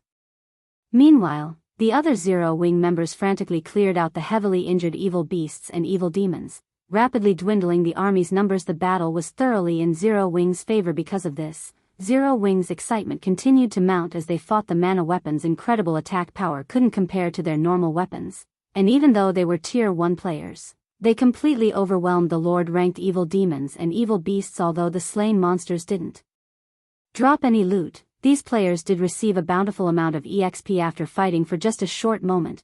their experience bars had grown by a noticeable chunk upon reaching their level. They required a ridiculously high amount of EXP for each level up.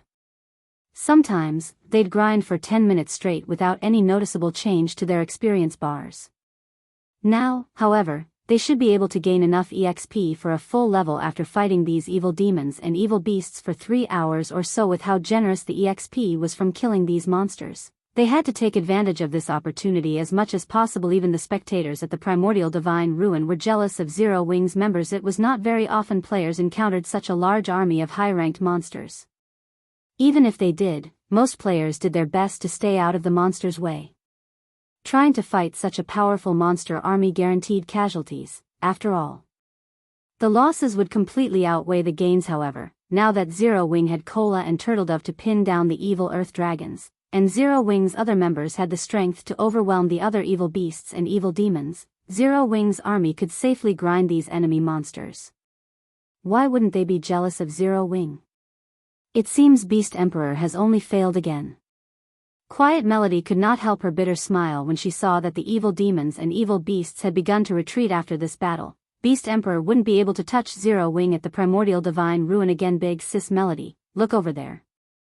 A few dark players seem to be charging into the battle, Blue Jade said suddenly as she pointed at the 6 figures rushing into the heart of the battlefield with flying speed. They must intend to attack Zero Wing.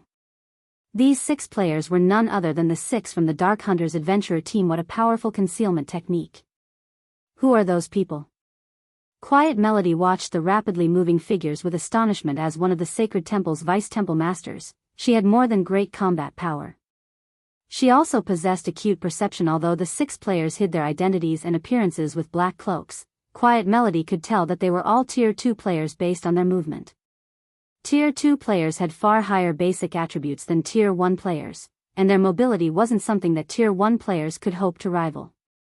Hence, it was very easy to differentiate between Tier 1 and Tier 2 players. However, what truly surprised Quiet Melody was the 6 players' movement technique. All 6 moved with incredible stealth. As they weaved their way through the army of monsters, they were able to utilize the surrounding monsters' bodies and auras to hide themselves. It was likely that even she wasn't as adept at concealing herself and her aura as these 6 players were. If not for her bird's eye view of the battlefield, she wouldn't have discovered these 6 players at all. What? The Dark Hunters are actually making a move? Crimson Ghost, who had long since retreated from the battlefield, could not help his surprise when he noticed the 6 figures approach Zero Wing's army. At this point, Zero Wing's superiority in this battle could not be any more obvious. There was no reason to continue this fight with the guild, yet the 6 Dark Hunters insisted on doing so. Crimson Ghost was truly confused. Elsewhere on the battlefield, Wind Hunter had noticed the 6 Dark Hunters players moving towards Zero Wing's army. As well, they were going to strike? Wind Hunter's frown relaxed slightly. Originally, he hadn't planned on enlisting the help of the Dark Hunters Adventurer team in this fight against Zero Wing. Beast Emperor had invited them. Moreover, Beast Emperor had even specifically instructed him not to provoke the Dark Hunters casually. It was clear that even Beast Emperor was a little afraid of this adventurer team known as the Dark Hunters. Initially, Beast Emperor's decision had left him slightly disgruntled, but after seeing that all 6 of the adventurer team's representatives were Tier 2 players, his opinion of the Dark Hunters had changed slightly. When he had tried to fight one of these representatives, he had learned exactly how powerful these 6 players truly were. If these 6 players were pitted against a 1,000-man team of ordinary Tier 1 experts, the expert army would suffer catastrophic losses. Even if the 6 eventually died when the 6 Dark Hunters had stated their intentions to hunt Zero Wing's peak experts, he had agreed without hesitation. Because of this, originally, he had thought that the Dark Hunters had planned to abandon this fight like Crimson Horn's members had. He never thought that the Dark Hunters would still make a move. This was definitely good news for him. As Wind Hunter considered his next move, the 6 Dark Hunters reached the edge of Zero Wing's army. Start the attack. The leading ranger commanded as he watched a group of Zero Wing members. The ranger then retrieved the crystalline longbow from his bag, simultaneously firing 9 arrows. Combat technique, 9-star strike. Suddenly, the 9 arrows split and flew at 9 different Zero Wing players. Moreover, every arrow targeted the player's blind spots. Dang. Dang. Dang. Although the ranger's aim had been accurate, the 9 Zero-Wing members noticed the attacks and responded by swinging their weapons at the incoming projectiles. However, they felt as if they had struck an immovable wall the moment their weapons touched the arrows.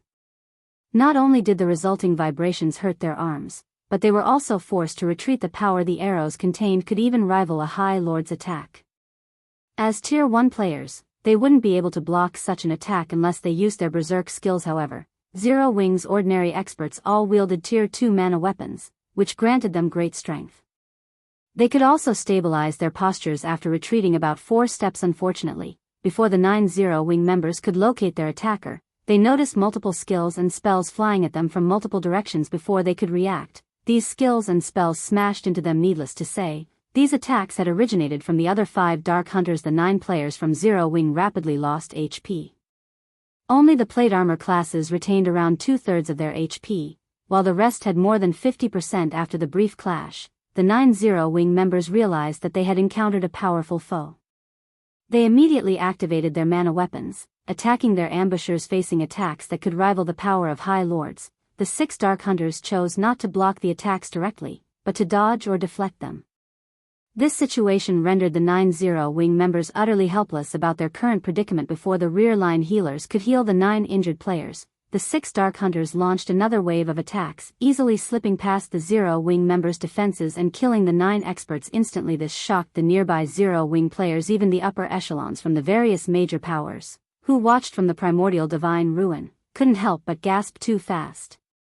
Although the 9 players from Zero-Wing had yet to reach the refinement realm, their basic attributes almost rivaled Tier 2 players.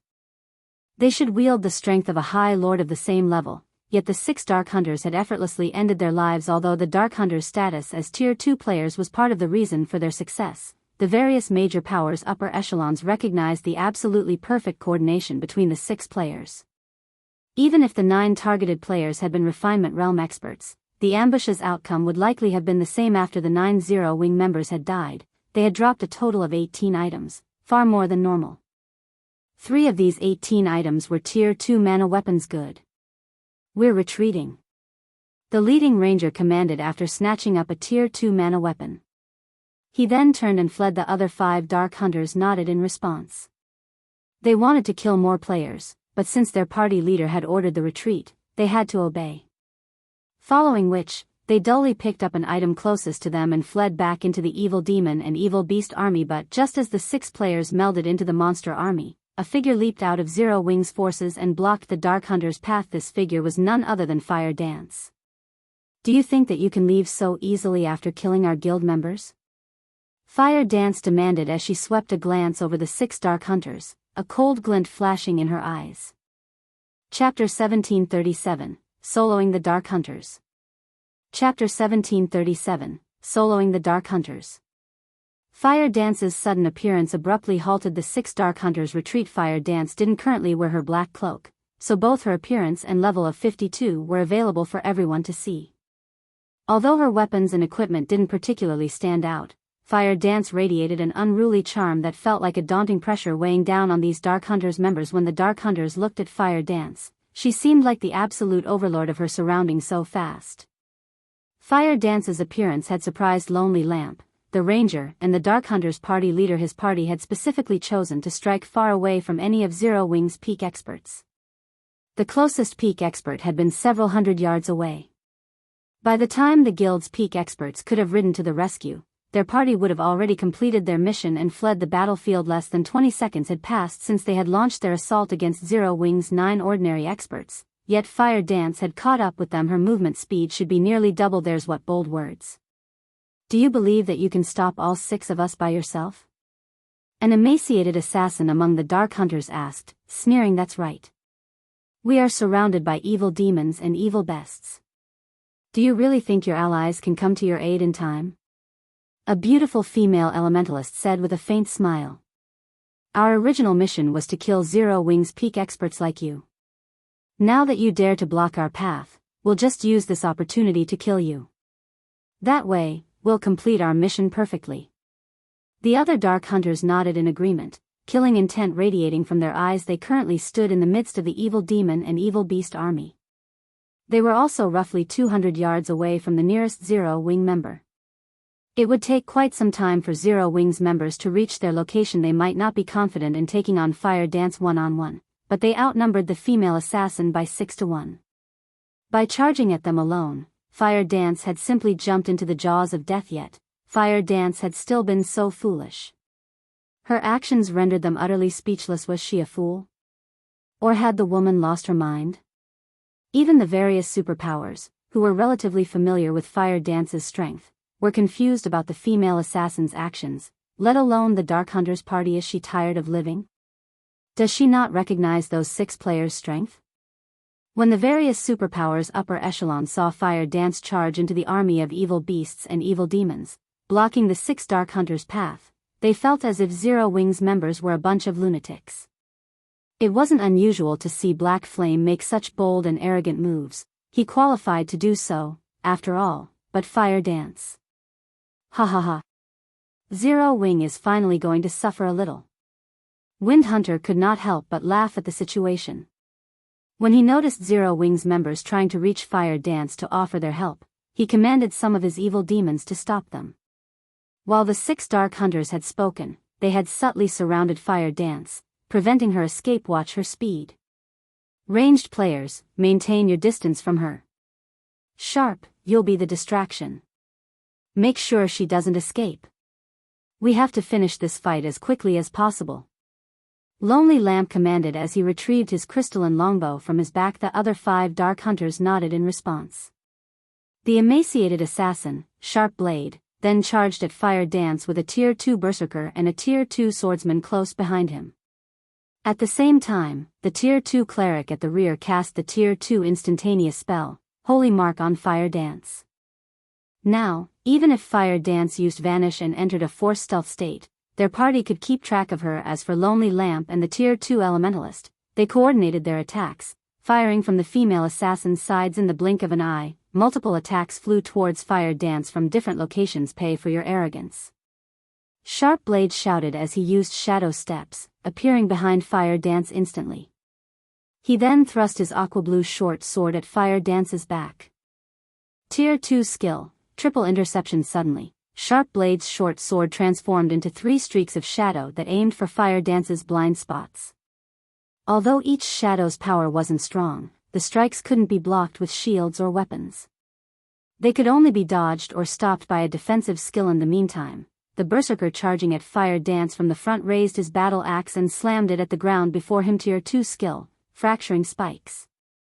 Stone spikes rose from the ground beneath Fire Dance's feet, entrapping her. Meanwhile, the Tier 2 Swordsman used a normal slash against his target.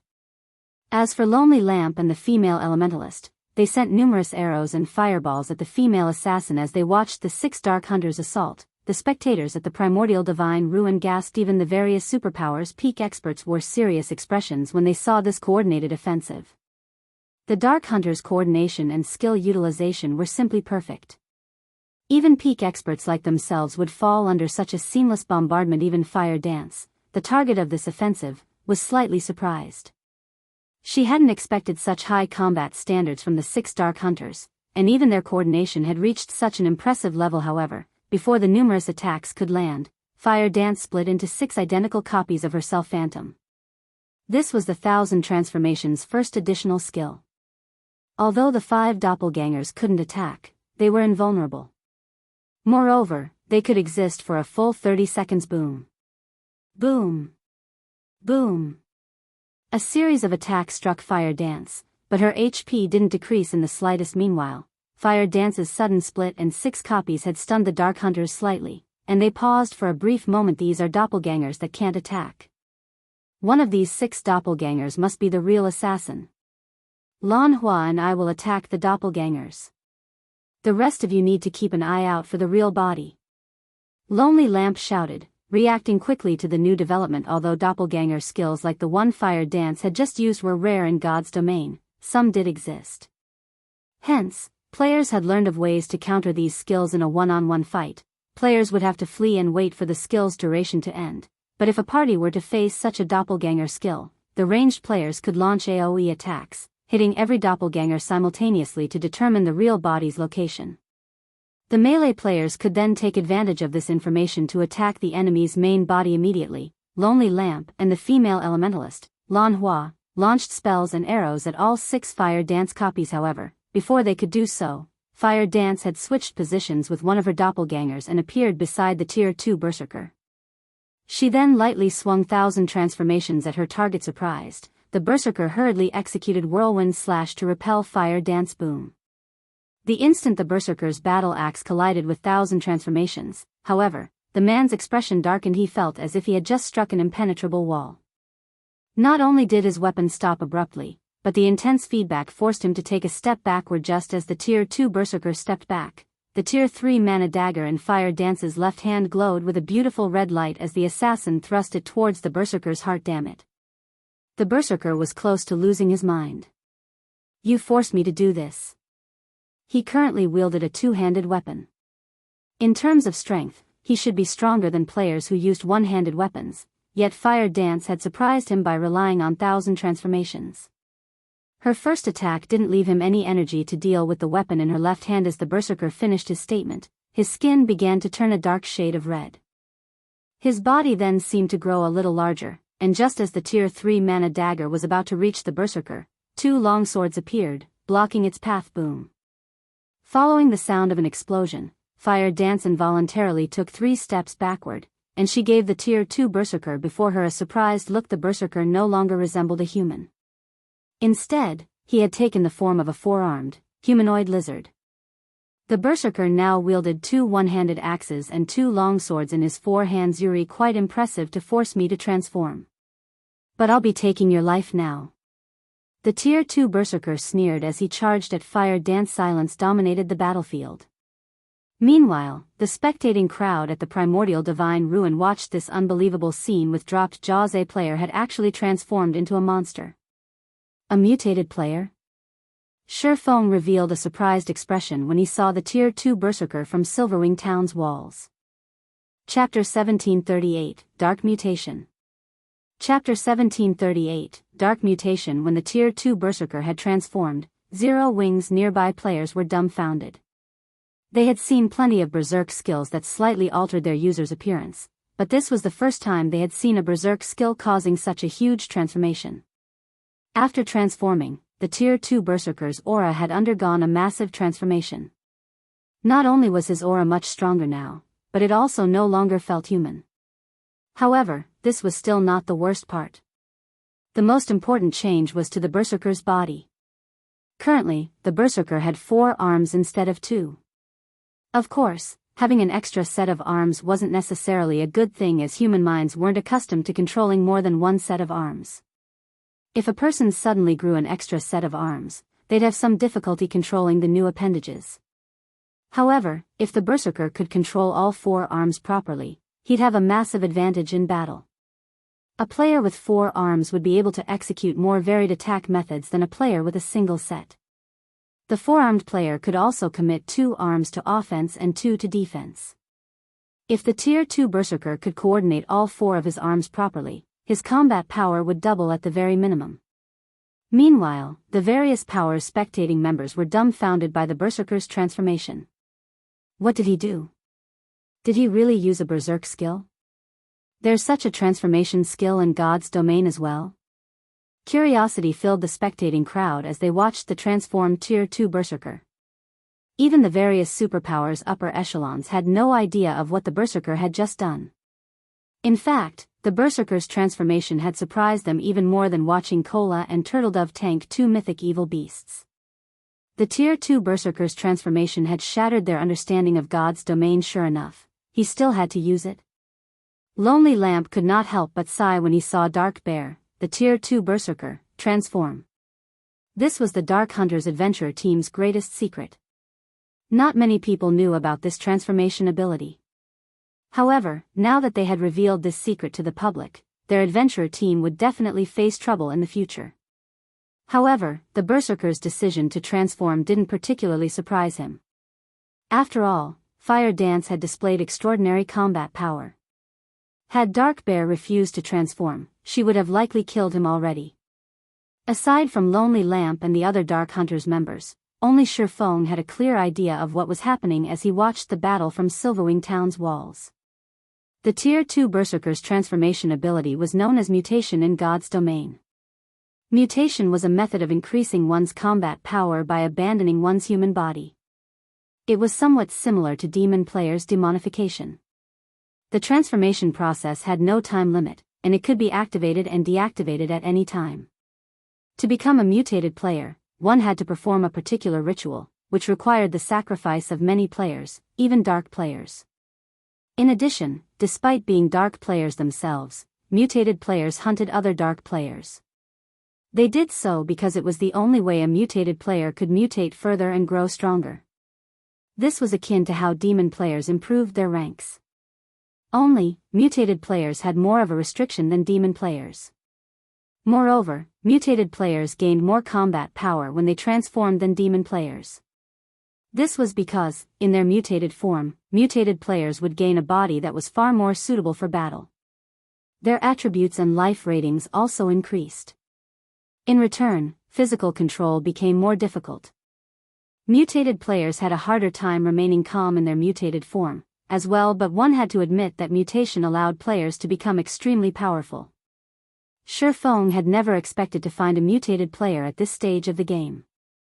By becoming a mutated player, players took a similar stance as the evil god's temple, becoming antagonistic to both dark and normal players. Furthermore, gaining a mutation was incredibly difficult as the process couldn't be conducted on the god's domain continent. Normally, mutated players would only appear after pathways between the continent and other worlds opened. Back on the battlefield, after a short moment of silence, the transformed Berserker charged at Fire Dance. Not only had the Berserker gained an extra set of arms after his transformation, but his movement speed and reaction speed had also undergone a qualitative transformation. In the blink of an eye, the Berserker appeared before Fire Dance. He then swung his one-handed axes down at the female assassin, while his two longswords flew towards Fire Dance's sides.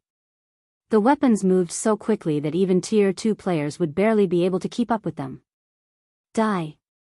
As Dark Bear shouted, his arm muscles bulged, and his weapon's speed increased even further.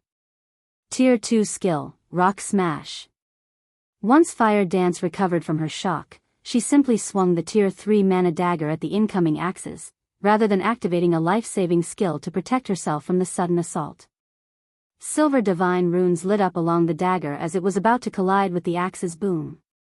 Sparks scattered as the weapons collided, and the resulting impacts shockwaves cracked and shattered the ground beneath the weapons. Lonely Lamp and the other dark hunters, who watched from the sidelines, were dumbfounded by this scene. Fire Dance's attack had actually sent Dark Bear flying back by a full 15 yards. When Dark Bear landed, his arms, which wielded the two axes, trembled violently, whereas the axes themselves released a low hum.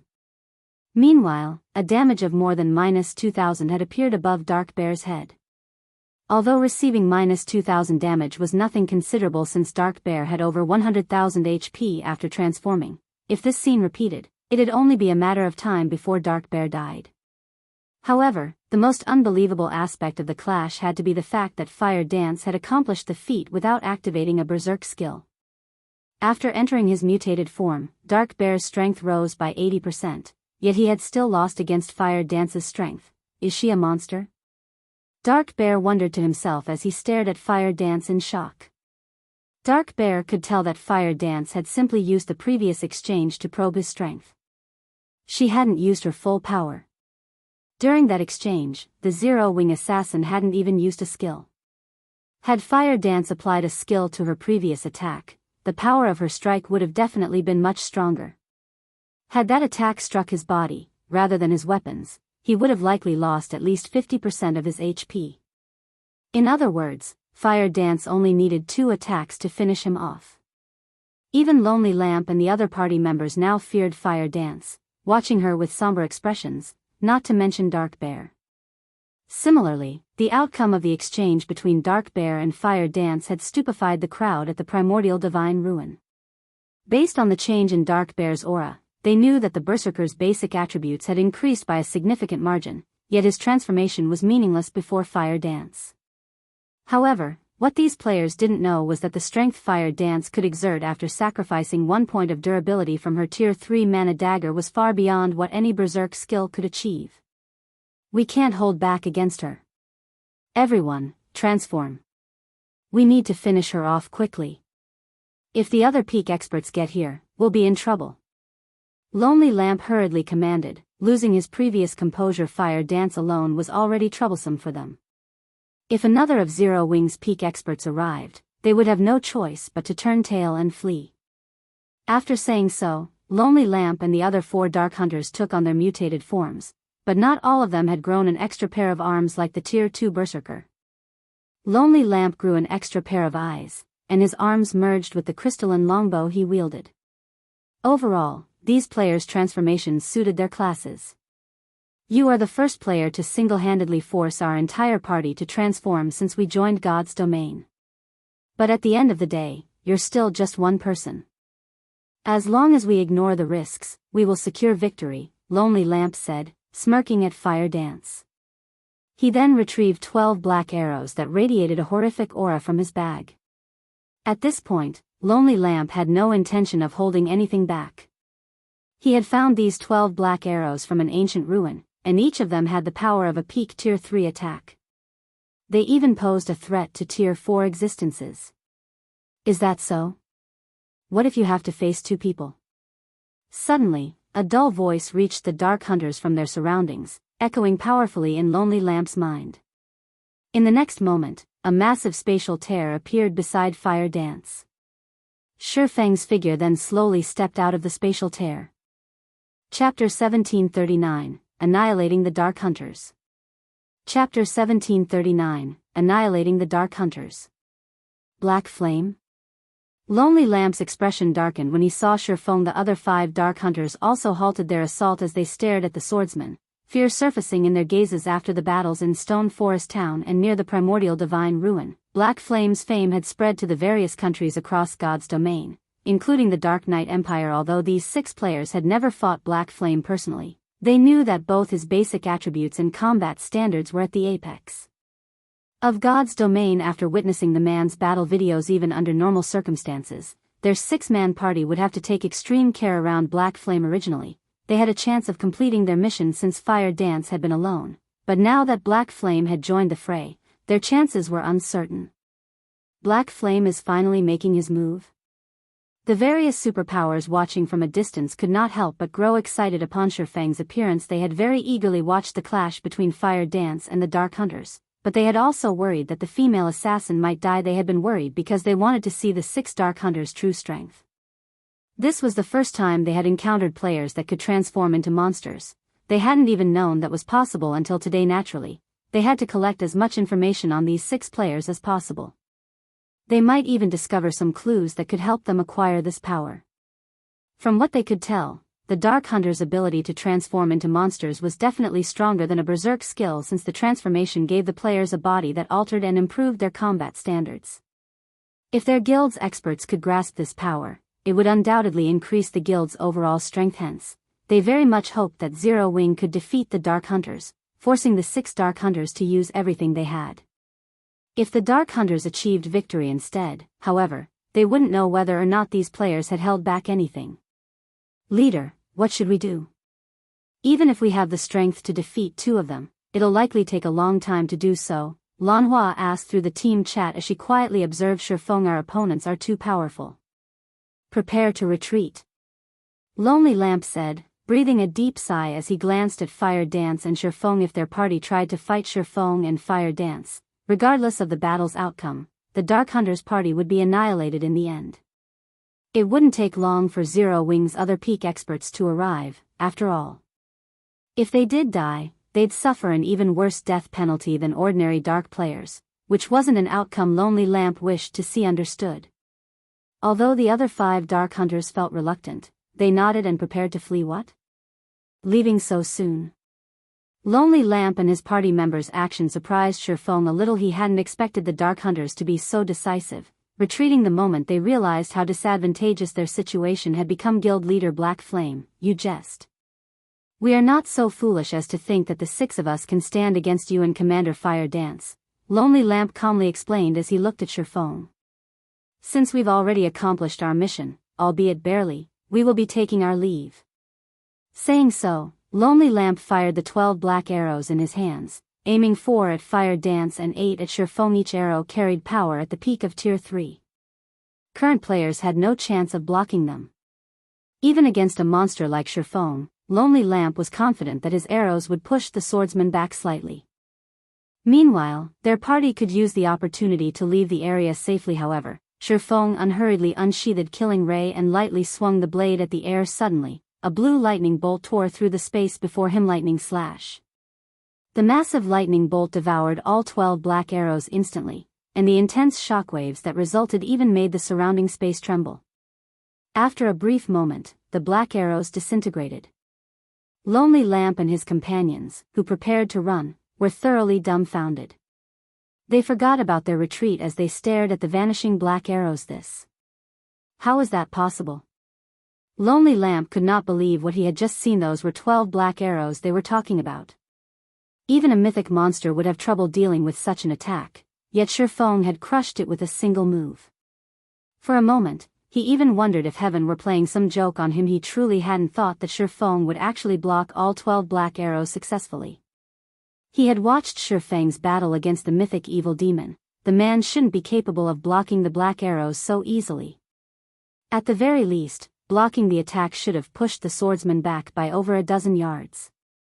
Naturally, the spectating crowd was similarly dumbfounded. Strong. Too strong. The various superpowers were no strangers to black arrows. They all had their own small stockpile. Normally, these arrows were stored in their guild warehouses, only to be used against sufficiently valuable bosses. However, after watching Shifeng destroy 12 black arrows so effortlessly, they felt like fools. They had all treated these black arrows, which could be blocked so easily, like priceless treasures. You can't possibly think that you can leave safely after that little trick, do you? Shifeng said indifferently as he glanced at the 6 dark hunters before him. Leader, what should we do? Lonely Lamp's party members asked the ranger previously. They had only feared Shifeng due to his fame, but after watching him destroy 12 black arrows in an instant, true fear gripped their hearts. They finally realized why so many people called Shifeng a monster. We don't have any other choice. Use the advanced Mad Demon Potion. Lonely Lamp said, gnashing his teeth as he stared at Shifeng. Hearing this, the other 5 dark hunters were shocked. The advanced Mad Demon Potion was a special berserk potion, which they had gone to great lengths to purchase. When consumed, it would grant mutated players like themselves another boost in power for 30 seconds. It was akin to a twofold berserk. However, this twofold berserk did not come without a price. Once the potion's duration ended, they would lose 40%'s worth of EXP. In addition, they would also fall into a weakened state for a short time. Hence, they understood that this potion should never be used unless absolutely necessary, but they also realized that this potion was their only chance of escape right now. Guild leader Black Flame. You are as amazing as the rumors say. However, I'm afraid that you still lack the strength to keep us here. Saying so, Lonely Lamp took out an advanced Mad Demon Potion and drank it. The other 5 dark hunters did the same. Suddenly, the 6 dark hunters' auras grew more intense. Previously, their auras had rivaled great lords of the same level, but now, their auras were even stronger than that of a grand lord of the same level. Immediately, the 6 players split up. And Ronnie, don't think so. Shifeng revealed a calm smile. Following which, he activated Power of Darkness, skyrocketing his basic attributes. He then stabbed the abyssal blade into the ground. Forbidden Domain. Abyssal Curse. With Shifeng as the center, pitch-black ripples spread up to a 30-yard radius. At the same time, every one of his enemies within a 500-yard radius became unable to use any skills, spells, or tools. Not only did Abyssal Curse's activation bind all 6 dark hunters, but it also decreased their basic attributes by 20%. Reacting quickly, the 6 tried to activate their control removal skills. However, no matter how much Lonely Lamp and the others willed for their skills to activate, their skills remained inactive. As the 6 dark hunters struggled to break free of their restraints, Shifeng raised Killing Ray once again and lightly swung the sacred sword at the dark hunter's lightning edge.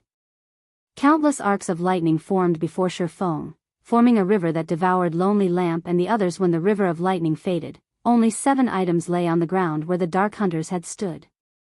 Chapter 1740, Black Flames Warning. Chapter 1740, Black Flames Warning.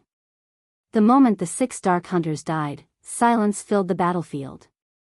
Even the Crimson Horn members, who currently fled the battlefield, could not help but pause to look at the fading river of lightning for a moment. The watching players even wondered if their eyes were playing tricks on them. It wouldn't have been unusual if Shurfeng had merely slain a bunch of ordinary experts with a single hit, but the 6 Dark Hunters hadn't been ordinary experts. They were bona fide great experts. Every one of them was strong enough to make the various dark guilds in the Dark Knight Empire shudder with fear. Yet, now, as if swatting a bunch of flies, Shurfeng had incapacitated and killed the 6 Dark Hunters with a single swing of his sword. They died? How is this possible? Those are the Dark Hunters we are talking about. Crimson Ghost, who had long since put some distance between himself and the heart of the battlefield, stared at Lonely Lamp and his companion's prior location in a daze. He had experienced Lonely Lamp's strength personally before. After transforming, Lonely Lamp and the other Dark Hunters' combat power was only slightly weaker than his when he activated a Berserk skill. However, unlike his Berserk skill, Lonely Lamp and the others' transformation did not have a duration. Once his Berserk skill's duration ended, he'd meet death very quickly. Moreover, Lonely Lamp's party had consumed a mysterious potion that had heightened their aura's intensity. Needless to say, their basic attributes must have risen further. If he had to fight Lonely Lamp while the Ranger was in such a state, he'd likely die after a few hits even with his Berserk skill active. Yet even after multiple boosts, Shurfeng had killed the party instantly. He might be able to accept Shurfeng's victory after an arduous battle, but that hadn't happened. As soon as Shurfeng took the situation somewhat seriously, Lonely Lamp and the other Dark Hunters had burned to ash. When Crimson Ghost looked at Shurfeng, who quietly stood before the items Lonely Lamp and his party had dropped, his whole body shuddered. Too scary. Fear and relief overwhelmed his heart. Shurfeng was a true monster with bottomless strength. If he weren't certain that Shurfeng was, in fact, a player, he might even suspect that Shurfeng was an NPC the main god system had created to prank God's domain's players. Fortunately, he had not allowed his army to fight Zero Wing's forces. Even if some of his players survived, his army would have suffered severe losses. Meanwhile, the players from the various superpowers that watched from the primordial divine ruin gasped when the Dark Hunters had been annihilated, their eyes nearly falling out of their sockets. The 6 Dark Hunters exuded auras that could even rival Grand Lords of the same level. This proved that their basic attributes had reached that standard. Coupled with the Dark Hunters' combat standards, none of the superpowers present were confident that they could stop the 6 players' escape. No, to be precise, they might even struggle in a head-on fight against these 6 players. On the other hand, not only had Shurfeng killed all 6 Dark Hunters by himself, but he had also done so with one attack. Because of this, the various superpowers' upper echelons all wore solemn expressions. Since Shurfeng could exterminate the 6 Dark Hunters, needless to say, he should have no issues doing the same to them. This also implied that, as long as Shurfeng wished it, he could kill any one of them. Knowing this, how could they not take Shurfeng more seriously? This man, Quiet Melody, could not help but shake her head and smile bitterly as she watched Shurfeng collect the items Lonely Lamp and his party had dropped. It seems that not only did we fail to learn anything about those 6 players, but we also received a dire warning. In her opinion, Shurfeng had killed the 6 Dark Hunters instantly for 2 reasons. First, he didn't want others to take advantage of his efforts by learning the Dark Hunters' bottom line and secrets. The second reason was to give superpowers like the Sacred Temple a warning. Since he could kill the Dark Hunters so easily, he was naturally capable of killing superpowers upper echelons like her. It was a message that they should reconsider targeting Zero Wing at the primordial divine ruin.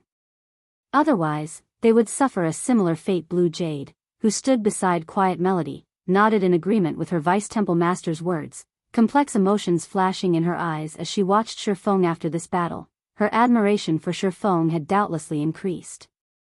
However, she also bore a sense of rivalry in her heart.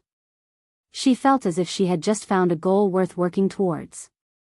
This Black Flame is truly arrogant. He actually dares to send the various superpowers a warning. Although he is arrogant, he has clearly earned it. Can't you see the various superpowers' faces? Those looks are priceless. It seems that nobody should entertain ideas of targeting Zero Wing at the primordial divine ruin in the future. That's right. Not only does Silverwing Town have such powerful and long-range defensive structures, but it is also protected by so many incredible experts. Even without the NPC guards, nobody would dare to target Silverwing Town and Zero Wing. Both the guilds and the adventurer teams resting at the primordial divine ruin elevated their opinions of Zero Wing. Some adventurer teams even thought of joining the guild as a whole now that Zero Wing dominated the Orc Empire's primordial divine ruin. Its development speed would be astounding. It might even become a super first-rate guild in the virtual gaming world in a short time if they joined Zero Wing before the guild became a super first-rate guild. They would have a higher chance of becoming internal members. If they became core members, they'd be set for life. Damn it. Did Black Flame purposefully wait until the Dark Hunters attacked to make his move?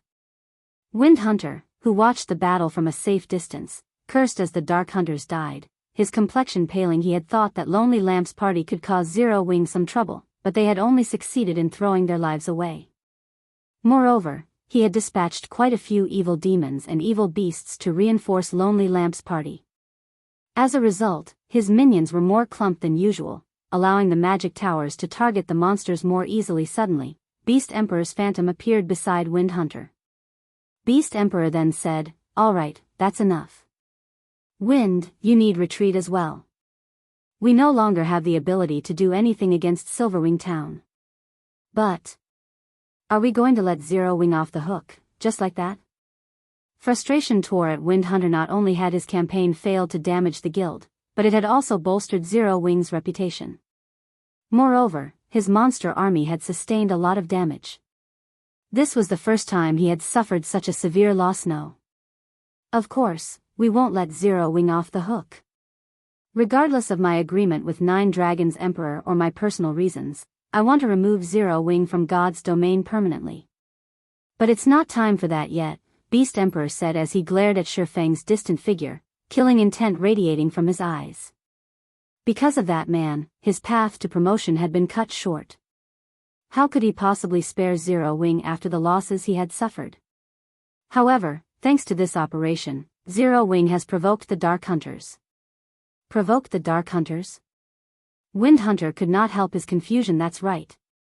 The Dark Hunters adventurer team is a mysterious organization consisting of a bunch of lunatics. Nobody can guess their true thoughts.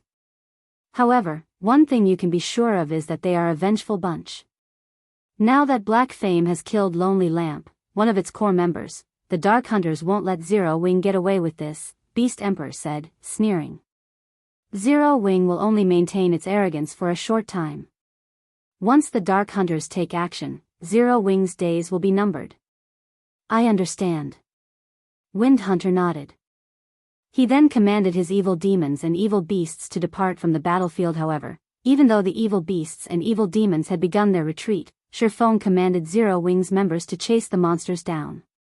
In the end, Zero Wing slaughtered another large number of evil demons and evil beasts. Meanwhile, news of this battle's outcome quickly spread to the neighboring countries. Chapter 1741, Popular Silverwing. Chapter 1741, Popular Silverwing. After the battle outside of Silverwing Town, Zero Wing's prestige and reputation skyrocketed. Zero Wing is amazing. Even Beast Emperor's monster army is helpless against the guild. I've heard that you can get plenty of combat techniques from the primordial divine ruin. Now that nobody can contest Zero Wing for Silverwing Town, won't Zero Wing acquire a ton of combat techniques? That's not all. Don't forget about Primordial City. I've heard that Primordial City can help players improve their combat standards. I've heard that Zero Wing has been recruiting new members lately. Why don't we give it a try? I've also heard that even Zero Wing's elite members can learn combat techniques without signing a binding contract right now. What? Those are combat techniques we're talking about. I've heard that even large guilds' core members have to sign strict contracts if they wish to learn one of the guild's combat techniques. Honestly, you can learn Zero Wing's combat techniques without joining the guild. Only, the price is exorbitant. However, if you become an elite member, you can get a significant discount. As news of Zero Wing's victory spread, many independent players made their way toward Star Moon Kingdom to join Zero Wing. As a result, the number of players applying to join Zero Wing had increased by nearly 3 times. For a time, Aqua Rose was swamped with work to make matters worse. Now that Zero Wing had proven that it had the strength to defend Silverwing Town, a large number of merchant players and corporations hoped to purchase shops, conducting their business in the town. This was especially true for the corporations that sold virtual goods. However, Shifeng had no intention of selling Silverwing Town's shops. Instead, he would only rent them out. Moreover, the rental price was an astronomical 2,000 gold or 6,000 magic crystals per month. Because of this price, 99% of the merchant players cursed Zero Wing. This was simply fraudulent. Shifeng's decision even confused Aqua Rose. With 2,000 gold, one could buy a very good plot of land in an NPC town. Even in guild towns, strategically located shops only sold for 800 gold or so. Yet not only were Silverwing Town's shops only available to rent, but the rental cost was also 2,000 gold per month. With so much money, players could permanently purchase 2 good plots of land in another guild town. Although Silverwing Town's location was strategic, teleportation war fortresses had appeared in the Orc Empire. It was only a matter of time before the various large guilds occupied these fortresses. Once that happened, Silverwing Town's value would fall. The wisest decision Zero Wing could make right now would be pulling as many merchant players as possible to Silverwing Town. By doing so, Zero Wing could make a fortune and solidify the town's position and advantage in the Orc Empire. Yet, Shifeng had chosen to rent the town's shops at astronomical prices, scaring away many merchant players that had solid foundations. When the various large guilds began to capture teleportation war fortresses, these merchant players would gravitate to these fortresses instead. Doing this wouldn't benefit Zero Wing, but Shifeng paid the matter no heed. First, the Orc Empire's teleportation war fortresses were not that easy to capture. Second, Silverwing Town had 5 magic towers. Players could gain a full rest just by standing in the town. They wouldn't need to rent rooms from a hotel. There was also the Spirited State buff, which could help players level up far more quickly. One could easily imagine how attractive Silverwing Town would be to players. However, these players wouldn't just loiter on the street like fools, doing nothing. They would stroll around the town and window shop. The chances that they'd spend some money would be quite high. In addition, unlike Zero Wing City, where players could accumulate the double EXP buff even while they were offline, players in Silverwing Town had to remain online to take advantage of the Spirited State buff. They could only take advantage of the buff while offline if they rested in a hotel room or a guild hall. Hence, there would be many players strolling down Silverwing Town streets. With how many players would wander Silverwing Town streets, business in the town would thrive as well as those in Zero Wing City. Naturally, he couldn't ask for too low of a price for the town's shops. Moreover, Silverwing Town needed to maintain more than just the 5 magic towers. There was also the Magic King, Craig Midlands. Silverwing Town's daily operation costs could drive any first-rate guild crazy. Including the fact that Silverwing Town needed the funds to develop and had limited space, selling the shops cheaply would be foolish. Rather, setting up hotels in place of shops would generate more income for the town. In the end, only 6 merchant associations were willing to rent shops in Silverwing Town. Although there were so few, Zero Wing had still earned 12,000 gold. This allowed the guild to construct more high-rise buildings in the town, which would, in turn, hasten the town's promotion to an intermediate town. A neutral town's promotion conditions weren't like those of towns constructed within kingdoms and empires. In addition to the population and town reputation requirements, the neutral town also needed to achieve certain conditions. These conditions involved a certain number of high-rise buildings and NPC merchants. Unfortunately, due to safety concerns, NPC merchants would rarely set foot into neutral maps. The town needed to earn a C rank in safety, but trying to do so with a basic town was excruciatingly difficult. Because of this, neutral towns had a hard time getting promoted.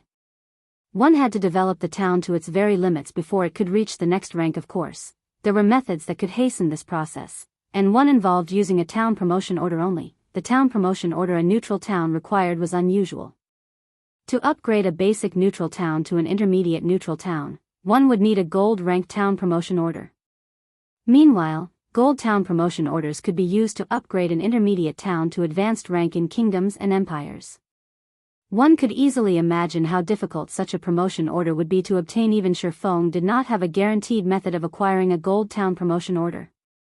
All he could do was hasten the construction of high-rise buildings in Silverwing Town. Although it was true that Silverwing Town currently had the ability to stop Beast Emperor's forces, he wasn't so arrogant to think that Silverwing Town's current state would always be enough to stop Beast Emperor. After all, the evil God's Temple, which Beast Emperor belonged to, was everyone's enemy on the God's Domain continent. If given enough time to grow, Beast Emperor could definitely become strong enough to overcome Silverwing Town's current defenses. Moreover, Beast Emperor wasn't the only enemy Zero Wing had to worry about. The various superpowers also eyed Silverwing Town. With these superpowers' foundations, they would only grow stronger as time passed. Once the various superpowers realized Primordial City's true importance and gathered sufficient strength, they wouldn't miss the chance to strike at Silverwing Town. The various superpowers only saw the benefits Silverwing Town currently offered. However, they had neglected to notice the potential threat Silverwing Town could become. Hence, Shifeng needed to develop and fortify Silverwing Town as quickly as possible. However, although Zero Wing currently had a gold mine like Zero Wing City, which earned a large number of coins and magic crystals each day, it wasn't enough to sustain the guild's development. This was because Zero Wing had constantly recruited new members recently. Since the start of the latest recruitment drive, more than 150,000 players had joined the guild. This number would only increase as time went on. Meanwhile, the guild needed to provide all sorts of benefits for these new members, and to do so, the guild would need a ton of resources. Normally, new members were a good thing for a guild. After all, the more members a guild had, the stronger it would be. But Zero Wing wasn't like first-rate guilds. Zero Wing's sphere of influence was tiny in comparison. As a result, although Zero Wing had gained more members, the guild did not have the necessary territory to let these new members operate and generate wealth for the guild, which was necessary to sustain the guild benefits its members enjoyed. To put it simply, Zero Wing couldn't afford to take in so many members. If the guild wished to develop, it would need a large amount of resources and coins. Without the proper funds, the guild couldn't be self-sufficient. Meanwhile, after the battle, Shifeng returned to Silverwing Town's candlelight trading firm and began to evaluate the guild's latest harvest. After killing the evil demons and evil beasts, the guild had acquired nearly 2,000 evil energy crystals from this battle. This was a considerable harvest. However, it was a drop in the bucket compared to how many evil energy crystals Shifeng needed. What's this? As Shifeng inspected the loot from the Dark Hunters, he noticed a skeletal hand made entirely of crystal. Surprisingly, Shifeng couldn't actually inspect the skeletal hand normally. The system simply stated that it was an unknown item. His curiosity piqued. Shifeng used omniscient eyes to inspect the skeletal hand. The instant he tried to appraise the item, he heard the sounds of a series of system notifications. Chapter 1742, Philosopher's Hand. Chapter 1742, Philosopher's Hand. System: you have discovered the cursed Philosopher's Hand system. Epic ranked main storyline quest, Philosopher's Wish. Activated quest content: locate the World Forest using the Philosopher's Hand and activate the World Gate. Reward: Philosopher's Hand. A legendary item? Shifeng's heart pounded rapidly when he saw the system notifications. He had never thought that he would have the opportunity to acquire the Philosopher's Hand in this life. Any alchemist in God's domain would definitely have heard of the Philosopher's Hand. Like the Philosopher's Stone, the Philosopher's Hand was a treasure of the alchemy world, so Shifeng knew quite a bit about it. It was a bona fide legendary item. Unlike the Philosopher's Stone, the Philosopher's Hand was a complete, undamaged item. Countless lifestyle players dreamed of using its abilities. If one were to say that the power of the Philosopher's Stone focused on refining materials, then the Philosopher's Hand focused on strengthening the standards of lifestyle players, allowing them to break through all kinds of bottlenecks easily and continuously elevate themselves to a higher level. In his past, the Philosopher's Hand had appeared in the hands of the first-rate guild Kingdom's Sword.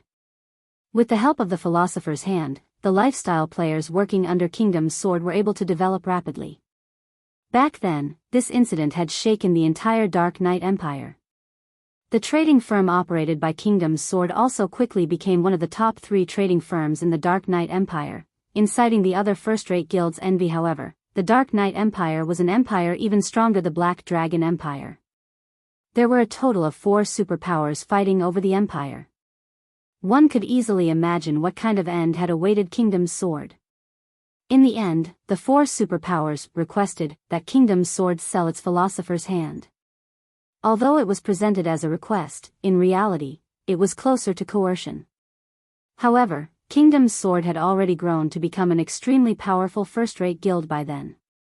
The guild had plenty of expert members and was already well on its way to becoming a super first-rate guild naturally. Kingdom's sword had refused the superpowers' requests. After all, the requirement to become a super first-rate guild was to have sufficient financial strength and resources. If Kingdom's sword sold its Philosopher's hand, that would be equivalent to severing its path towards becoming a super first-rate guild originally. It would have indeed been very difficult for one superpower to deal with a powerful first-rate guild like Kingdom's sword. The surprising thing was that the four superpowers had actually worked together to deal with Kingdom's sword. As a result, Kingdom's sword had become history from then on. However, the guild leader of Kingdom's sword was also ruthless. Even when his guild had been on the brink of annihilation, he had still refused to hand over the Philosopher's hand. In the end, none of the four superpowers had gotten their hands on it, and the alchemy treasure had vanished from God's domain with the Kingdom's sword guild. Shurfeng found it truly surprising that the Philosopher's hand had appeared before him. If not for being targeted by four superpowers, there was no doubt that Kingdom's sword would have become a super first-rate guild. After all, the further one progressed in the game, the more important lifestyle players became to guilds. Many weapons, equipment, and items had to be crafted by the various lifestyle players. It was simply impossible to sustain a guild's development with dropped items alone. Looking at the Philosopher's hand, many ideas danced in Shurfeng's mind. Although Silverwing Town seemed free of issues right now, the town would face great danger in the future.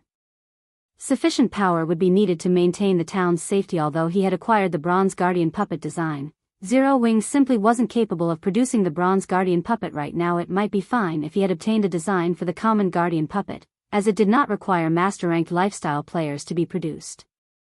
However, the Bronze Guardian puppet's minimum requirement was to have a master forger, a master alchemist, a master engineer, and a master enchanter. In addition, some parts needed to be made by two different kinds of masters, while some needed all four kinds of masters working together to make them. The Bronze Guardian puppets could only be crafted after meeting the requirements. Even then, the production success rate was very low. If one wished to produce the Bronze Guardian puppet reliably, the master lifestyle players selected had to be intermediate or advanced masters. Basic masters were too unreliable. Fulfilling these conditions was wishful thinking, for the current Zero Wing master lifestyle players were not available on demand. Even 10 years after God's domain had launched, basic masters had been extremely rare and had been greatly respected by the various large guilds, let alone intermediate and advanced masters. However, if Zero Wing acquired the Philosopher's hand, it would be possible to nurture a bunch of basic masters within a short time. Building up some intermediate masters might even be possible. At that time, Zero Wing could start the production of the Bronze Guardian puppet. Just thinking about such a future was incredibly exciting. Bronze Guardian puppets possessed combat power at the peak of Tier 3. Moreover, players could control them fully since they were much easier to control than summoned creatures. A Void Realm expert that was ignorant of the realms of truth could still, at the very minimum, exhibit combat power at the refinement realm when controlling a Guardian puppet. Most importantly, unlike summoned creatures, Guardian puppets could be used permanently. They even dealt additional damage to buildings and magic arrays. Whether they were used in a siege or defensive battle, Guardian puppets were the perfect tool. Countless guilds had dreamed of obtaining Guardian puppets in the past. Guardian puppets were so powerful that the first-rate guilds that had them could even afford to provoke superpowers and get away with it. If he could produce several dozen Bronze Guardian puppets now, nobody in God's domain could threaten Silverwing Town. Even if 10 mythic monsters charged at the town, the monsters could be easily stopped with 40 Bronze Guardian puppets. After all, Guardian puppets had extremely high defense, rivaling Tier 4 monsters. If he had 100 Bronze Guardian puppets right now, he would immediately set out to annihilate Ancient Rock City's evil God Branch Temple right now. Of course, these were only fantasies. However, with the Philosopher's hand, it was entirely possible to turn these fantasies into reality. Setting aside those ideas for the moment, Shurfeng quickly inspected the Philosopher's hand statistics. Cursed Philosopher's Hand. As the creator of the Philosopher's Hand failed to complete his wish before death, the creator's soul had attached itself to the Philosopher's Hand and cursed it to lose all of its power. Only after removing this curse will the Philosopher's hand recover its original abilities. 20 stalks of soul-dissolving flower are necessary to activate soul guidance and remove the curse. Soul-dissolving flower? What a ruthless price. Shifeng could not help but frown after reading the item's introduction. In God's domain, any item pertaining to souls was extraordinarily valuable. Shifeng knew a little about the soul-dissolving flower. It was an extremely rare epic material and the main material needed to produce the master-ranked meditation potion. The meditation potion was one of the rare few potions capable of helping players learn combat techniques more easily. After consuming a master meditation potion, the potion would offer players guidance that would help them grasp combat techniques very quickly. In the past, the potion had been highly sought after by the various major powers. Unlike skills and spells, players needed to train arduously to learn a combat technique. Even expert players struggled to learn basic combat techniques, not to mention advanced combat techniques and above. Hence, one could easily imagine how valuable the soul-dissolving flower was in the market. Each stalk could sell for 300 gold. Even so, nobody would be willing to sell a soul-dissolving flower they had obtained, as they were exceedingly rare. So rare that even the various superpowers could only get their hands on a small number. The flower's rarity was because it did not exist on the continent of God's domain. Instead, it only existed in other worlds and higher planes, which made them extremely difficult to acquire. Yet, the Philosopher's hand actually required 20 stalks of soul-dissolving flower. At this moment, Shifeng finally understood why the Philosopher's hand had only appeared after mainstream players had already reached level 80. At that time, the pathways connecting the continent of God's domain and other worlds had already been opened. Most likely, Kingdom's Sword had only managed to collect the 20 soul-dissolving flowers after that event. It seems there's a need to make another trip to the Ice Crystal World. The only other world Shifeng could freely travel to right now was the Ice Crystal World. Although there was also the option of visiting a higher plane, it would take a very long amount of time to collect 20 soul-dissolving flowers all by himself. Meanwhile, there were many players in the Ice Crystal World. Done thinking, Shifeng contacted Lifeless Thorn and the other members of the Asura adventurer team and had them gather in White River City. After grouping up, they headed towards the Ice Crystal World. Chapter 1743, Revisiting the Ice Crystal World. Chapter 1743, Revisiting the Ice Crystal World. Ice Crystal World, Cold Wind City, the Snow Rift. Icy cold winds blew endlessly inside the snowy valley. If a player without ice resistance stood here, they would no doubt freeze to death. Even if players possessed sufficient ice resistance to survive the cold environment, their stamina consumption would be several times higher than usual currently. However, there was a very large number of players grinding inside the snow rift. Looking down from the top of the mountain, one would see many large groups of players grinding the monsters here, seemingly used to fighting in this place already. We just left for a short while, and there are actually so many people grinding here already? Yenya, who was currently dressed in exquisite dark blue mage robes and wielding an emerald staff, was slightly surprised as she looked down at the crowd of players grinding beneath the mountain. Even the lowest leveled player among the players present inside the snow rift was level 50, with most of them being level 51. Some of the players giving out orders had even reached level 52 inches. An empire on the continent of God's domain, a level 52 player could easily rank within the top 30, yet there were actually more than 30 level 52 players present in the snow rift. Yenya and the rest of the Asura adventurer team members that had gone over to the continent of God's domain together with Shifeng had been roaming about the continent grinding and questing constantly. Shifeng had even helped them level up a little. However, they had only reached level 52, yet so many independent experts of Cold Wind City had already managed to reach the same point. The monsters in the Ice Crystal World are stronger and provide more EXP, so the leveling speed of the players here is faster than that of the players on the main continent. Right now, the average level of large guild members on the main continent is already close to reaching level 50. It is very normal for the mainstream players here to reach level 51 and 52, Shifeng said, not finding this situation particularly surprising. During his previous visit to the Ice Crystal World, he had discovered that the average level of the players here was much higher than the players on the continent of God's domain. The part that truly surprised Shifeng was the weapons and equipment these players were using. The drop rate for weapons and equipment in the Ice Crystal World was extremely low. Normally, monsters here only dropped materials. The main source of weapons and equipment was from lifestyle players. Hence, the quality of the weapons and equipment used by the players here was considerably inferior to those used by the players on the main continent. In contrast, the standard of the lifestyle players here was much higher. Most of the level 50 players present in the Snow Rift were geared in level 50 mysterious iron equipment, with some even being geared in level 50 secret silver equipment.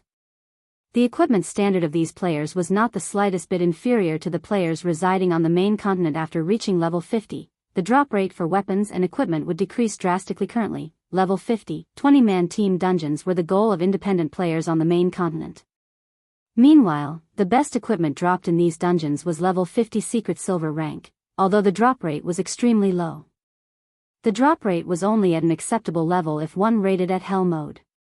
However, a level 50, 20-man Hell mode team dungeon was still too difficult of a challenge for current independent players. As a result, even after reaching level 50, most players on the continent of God's domain would only be geared in level 50 mysterious iron equipment. Few of them possessed secret silver equipment. As for level 50 fine gold equipment, that was something only large guilds were capable of acquiring. It also wasn't very easy for players to produce high-quality level 50 equipment after reaching level 50. Not only did the production procedures for weapons and equipment become more complex, but the production success rate also decreased. Even Shurfong, despite having become a basic master forger already, still needed the help of a bunch of excellent support tools to produce high-quality level 50 equipment at a profitable rate. Shurfong found it very difficult to imagine that the lifestyle players of Cold Wind City were already capable of producing level 50 secret silver weapons and equipment. If the lifestyle players here had truly reached such a standard already, then the average forging standard of Cold Wind City was even higher than that of the Candlelight Trading Firm. The Candlelight Trading Firm possessed many secret forging techniques. Candlelight could even send players to train at the holy city of Titan. Members of Candlelight could also work and practice in the mana-rich environment of Zero-Wing City, yet despite these factors, Candlelight's overall forging standard was still inferior to the forging standard of Cold Wind City. How could Shurfong not be surprised by this fact? "Commander, those people over there seem to be members of our adventurer team," Solitary 9 said, smiling as he pointed at a 50-man team currently fighting against a level 56 Great Lord. Currently, 6 level 51 MTs were working together to pin down the level 56 Great Lord ranked Frost Ape. The Frost Ape was very powerful. Even when 3 MTs worked together to receive one of its normal attacks, the MTs would still get pushed back and receive over 10,000 damage each. To cope with the Frost Ape's powerful attacks, the 6 MTs would take turns receiving its attacks. Of course, to level 51 MTs, losing 10,000 plus HP was not a cause for concern. Instead, the truly troublesome part about the Frost Ape was the freezing debuff its attacks inflicted. If one were struck by the Frost Ape, their body's movements would turn sluggish. If struck too many times, even their movement speed would decrease. At the same time, the damage they received would also increase. However, although the Frost Ape was very powerful, Asura's 50-man team was still able to reduce its HP steadily. It was only a matter of time before the Frost Ape died. After hearing Solitary 9's words, Lifeless Thorn, Cleansing Whistle, Dark Madness, Yenya, and the other members of Asura in the team turned to look in the Frost Ape's direction. For a moment, they all could not help but sigh ruefully. Although the Asura members that were currently in combat were relatively strong and high-leveled, in their eyes, these players were still too lacking when it came to combat standards. This was something they had learned after leaving the Ice Crystal World. The players of the Ice Crystal World might be higher leveled, but the average combat standard of the players on the continent of God's domain was significantly higher. The Asura members in the Ice Crystal World needed 50 people to suppress the level 56 Great Lord ranked Frost Ape. If the task were left to the various large guilds of God's domain, a 20-man team would be more than enough to deal with such an opponent. Just as Solitary 9 and the others were talking about their fellow companions' combat standards, an army of players suddenly entered the valley below them. There were easily over 3,000 players in this army. Meanwhile, these players all wore level 50 mysterious iron equipment of matching designs. It was obvious that the equipment was player-made. Some of the leader-level individuals in this army were also equipped in 5 or more pieces of secret silver equipment. As for the 100-man team moving in the lead of this army, over half of the equipment on them was level 50 secret silver rank. The gorgeous and neat equipment these players wore quickly earned them the envy of the other players present inside the snow rift. At the same time, fear surfaced in the eyes of the surrounding crowd. The players in this army all wore a guild emblem in the shape of a black lion. They were, evidently, guild players. When the players grinding in the snow rift saw the arrival of these players, they immediately started a discussion between themselves. Amazing. So, this is Hecate?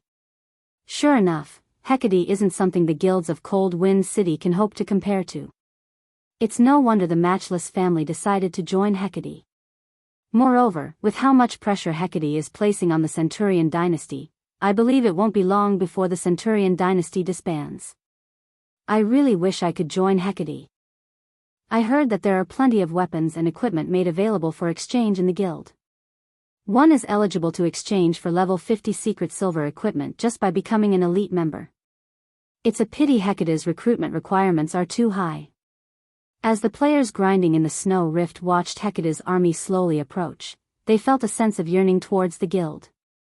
Right now, they had to grind arduously for rare materials and then use these materials to trade for a piece of level 50 secret silver equipment from Hecate. If they could become members of Hecate, however, they would not have to go through all that trouble. They also wouldn't have to make unfavorable trades with Hecate. Hecate is reserving this place. Non-members leave this place immediately. If you're not gone within 5 minutes, we'll forcefully evict you from this place. Just as the spectating crowd was chatting among themselves, a few of Hecate's members suddenly started evicting players from the map. What? Hecate has occupied several high-resource leveling maps before. This leveling spot is something we found after going through great lengths. How can you guys just come here and take it from us? That's right. This is too much. Without this place, how are we supposed to grind for rare materials? For a time, the various independent players all complained about Hecate's tyrannic actions. What? You guys have something to say about this? At this moment, a savage man wearing light blue armor walked out from Hecate's army. The man then sent a glance at the crowd before him, sneering, "If you have something to say, fine. Come say it to my face." Hearing this man's words, everyone suddenly went quiet. The savage man before them was named Vast Heaven, and very famous in Cold Wind City. On the first day he had arrived in Cold Wind City, he had killed over 30 experts from the Centurion dynasty. Afterward, in the guild war between Hecate and the Centurion dynasty, not only did Vast Heaven manage to kill over 100 players all by himself, he even managed to slay Centurion dynasty's guild leader, Sky Slicer. How could they possibly dare fight him? Everyone started quietly leaving the area, no longer daring to say anything about Hecate's actions. Meanwhile, Asura's 50-man team finally defeated the Frost Ape and were about to pick up their loot and leave as well. Wait a minute. This place is already under Hecate's management. You guys over there leave those materials behind. Vast Heaven shouted as he looked at Asura's members. Vast Heaven, we killed this boss. Don't you dare go overboard. The berserker serving as the leader of Asura's 50-man team said as he looked at Vast Heaven. What? You guys want to fight? Vast Heaven laughed. Sure. Come at me. I'll even let all of you attack me together. If you manage to kill me, I'll immediately have my men leave the area. Chapter 1744, Asura's Commander. Chapter 1744, Asura's Commander. After Vast Heaven was done speaking, he stepped out from the crowd behind him and slowly walked towards Asura's 50-man team. When bathed in Vast Heaven's chilling aura, Asura's members felt greatly pressured. None of them dared reply to Vast Heaven's provocation.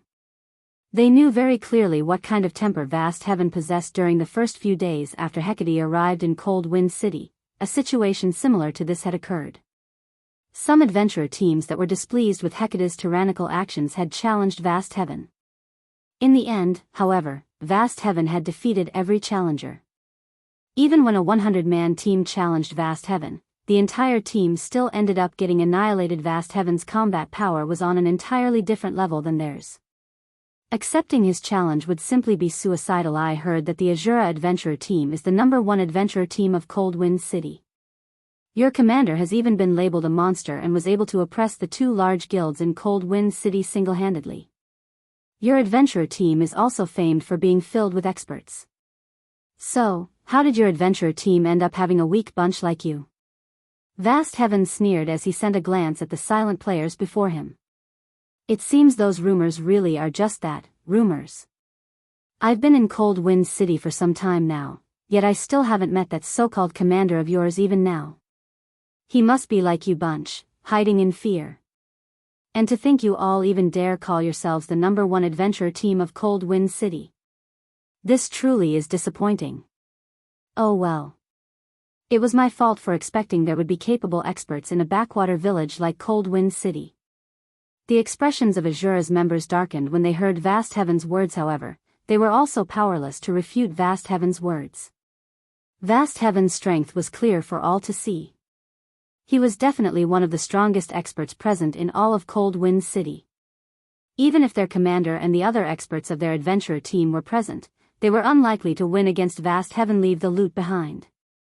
We're leaving, said Stained Maple, the berserker serving as the leader of Asura's team. Gnashing his teeth, he knew that their team stood no chance against Vast Heaven whatsoever. It was definitely unwise to throw away the lives of the entire 50-man team just for the loot of a frost ape.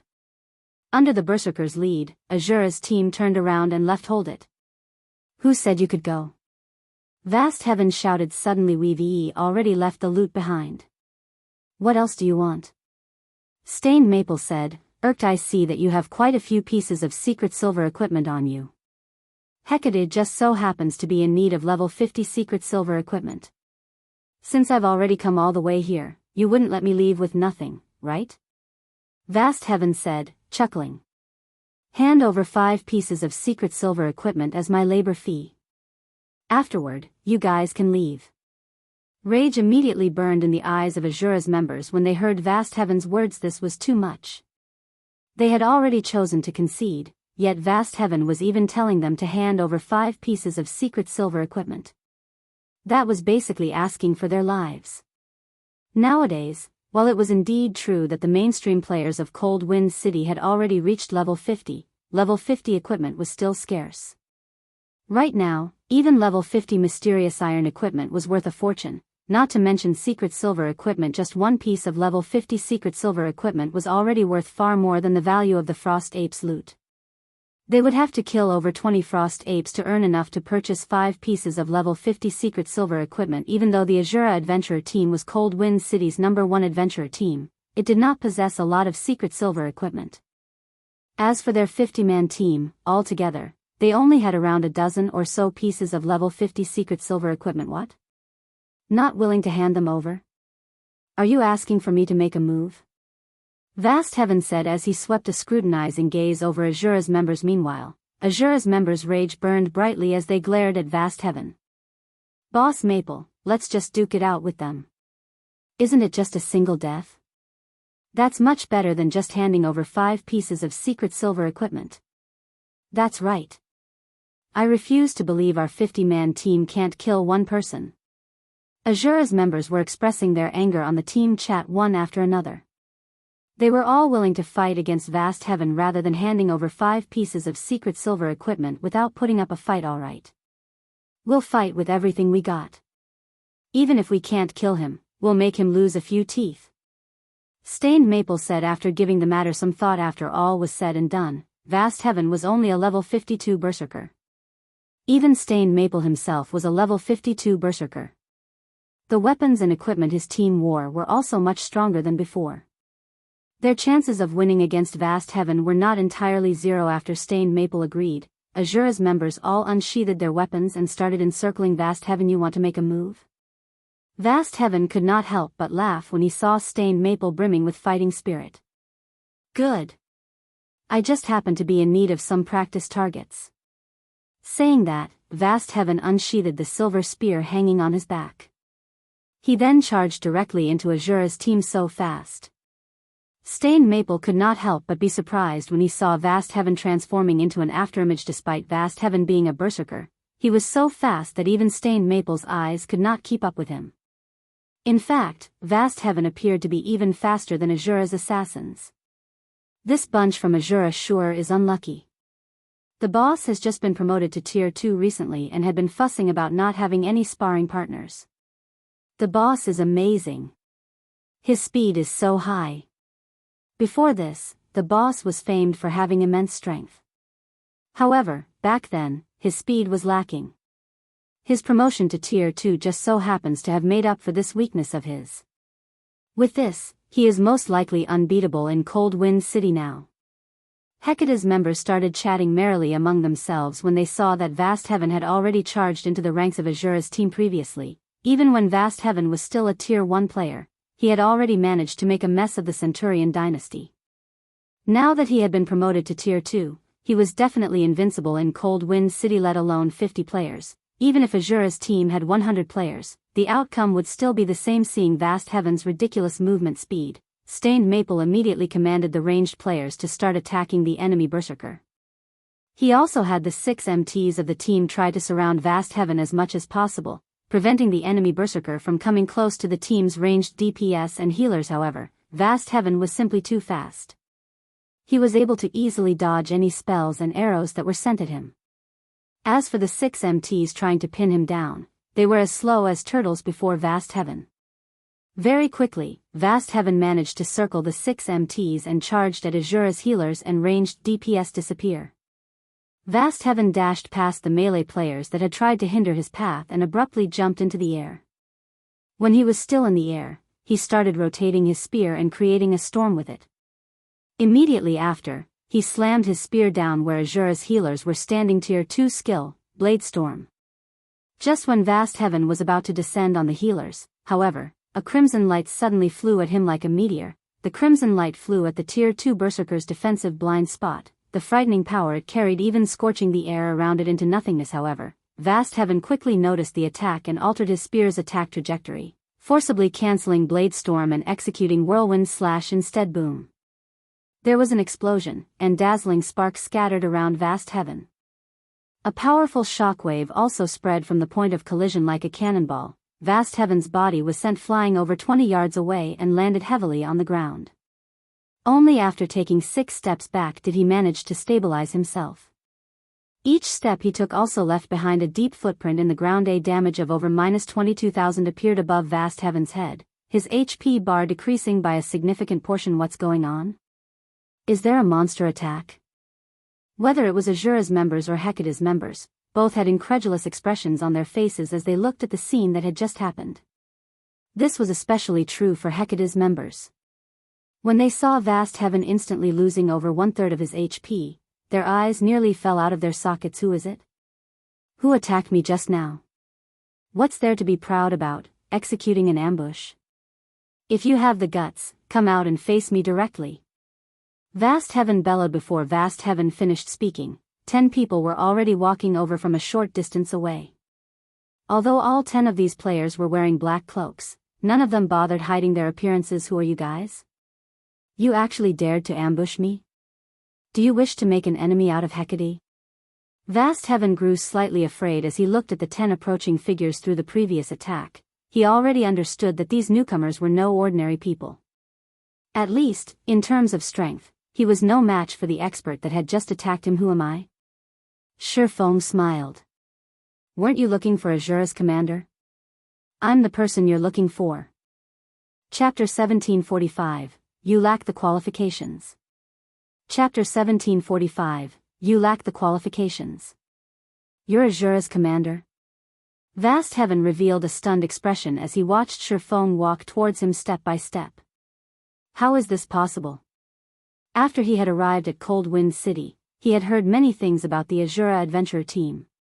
Even the guild leader and vice-guild leader of the Matchless family feared them originally. He had been eager to challenge Asura's members to a fight. However, the performance of the adventurer team during recent times was simply too disappointing.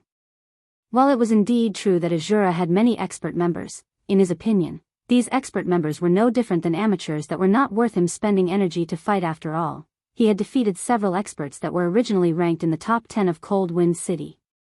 These top 10 experts were only slightly stronger than ordinary experts and were still far from rivaling him in terms of combat standards. As a result, he no longer paid any attention to the Asura adventure team.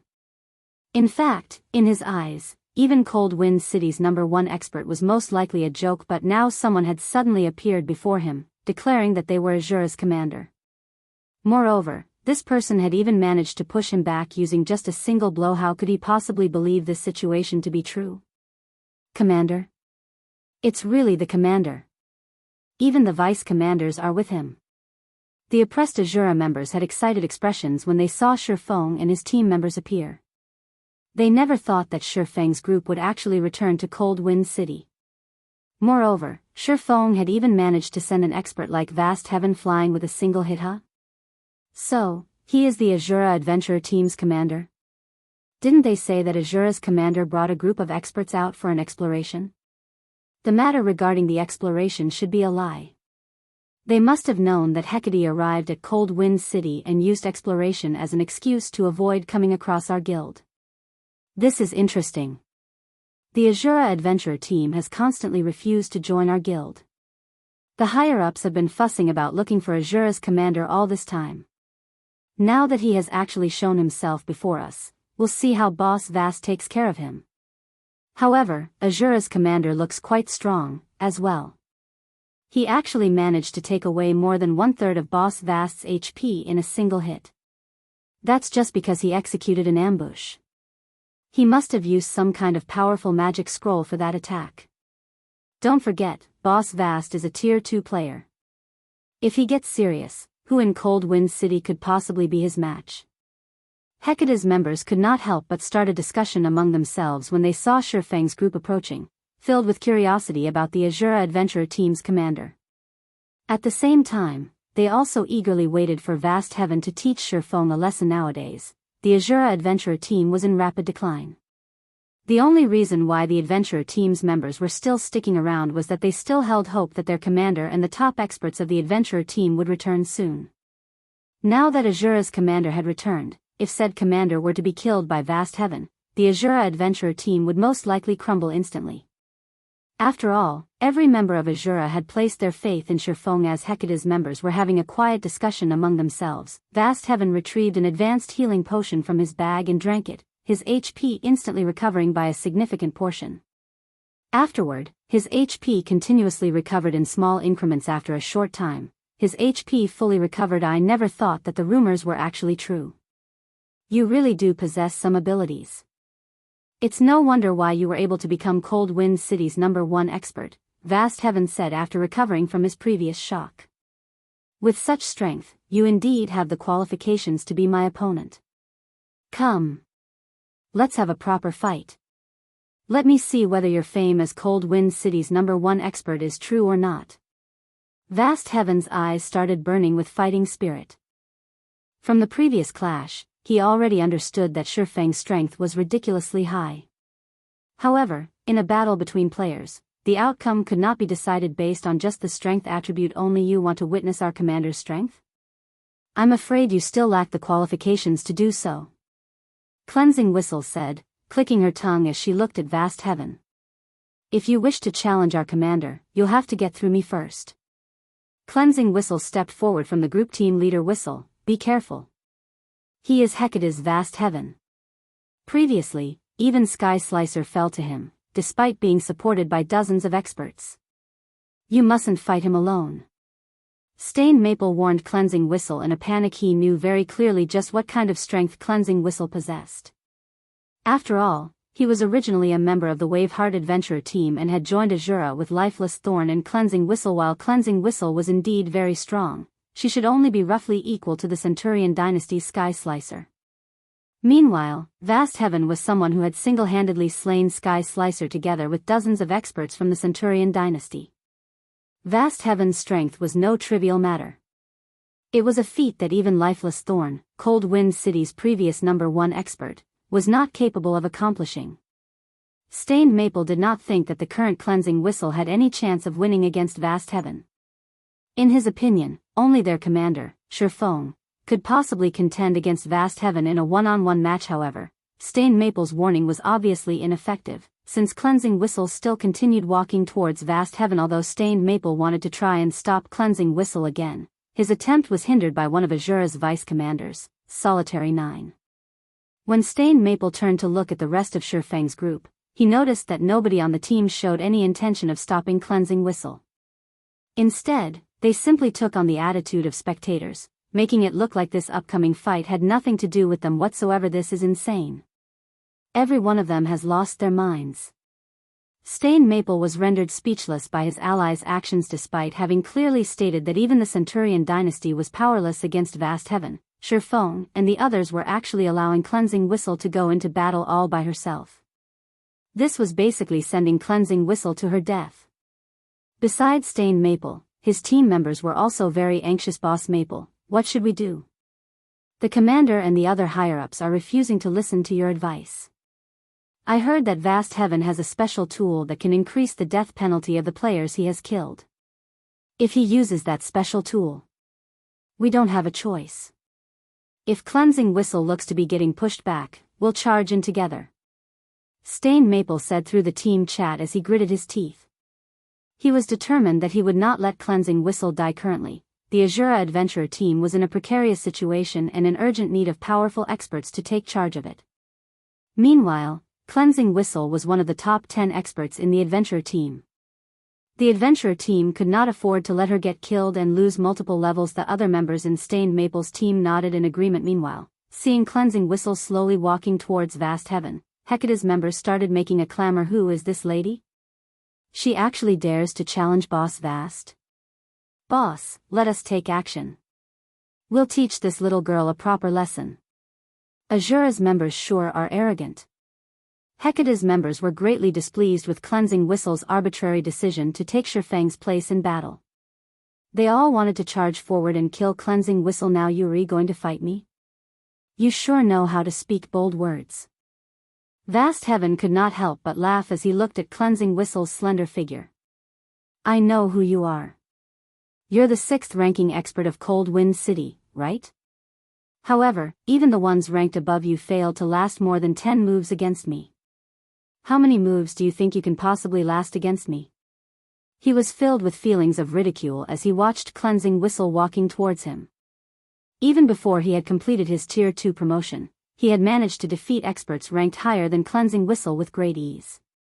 Now that he had reached Tier 2, he could easily defeat those experts in just 2 or 3 moves. After all, the difference between tiers was massive. You sure speak a lot of nonsense. Or are those your last words? Cleansing Whistle replied in annoyance. Vast Heaven shouted in rage. He readied his spear and activated charge, his body transforming into an afterimage as he instantly arrived before her, although she stood over 20 yards away. He then thrust his spear, sending 8 rapid jabs at Cleansing Whistle's defensive blind spots. Tier 2 skill, Star Piercer.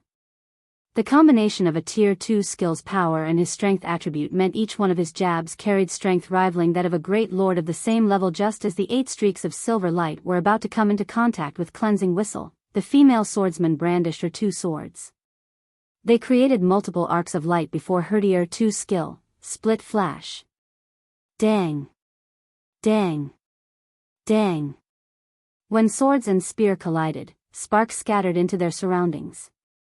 The sounds of miniature explosions also rang out one after another. In the end, not only did Cleansing Whistle block all 8 spear jabs, but she even managed to force Vast Heaven to retreat 3 steps, damages ranging in the hundreds appearing above the berserker's head in succession.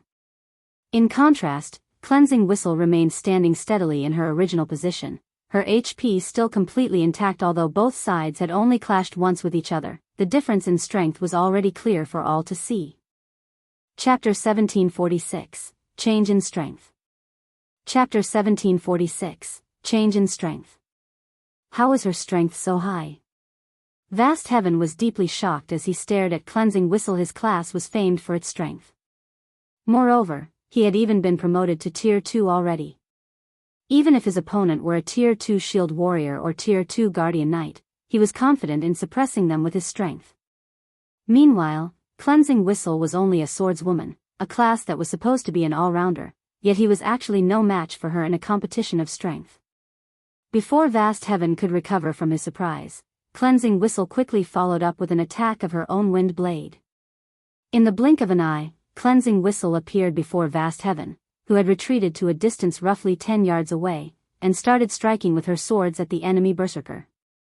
Like a pair of cunning snakes, her swords twisted and turned like living creatures. In the next moment, over a dozen phantom snakes were visible pouncing on Vast Heaven combat technique, phantom snakes. The attack trajectories of the phantom snakes were both complex and constantly changing. Unlike normal attacks, which usually moved in a straightforward pattern, her attacks when executing phantom snakes constantly changed. Even if her opponent managed to predict her attack trajectories in one moment, those attack trajectories would abruptly change in the next, preventing her attacks from easily being parried. Although Cleansing Whistle had yet to reach a level where she could change the attack trajectory of every phantom snake at any time, she was still able to alter 4 attacks at any given moment, making it very difficult for her opponents to grasp her attack trajectories seeing the dozen or so phantom snakes.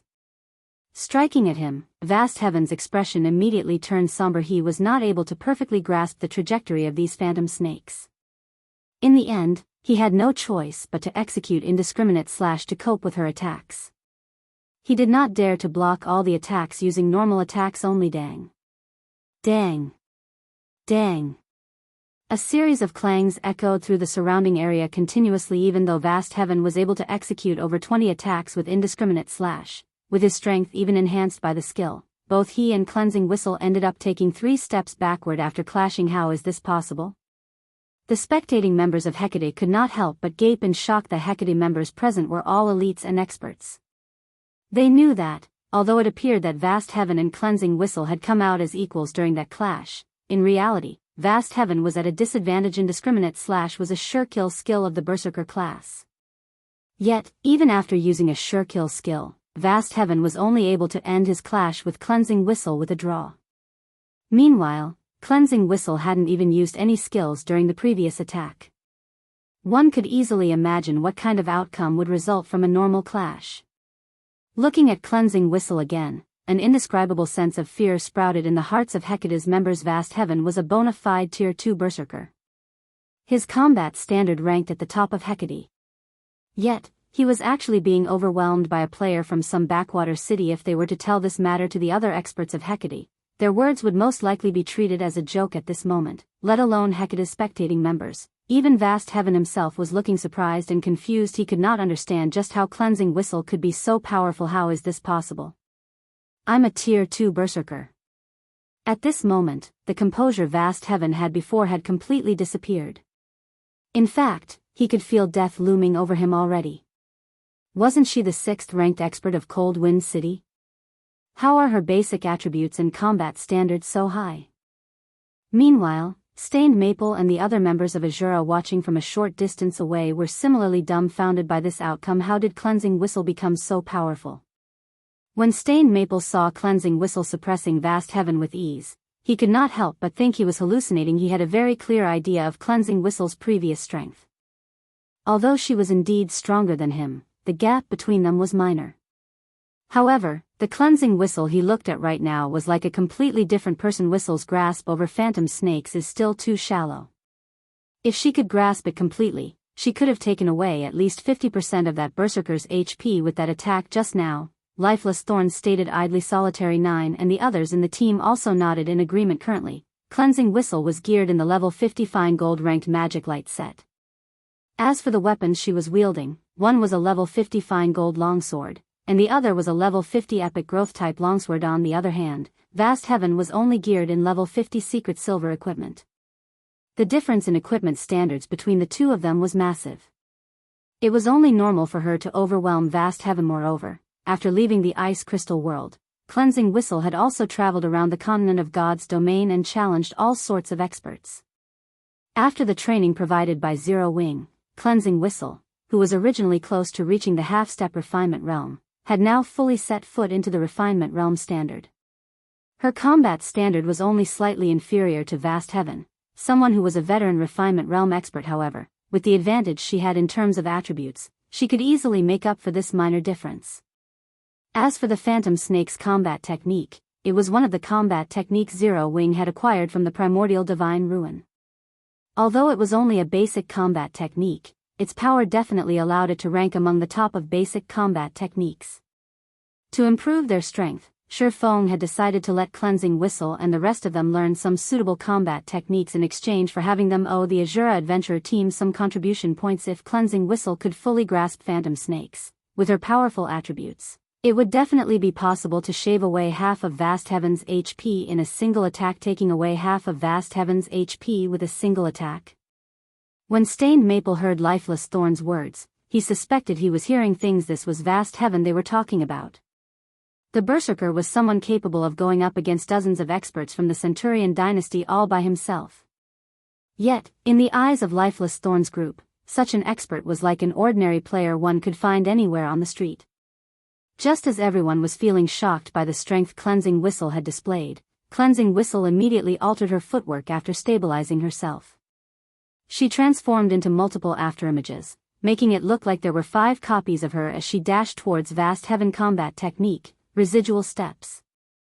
Similar to Phantom Snakes, Residual Steps was also a combat technique acquired from the Primordial Divine Ruin. It was a special footwork technique that relied on afterimages to confuse one's opponent. Footwork type combat techniques were capable of improving a player's combat power significantly. In terms of value, a basic footwork type combat technique was equivalent to an advanced offensive or defensive combat technique. When one was fighting against an enemy of roughly equal combat standards, a footwork type combat technique allowed one to take the initiative in battle. It was something crucial in a battle between experts. At the end of the day, Vast Heaven was only a refinement realm expert. As a result, he was not able to fully grasp the movement patterns of all 5 copies of Cleansing Whistle. When Cleansing Whistle was close to reaching him, he had no choice but to make a powerful stomp on the ground. Thunderclap. The ground around Vast Heaven trembled and shattered, preventing Cleansing Whistle from executing residual steps properly. As a result, her afterimages disappeared, and her real location was revealed. Seeing an opportunity to strike, Vast Heaven immediately used his strongest Tier 2 skill, Death Charge. Vast Heaven's body increased in size, instantly becoming a 3-meter-tall giant. He raised his silver spear and stabbed it at Cleansing Whistle. Death Charge was a sacrificial skill that sacrificed 40% of his maximum HP to execute a charging assault on a target within 50 yards ahead of him. While the skill was in effect, it increased his movement speed by 150%, strength by 100%, and damage dealt by 500%. In the next moment, the ground beneath Vast Heaven's feet shattered. The Berserker transformed into a blur as he charged at Cleansing Whistle. Just as Vast Heaven was about to reach Cleansing Whistle, the latter suddenly swapped out the level 50 fine gold longsword in her right hand and replaced it with a tattered longsword engraved with silver divine runes.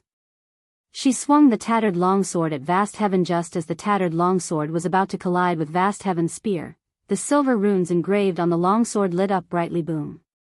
There was an explosion, and the ground beneath the point of impact shattered. Contrary to expectations, Cleansing Whistle did not get sent flying. In fact, she was still standing steadily in her original position. On the other hand, Vast Heaven's charge had stopped abruptly. He took 3 steps back involuntarily, the spear in his hands trembling visibly. His body had also fallen into a complete paralyzed state for a brief moment. Vast Heaven was thoroughly dumbfounded by this outcome. He failed to understand what Cleansing Whistle had just done, actually overwhelming his strongest attack. However, before Vast Heaven could recover from his brief paralyzation, Cleansing Whistle quickly swung the epic growth-type longsword in her other hand. Tier 2 skill, Storm Fury.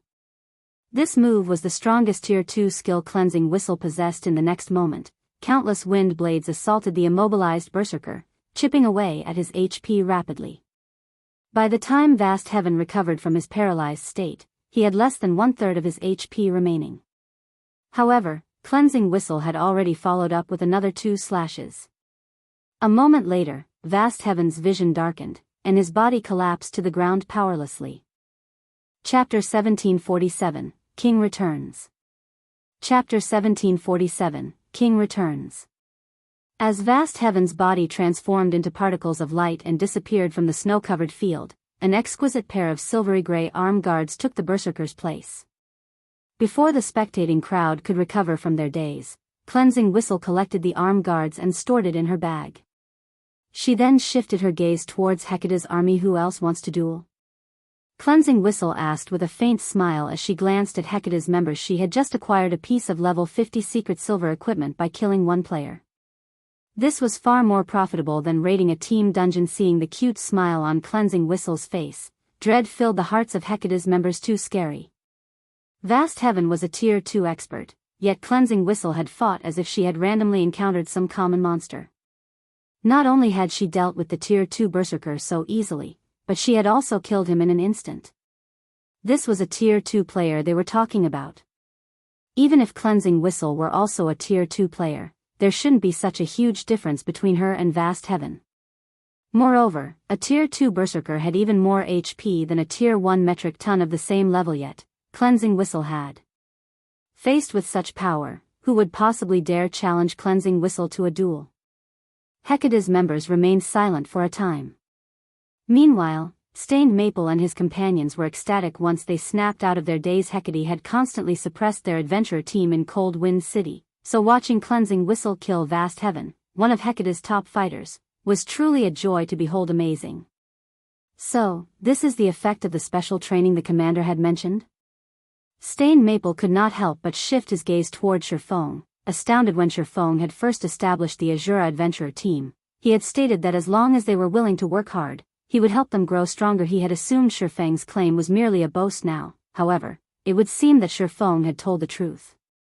The man really had a way to make them stronger. Moreover, the improvement wasn't insignificant. Take Cleansing Whistle, for example. Compared to the last time he had seen her, when she had still been a member of the Waveheart adventurer team, she was like an entirely different person. However, the increase in her strength wasn't limited to her basic attributes. He could also tell that Cleansing Whistle's combat standards had undergone a qualitative transformation. When Stained Maple looked at Cleansing Whistle now, he felt a mental pressure similar to Lifeless Thorn's previous aura. Only, this pressure was not as intense. Lifeless Thornus. When Stained Maple thought about how Cleansing Whistle had grown so much stronger after leaving with Shurfong, passion and anticipation rose within him. He knew that Vast Heaven held a high position in Hecate. Although he had no hope of reaching Cleansing Whistle's current standard, as long as he became as strong as Vast Heaven, he would qualify to look down on the various large guilds. Meanwhile, when the distant spectating independent players saw Vast Heaven die, their jaws hit the ground. He died. Vast Heaven actually died? Who is that woman? I know her. She's Cleansing Whistle. She used to be the 6th strongest player in Cold Wind City. The 6th strongest player? Are you kidding me? Vast Heaven has defeated 2 players who ranked higher than Cleansing Whistle by himself. Even if Cleansing Whistle has become significantly more powerful in such a short time, she shouldn't be able to kill Vast Heaven so easily, right? As the spectating crowd watched Cleansing Whistle, they started to research the woman. However, what they learned shocked them. Vast Heaven was a berserker, while Cleansing Whistle was a swordsman. Normally, berserkers had an absolute advantage in terms of strength in a melee battle against swordsmen without the involvement of skills. Thus, in a one-on-one confrontation, berserkers were far stronger than swordsmen. Yet, when Cleansing Whistle had fought Vast Heaven, she had suppressed the enemy berserker from start to end. This proved that the woman wore higher quality equipment than Vast Heaven. But what surprised them most was the improvement speed of Cleansing Whistle's combat standards. Before joining the Asura adventurer team, Cleansing Whistle's combat standard had only been slightly higher than independent experts like themselves. However, the combat standard the woman had just displayed was clearly far superior to theirs. The combat technique Cleansed Whistle had just employed, in particular, had seemed like some kind of skill or spell. They had never seen such mystifying combat techniques before. No one would believe that Cleansed Whistle had hidden her strength before she had disappeared. After all, before joining the Asura adventurer team, Cleansing Whistle had constantly competed with Lifeless Thorn for the position of Cold Wind City's strongest expert. Why would she have held back while doing so? The only explanation was that Cleansing Whistle had drastically improved her combat techniques after she had joined the Asura adventurer team and left Cold Wind City for a time. The distant independent players were overwhelmed by their interest in and desire to join the Asura adventurer team. Meanwhile, Hecate's members glared at Cleansed Whistle in silence, having lost their prior fear. Asura adventurer team, huh? You actually dared to kill a member of Hecate? You must be tired of living. Autumn Changes, the army's vice-commander, said as he strode forward.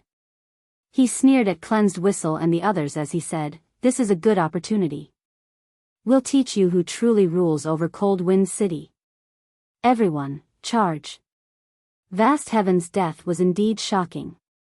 He had never thought that the Asura adventurer team actually possessed an expert of such caliber normally. He'd simply avoid clashing with an expert like Cleansing Whistle, but he had an army of 3,000 players behind him, many of which were experts. Furthermore, he had to restore the reputation their guild had just lost due to Vast Heaven's defeat despicable. Stained Maple felt his scalp tingle as Hecate's army surged forward. He hadn't expected Hecate to be so shameless. Going back on its previous promise including Shifeng's team, there were only 60 Asura members present. Meanwhile, Hecate had 3,000 members here. Hecate's army also consisted of elite and expert players. The Asura adventurer team members likely had no hope of escaping with their lives. Commander, you guys should take off. We'll hold them back. As long as you survive, not even Hecate can deal with our adventurer team so easily. Stained Maple hurriedly said. Both Shifeng and Cleansing Whistle were emotional pillars for the Asura adventurer team right now. If Hecate's members took these two down, Asura's reputation would plummet. If that happened, Asura would struggle to develop in the future. However, as soon as Stained Maple finished speaking, he noticed Shifeng approaching Hecate's army with Lifeless Thorn and the others close behind. Commander, what are you trying to do? Stained Maple asked in a panic. Do I really have to answer that? We're getting to work. Shifeng laughed nonchalantly. The 50 of you, get into a defensive formation and focus on dodging AoEs. Just don't die and leave the rest to us. We finally get to stretch after such a long trip. After exchanging a glance, Lifeless Thorn and the others charged at Hecate's army as if they were charging at a group of common monsters that posed no threat whatsoever. As Stained Maple and his companions watched Shifeng's party rush forward, they were utterly dumbfounded. What was going on? 10 players were trying to take on an army of 3,000 players? But before Stained Maple could recover from his daze, Shifeng used Flame Domain. A towering pillar of flames then emerged amidst Hecate's army, so massive that even the independent players over 1,000 yards away could see it clearly. With this single move, several hundred players instantly turned to ash as ownerless weapons and equipment took their places.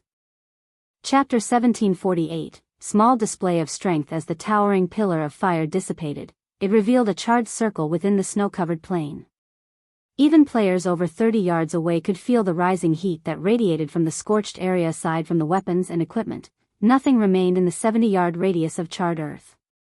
A large-scale destruction spell? Autumn Changes paled when he saw the burned ground. Although he had his players spread out, Shifeng's large-scale destruction spell had slain over 300 of his people. That was more than 1/10 of Hecate's army. The players that had just died were all experts and elites from Hecate. This was the first time the guild had suffered such a devastating loss since Hecate had arrived in Cold Wind City. They'd need an astronomical amount of resources to recuperate from this. The responsibility he'd bear would also be massive. Kill them. I want all of them dead. Autumn Changes bellowed as he glared at Shifeng. The person who was responsible for this loss'd only be able to avoid a severe punishment if he annihilated the Asura members before him. Hearing Autumn Changes' command, Hecate's members snapped out of their daze. Although they still somewhat afraid of Shifeng's group and worried that their enemies had more large-scale destruction spells in store, they had over 2,600 players on their side. How could Asura possibly stop them all with just 60 members? Like a pack of hungry wolves, Hecate's members descended on their enemies. Of course, although Hecate's members had been stirred into a frenzy, their movements were still well organized. Their actions displayed these players' vast experience in team battles, and instead of charging as one, they split into dozens of smaller groups to deal with each individual opponent. Each of the groups that aimed for Shifeng's team of 10 consisted of 50 players. Stained Maple and his team became incredibly nervous as they watched the army of thousands approach. Although they had fought in many team battles before, they had been small-scale skirmishes, only involving 100 or 200 players. This was the first time they had participated in a battle involving thousands. As they watched the large groups rush towards them in an orderly manner, they struggled to breathe. Hecate's army outnumbered them by dozens of times. This overwhelming advantage couldn't be negated just because Shifeng had used one large-scale destruction spell. The Asura adventurer team is finished now. There's no helping it.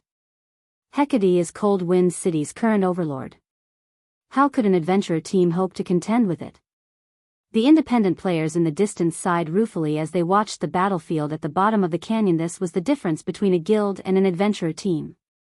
Even if an adventurer team were very powerful, it would only be able to stand against an ordinary guild like Centurion Dynasty or Matchless Family at most. However, Hecate was a large guild that ruled over multiple cities. An adventurer team with a little over 1,000 members was a joke before a guild like Hecate. As Hecate's army advanced, Lifeless Thorn and the others exchanged glances before they turned to Sherfone. Commander, you mustn't join this competition. This is a rare chance for us to display the fruits of our labor. If we miss out on such a golden opportunity, it'll be difficult to find another. Lifeless Thorn said. That's right. Commander, if you make a move, we won't have anything to do. Cleansing Whistle complained. The rest of Sherfang's party nodded in agreement. They were very familiar with Sherfang's strength. After the battle on Thunder Island, in particular, they had learned just how vast the world truly was. All of the players that had participated in the struggle for Thunder Island had been experts among experts. Refinement realm experts had been a dime a dozen, yet Sherfang had slaughtered everyone that had stood in his path. No one had possessed the power to stop his rampage. A couple of thousand elites and ordinary experts were not even worth Sherfang's time. Meanwhile, they had just recently completed their Tier 2 promotions and had yet to test out and familiarize themselves with their newfound strength. A battle of thousands of players was the best practice ground for them. Fine, I won't attack, but you better take care of this quickly. Stained Maple's group won't be able to hold on long, Sherfang said, sighing. He had wanted to trample over Hecate's army with overwhelming strength, which would have made it easier to expand the Asura adventurer team in Cold Wind City. That way, he would have had more players to help him with his quest. After all, the soul-dissolving flower he needed was extremely rare. Without sufficient manpower, searching for the flower would be nigh impossible. Commander, rest assured, we'll make sure to end the battle before Stained Maple's group starts to falter. Lifeless Thorn, his eyes glowing with excitement as he turned to the approaching Hecate members. Shortly after completing his Tier 2 promotion, Sherfang had suddenly called for them to gather for a trip back to the Ice Crystal world. He hadn't even had the chance to experience the power of his Tier 2 class. After reaching Tier 2, his physique had improved significantly. This would no doubt affect his execution of skills and combat techniques, and he would need to fight in many battles before he got used to the new changes. He could also use this chance to try out new combat methods, which he hadn't been able to use with his previous physique. After saying so, Lifeless Thorn eagerly raised his spear and dashed towards Hecate's forces, which were still over 100 yards away. The rest of the team also advanced, but instead of moving as a unit, they split up and rushed at different sections of the enemy army. They showed no intention of cooperating. What are they trying to do? Stained Maple felt devastated as he watched Lifeless Thorn and the others move independently. They were going up against an army of over 2,600 players, yet Lifeless Thorn and the others planned to fight solo? Even Autumn Changes was stunned as the enemies rushed towards him. Have these people lost their minds? Autumn Changes could not help but rub his eyes to make sure that he was not hallucinating. Hecate's army still had over 2,600 elite and expert players remaining.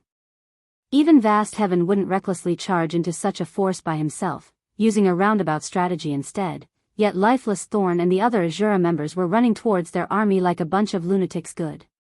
Since they wish to die so badly, we'll grant their wish. Ranged unit, prepare to attack. Once they're within 50 yards, launch your attacks and blast them to smithereens. Autumn Changes commanded. Hearing Autumn Changes' orders, the ranged players at the rear line readied their bows and channeled their spells. As soon as Lifeless Thorn was within range, they would launch their attacks. 90 yards. 80 yards. 60 yards. The moment Lifeless Thorn crossed the 50-yard mark, Hecate's ranged players fired their spells and arrows. These arrows and spells blotted out the sky. Come. Lifeless Thorn revealed a wild grin as the attacks rained down. He responded by swinging his sword at the incoming attacks. Tier 2 skill, Bladestorm. With a light swing, a storm formed before Lifeless Thorn. Like a barrier of wind, the violent storm blocked every spell and arrow Hecate's members had launched. Not a single attack had made it through. How is that possible? Hecate's members were stupefied when they saw Lifeless Thorn emerge unscathed. They had never dreamed that a skill could be used in such a way. Lifeless Thorn had actually used an offensive skill as a defensive skill. Bladestorm had a 3-second duration. Taking advantage of the skill, Lifeless Thorn made his way towards Hecate's frontline without receiving any damage. However, 8 MTs immediately stepped forward to intercept Lifeless Thorn.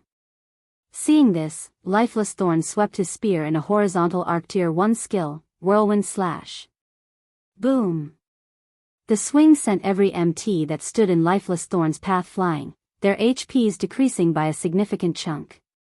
Following which, Lifeless Thorn advanced and arrived before the other melee players. His rapidly thrust his spear at his enemies, and the weapon transformed into over a dozen afterimages.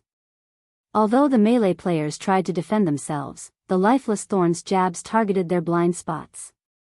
Moreover, his attack speed was extremely high. They simply could not keep up with the attacks. In the end, the spear struck these players multiple times before they transformed into streaks of light and vanished. The attacks Hecate's ranged players launched were utterly ineffective against Lifeless Thorn as he constantly and swiftly changed positions. Wherever Lifeless Thorn passed, players fell, one after another. Moreover, Lifeless Thorn's movements became faster and smoother as he continued to fight Solitary 9, and the others had also charged into Hecate's ranks by this point.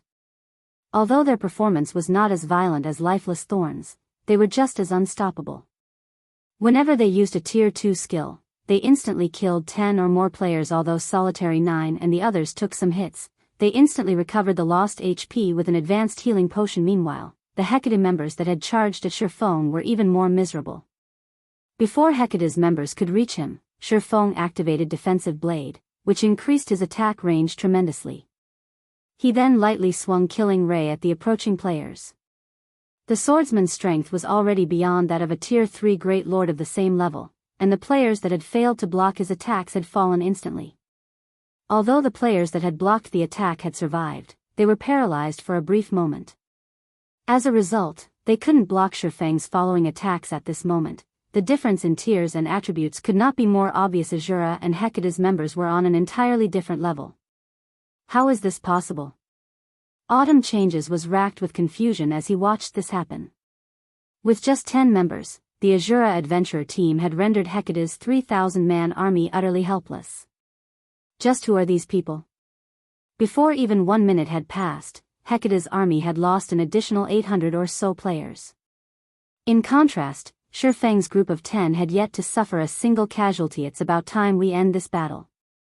Seeing that the enemy's morale had plummeted, Shurfeng pulled out the Bible of Darkness and activated Demon Summoning. Immediately, a massive gate of white bone descended from the sky. As the gate opened, a 5-meter-tall, dual-horned, pitch-black demon emerged. Chapter 1749, Legend of Cold Wind City. Chapter 1749, Legend of Cold Wind City. The massive bone gate immediately caught the attention of everyone present. When the bone gate abruptly opened, power of darkness flooded out and instantly turned the snowy plain into a barren wasteland. When a 5-meter-tall, 4-armed demon with 2 crimson horns stepped out of the gate, the watching players gasped. Slaughterer Demon, Great Lord. Level 81. HP 33, 750, 000/33, 750, 000. A level 81 Great Lord? Crap. They can summon Tier 3 monsters. Hecate's members were stricken with fear as they stared at the Slaughterer Demon. It wouldn't have been a major issue if the summoned Great Lord had only been level 50 or 60, but the Great Lord before them was level 81. That was far above their current levels. Although the level suppression system in the game had been nerfed quite a bit by this point, the suppression from a 30-level difference would still be powerful naturally. In terms of basic attributes, a level 81 Great Lord was much stronger than a level 50 Grand Lord. Even a 100-man elite team wasn't guaranteed success against an ordinary level 50 Grand Lord, which would be a nightmare if controlled by a player suddenly. The Slaughterer Demon unfolded its pitch-black wings and disappeared. The demon then reappeared in the heart of Hecate's army as if it had teleported. The demon had used the Tier 2 skill, Space Jump, which had a longer range than instantaneous movement, allowing the Slaughter Demon to cross a 400-yard distance in a fraction of a second. Emerald flames then flared around the Slaughter Demon's 4 bone swords before it stabbed all 4 into the ground. Boom. With the Slaughterer Demon at the center, emerald fire swirled out, only stopping after it covered a 50-yard radius. Tier 3 skill, Omnidirectional Incineration. Everything the emerald flames touched burned to nothingness. Even level 52, Tier 1 MTs that had activated their life-saving skills had died instantly in just one attack. Hecate's army lost another several hundred members. After this attack, Hecate's members, who had already felt uneasy, fell to their despair retreat. Hurry up and retreat. Autumn Changes shouted in the team chat as the Slaughter Demon prepared to attack again. The combat power Lifeless Thorn's team had displayed had already frightened him. He had never thought that players could become so powerful. Lifeless Thorn and the others were like monsters in player clothing. Lifeless Thorn, in particular, was ridiculously strong.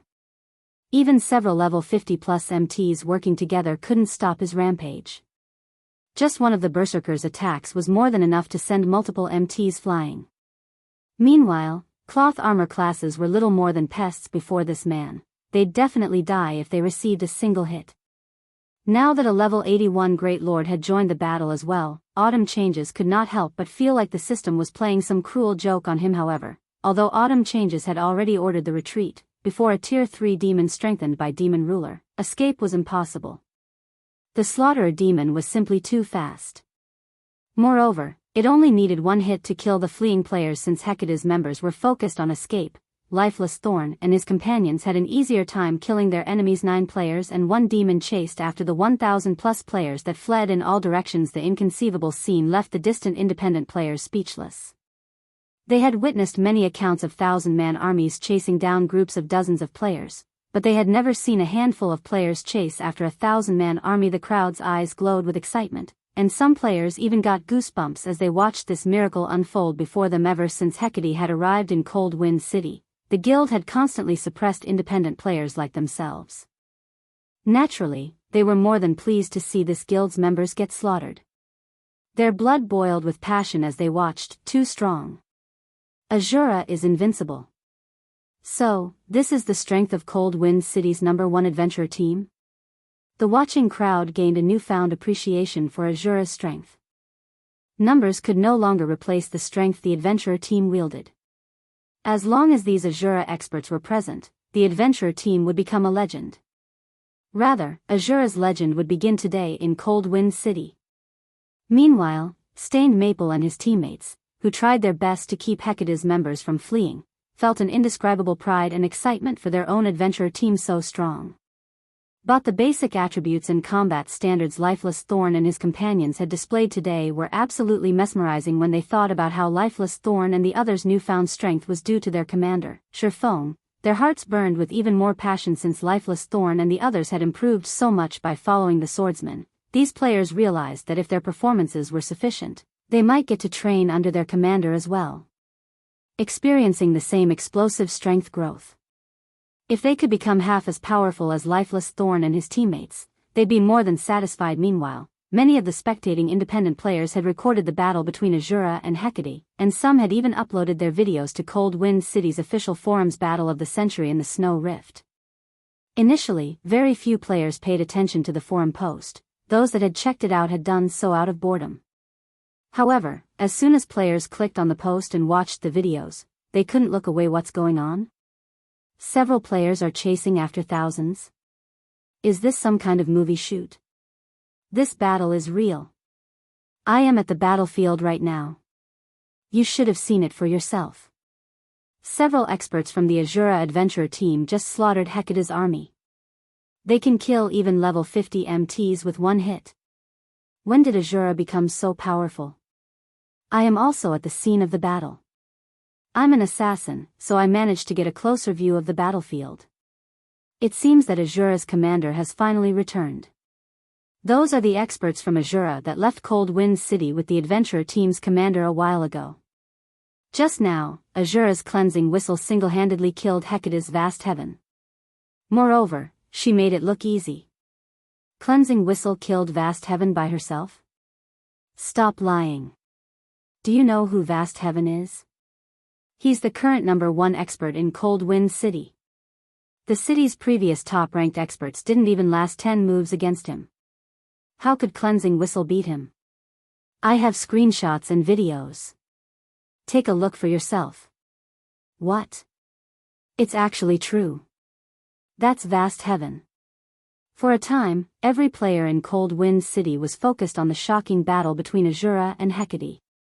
Cold Wind City's inhabitants were astounded and excited as they watched thousands of Hecate's elite and expert members flee from a handful of players from the Asura adventurer team. Any thoughts they had harbored of the adventurer team falling apart had vanished after this heaven-defying battle. Who in Cold Wind City would possibly look down on Asura's strength? At the same time, Asura was fated to become a legend in Cold Wind City after this battle. Even if a long time had passed, today's battle would be regarded as a classic. While Cold Wind City's players heatedly discussed the Asura adventurer team, Hecate's upper echelons, who had been stationed in Cold Wind City, gathered in Hecate's guild residence for an emergency meeting. Over a dozen people sat in the solemn meeting hall, every one of them radiating an aura that would make ordinary players shudder with fear. However, these players all watched the youth at the head of the table in silence and trepidation. This youth wore a particularly gloomy expression, and even the temperature of the air around him had dropped due to his aura speak. What is happening? What is this Asura adventure team? The handsome youth demanded. Chapter 1750, Establishing an Adventurer Alliance. Chapter 1750, Establishing an Adventurer Alliance. Inside the silent hall, the handsome man's shout immediately made Hecate's upper echelon tremble involuntarily. Although they were part of the upper echelon of Hecate and possessed great individual strength, when facing the handsome man before them, they instinctively felt a sense of awe towards him. The reason for this was the identity of the male youth before them. He was none other than Carnage, the player nicknamed Hell Knight, who was also one of Hecate's vice guild leaders. Although Carnage was baby-faced, in reality, he was already over 40 years old, much older than they were. Moreover, he had worked as a mercenary and was nicknamed the God of Death. It was no exaggeration to say that a large part of Hecate's current success was due to Carnage. Moreover, Carnage was also the head instructor for Hecate's internal training program, and every one of them present inside the meeting hall right now had actually received his tuition. Even vast heaven owed the strength he had today to Carnage's tutelage. Meanwhile, the training they had undergone was akin to going through hell. Hence, they knew exactly what kind of personality Carnage had. Normally, he didn't lose his temper easily. When he did get angry, however, it was like hell descending on the world. And right now, they could sense that he was furious. However, his reaction was only natural. Of the 3,000 elite and expert members the guild had sent to the Snow Rift, over 2,000 had gotten killed. Even when Hecate went to deal with the Centurion dynasty, it had not suffered such a staggering loss. Yet, now, the guild had sustained such casualties just because of 10 players. The guild used tons of resources to nurture its elite and expert members. After opening up the path to Cold Wind City, it had sent only 1,000 expert players over. Only after arriving at Cold Wind City and annexing the entire Matchless family did Hecate's guild member count in Cold Wind City skyrocket, the number of elite and expert members breaching 10,000. Meanwhile, among the 3,000 players vast heaven had brought to the Snow Rift, nearly 400 were the guild's original expert players. And among the 2,000 plus players that were killed, 300 plus were these original experts, the equivalent to losing more than 1/3 of the total number of experts Hecate had in Cold Wind City. This was a massive loss. The levels lost was one thing, the crucial point was the weapons and equipment lost in the Ice Crystal world. Guild elites and experts relied mainly on lifestyle players for their weapons and equipment. However, very few lifestyle players could produce weapons and equipment of suitable standards for elite and expert players. Not to mention, the materials needed to produce level 50 secret silver weapons and equipment were also extremely valuable and very difficult to acquire. Meanwhile, based on the post-war statistics, they had lost over 200 pieces of level 50 secret silver equipment. Since producing just one piece of level 50 secret silver equipment already required a lot of time and resources, all the more for 200 pieces, this loss would severely impact their guild's raid progress. Of the Snow Rift Vice Guild leader, we've already done a thorough investigation. The people who targeted us this time are all experts of the Asura adventurer team that had disappeared previously. From what we heard, it seems that these experts had gone with their commander on an expedition. However, the strange part is that these experts weren't so strong before. Right now, we still don't know how they managed to gain the combat power they have. A level 52 elementalist reported in a careful tone. They suddenly became stronger. Carnage's lips curled up slightly as he read the report his subordinate sent him. This is interesting. They're just a bunch of hillbillies. yet not only did they gain a massive boost in basic attributes after going out on an expedition, but even their combat standards have undergone a qualitative transformation. It seems this Asura adventurer team has quite a huge secret. Investigate this matter immediately. Use every means available to dig out this secret. As long as Hecate acquires it, then the day Hecate becomes the #1 guild in the north will be just around the corner. Right, also notify the main branch to send the 12 heavens to Cold Wind City. Upon hearing Carnage's command, everyone in the room was shocked. Despite themselves, they had never thought that Carnage would actually summon the 12 heavens to a backwater like Cold Wind City. The 12 heavens were the apex combatants of Hecate. In Cold Wind City, aside from Carnage, Vast Heaven was the strongest member of Hecate present. Even so, Vast Heaven's level was still insufficient for him to become one of the 12 heavens, only qualifying as a reserve member. At most normally, the 12 heavens would be split up and dispatched to Hecate's various branch guilds. Nevertheless, Carnage was having all 12 of them come. Hecate's upper echelon shuddered in fear just thinking about this matter. These people could still remember the last time the 12 heavens were all together. Back then, they were gathered to help repel the siege of a super first-rate guild's army. In the end, due to the 12 heavens, the invading super first-rate guild had no choice but to give up on capturing one of Hecate's guild towns. Yet, now, Carnage was actually mobilizing the 12 heavens just to deal with a single adventurer team. This was simply insane. Elsewhere, Shifeng and the others had already returned to Cold Wind City. After reaching the city, the group discovered that nothing much had changed there. The player population in the city had increased only slightly, with the majority of the newcomers being new players to God's domain, and a small portion being Hecate's guild members. Unlike on the continent of God's domain, players belonging to the Ice Crystal world couldn't travel freely between different cities in the Ice Crystal world. Travel between two different cities generally required players to unlock the gate separating the two cities first. Another method was to use a special pathway. However, activating such special pathways was very troublesome. These pathways also had many restrictions.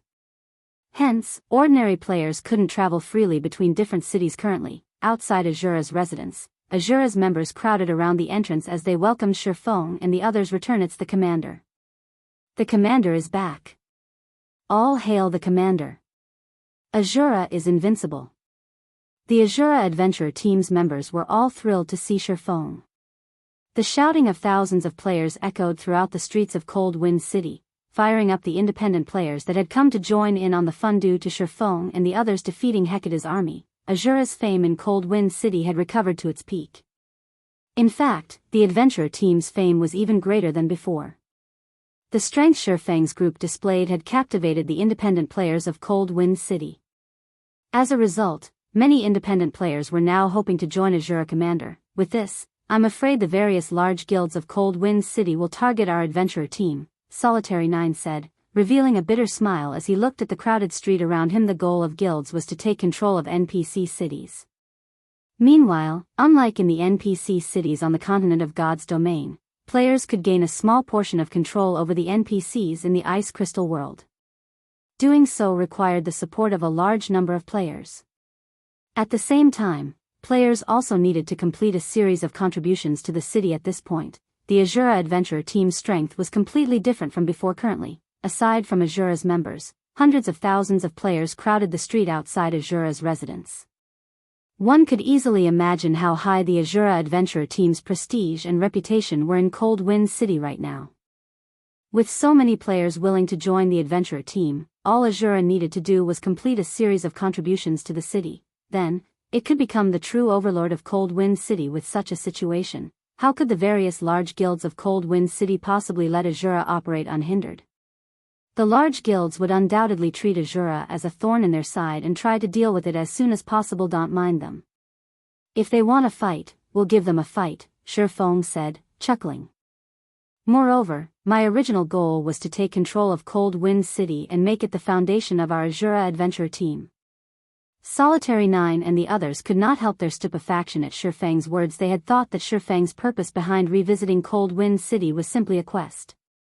Now, however, it would seem that Shifeng's sights were set much higher than they had imagined. The thought of an adventurer team taking control of an entire NPC city was simply too crazy. Since so many people have come, I'm making an announcement in my capacity as Asura's commander. From today onward, the Asura Adventurer Team will be establishing an Adventurer Alliance. We welcome all adventurer teams and independent players to join this alliance. Any adventurer team and independent player that joins this alliance will enjoy a portion of the benefits offered by the Asura Adventurer Team. Shifeng declared loudly as he looked at the crowded street around him.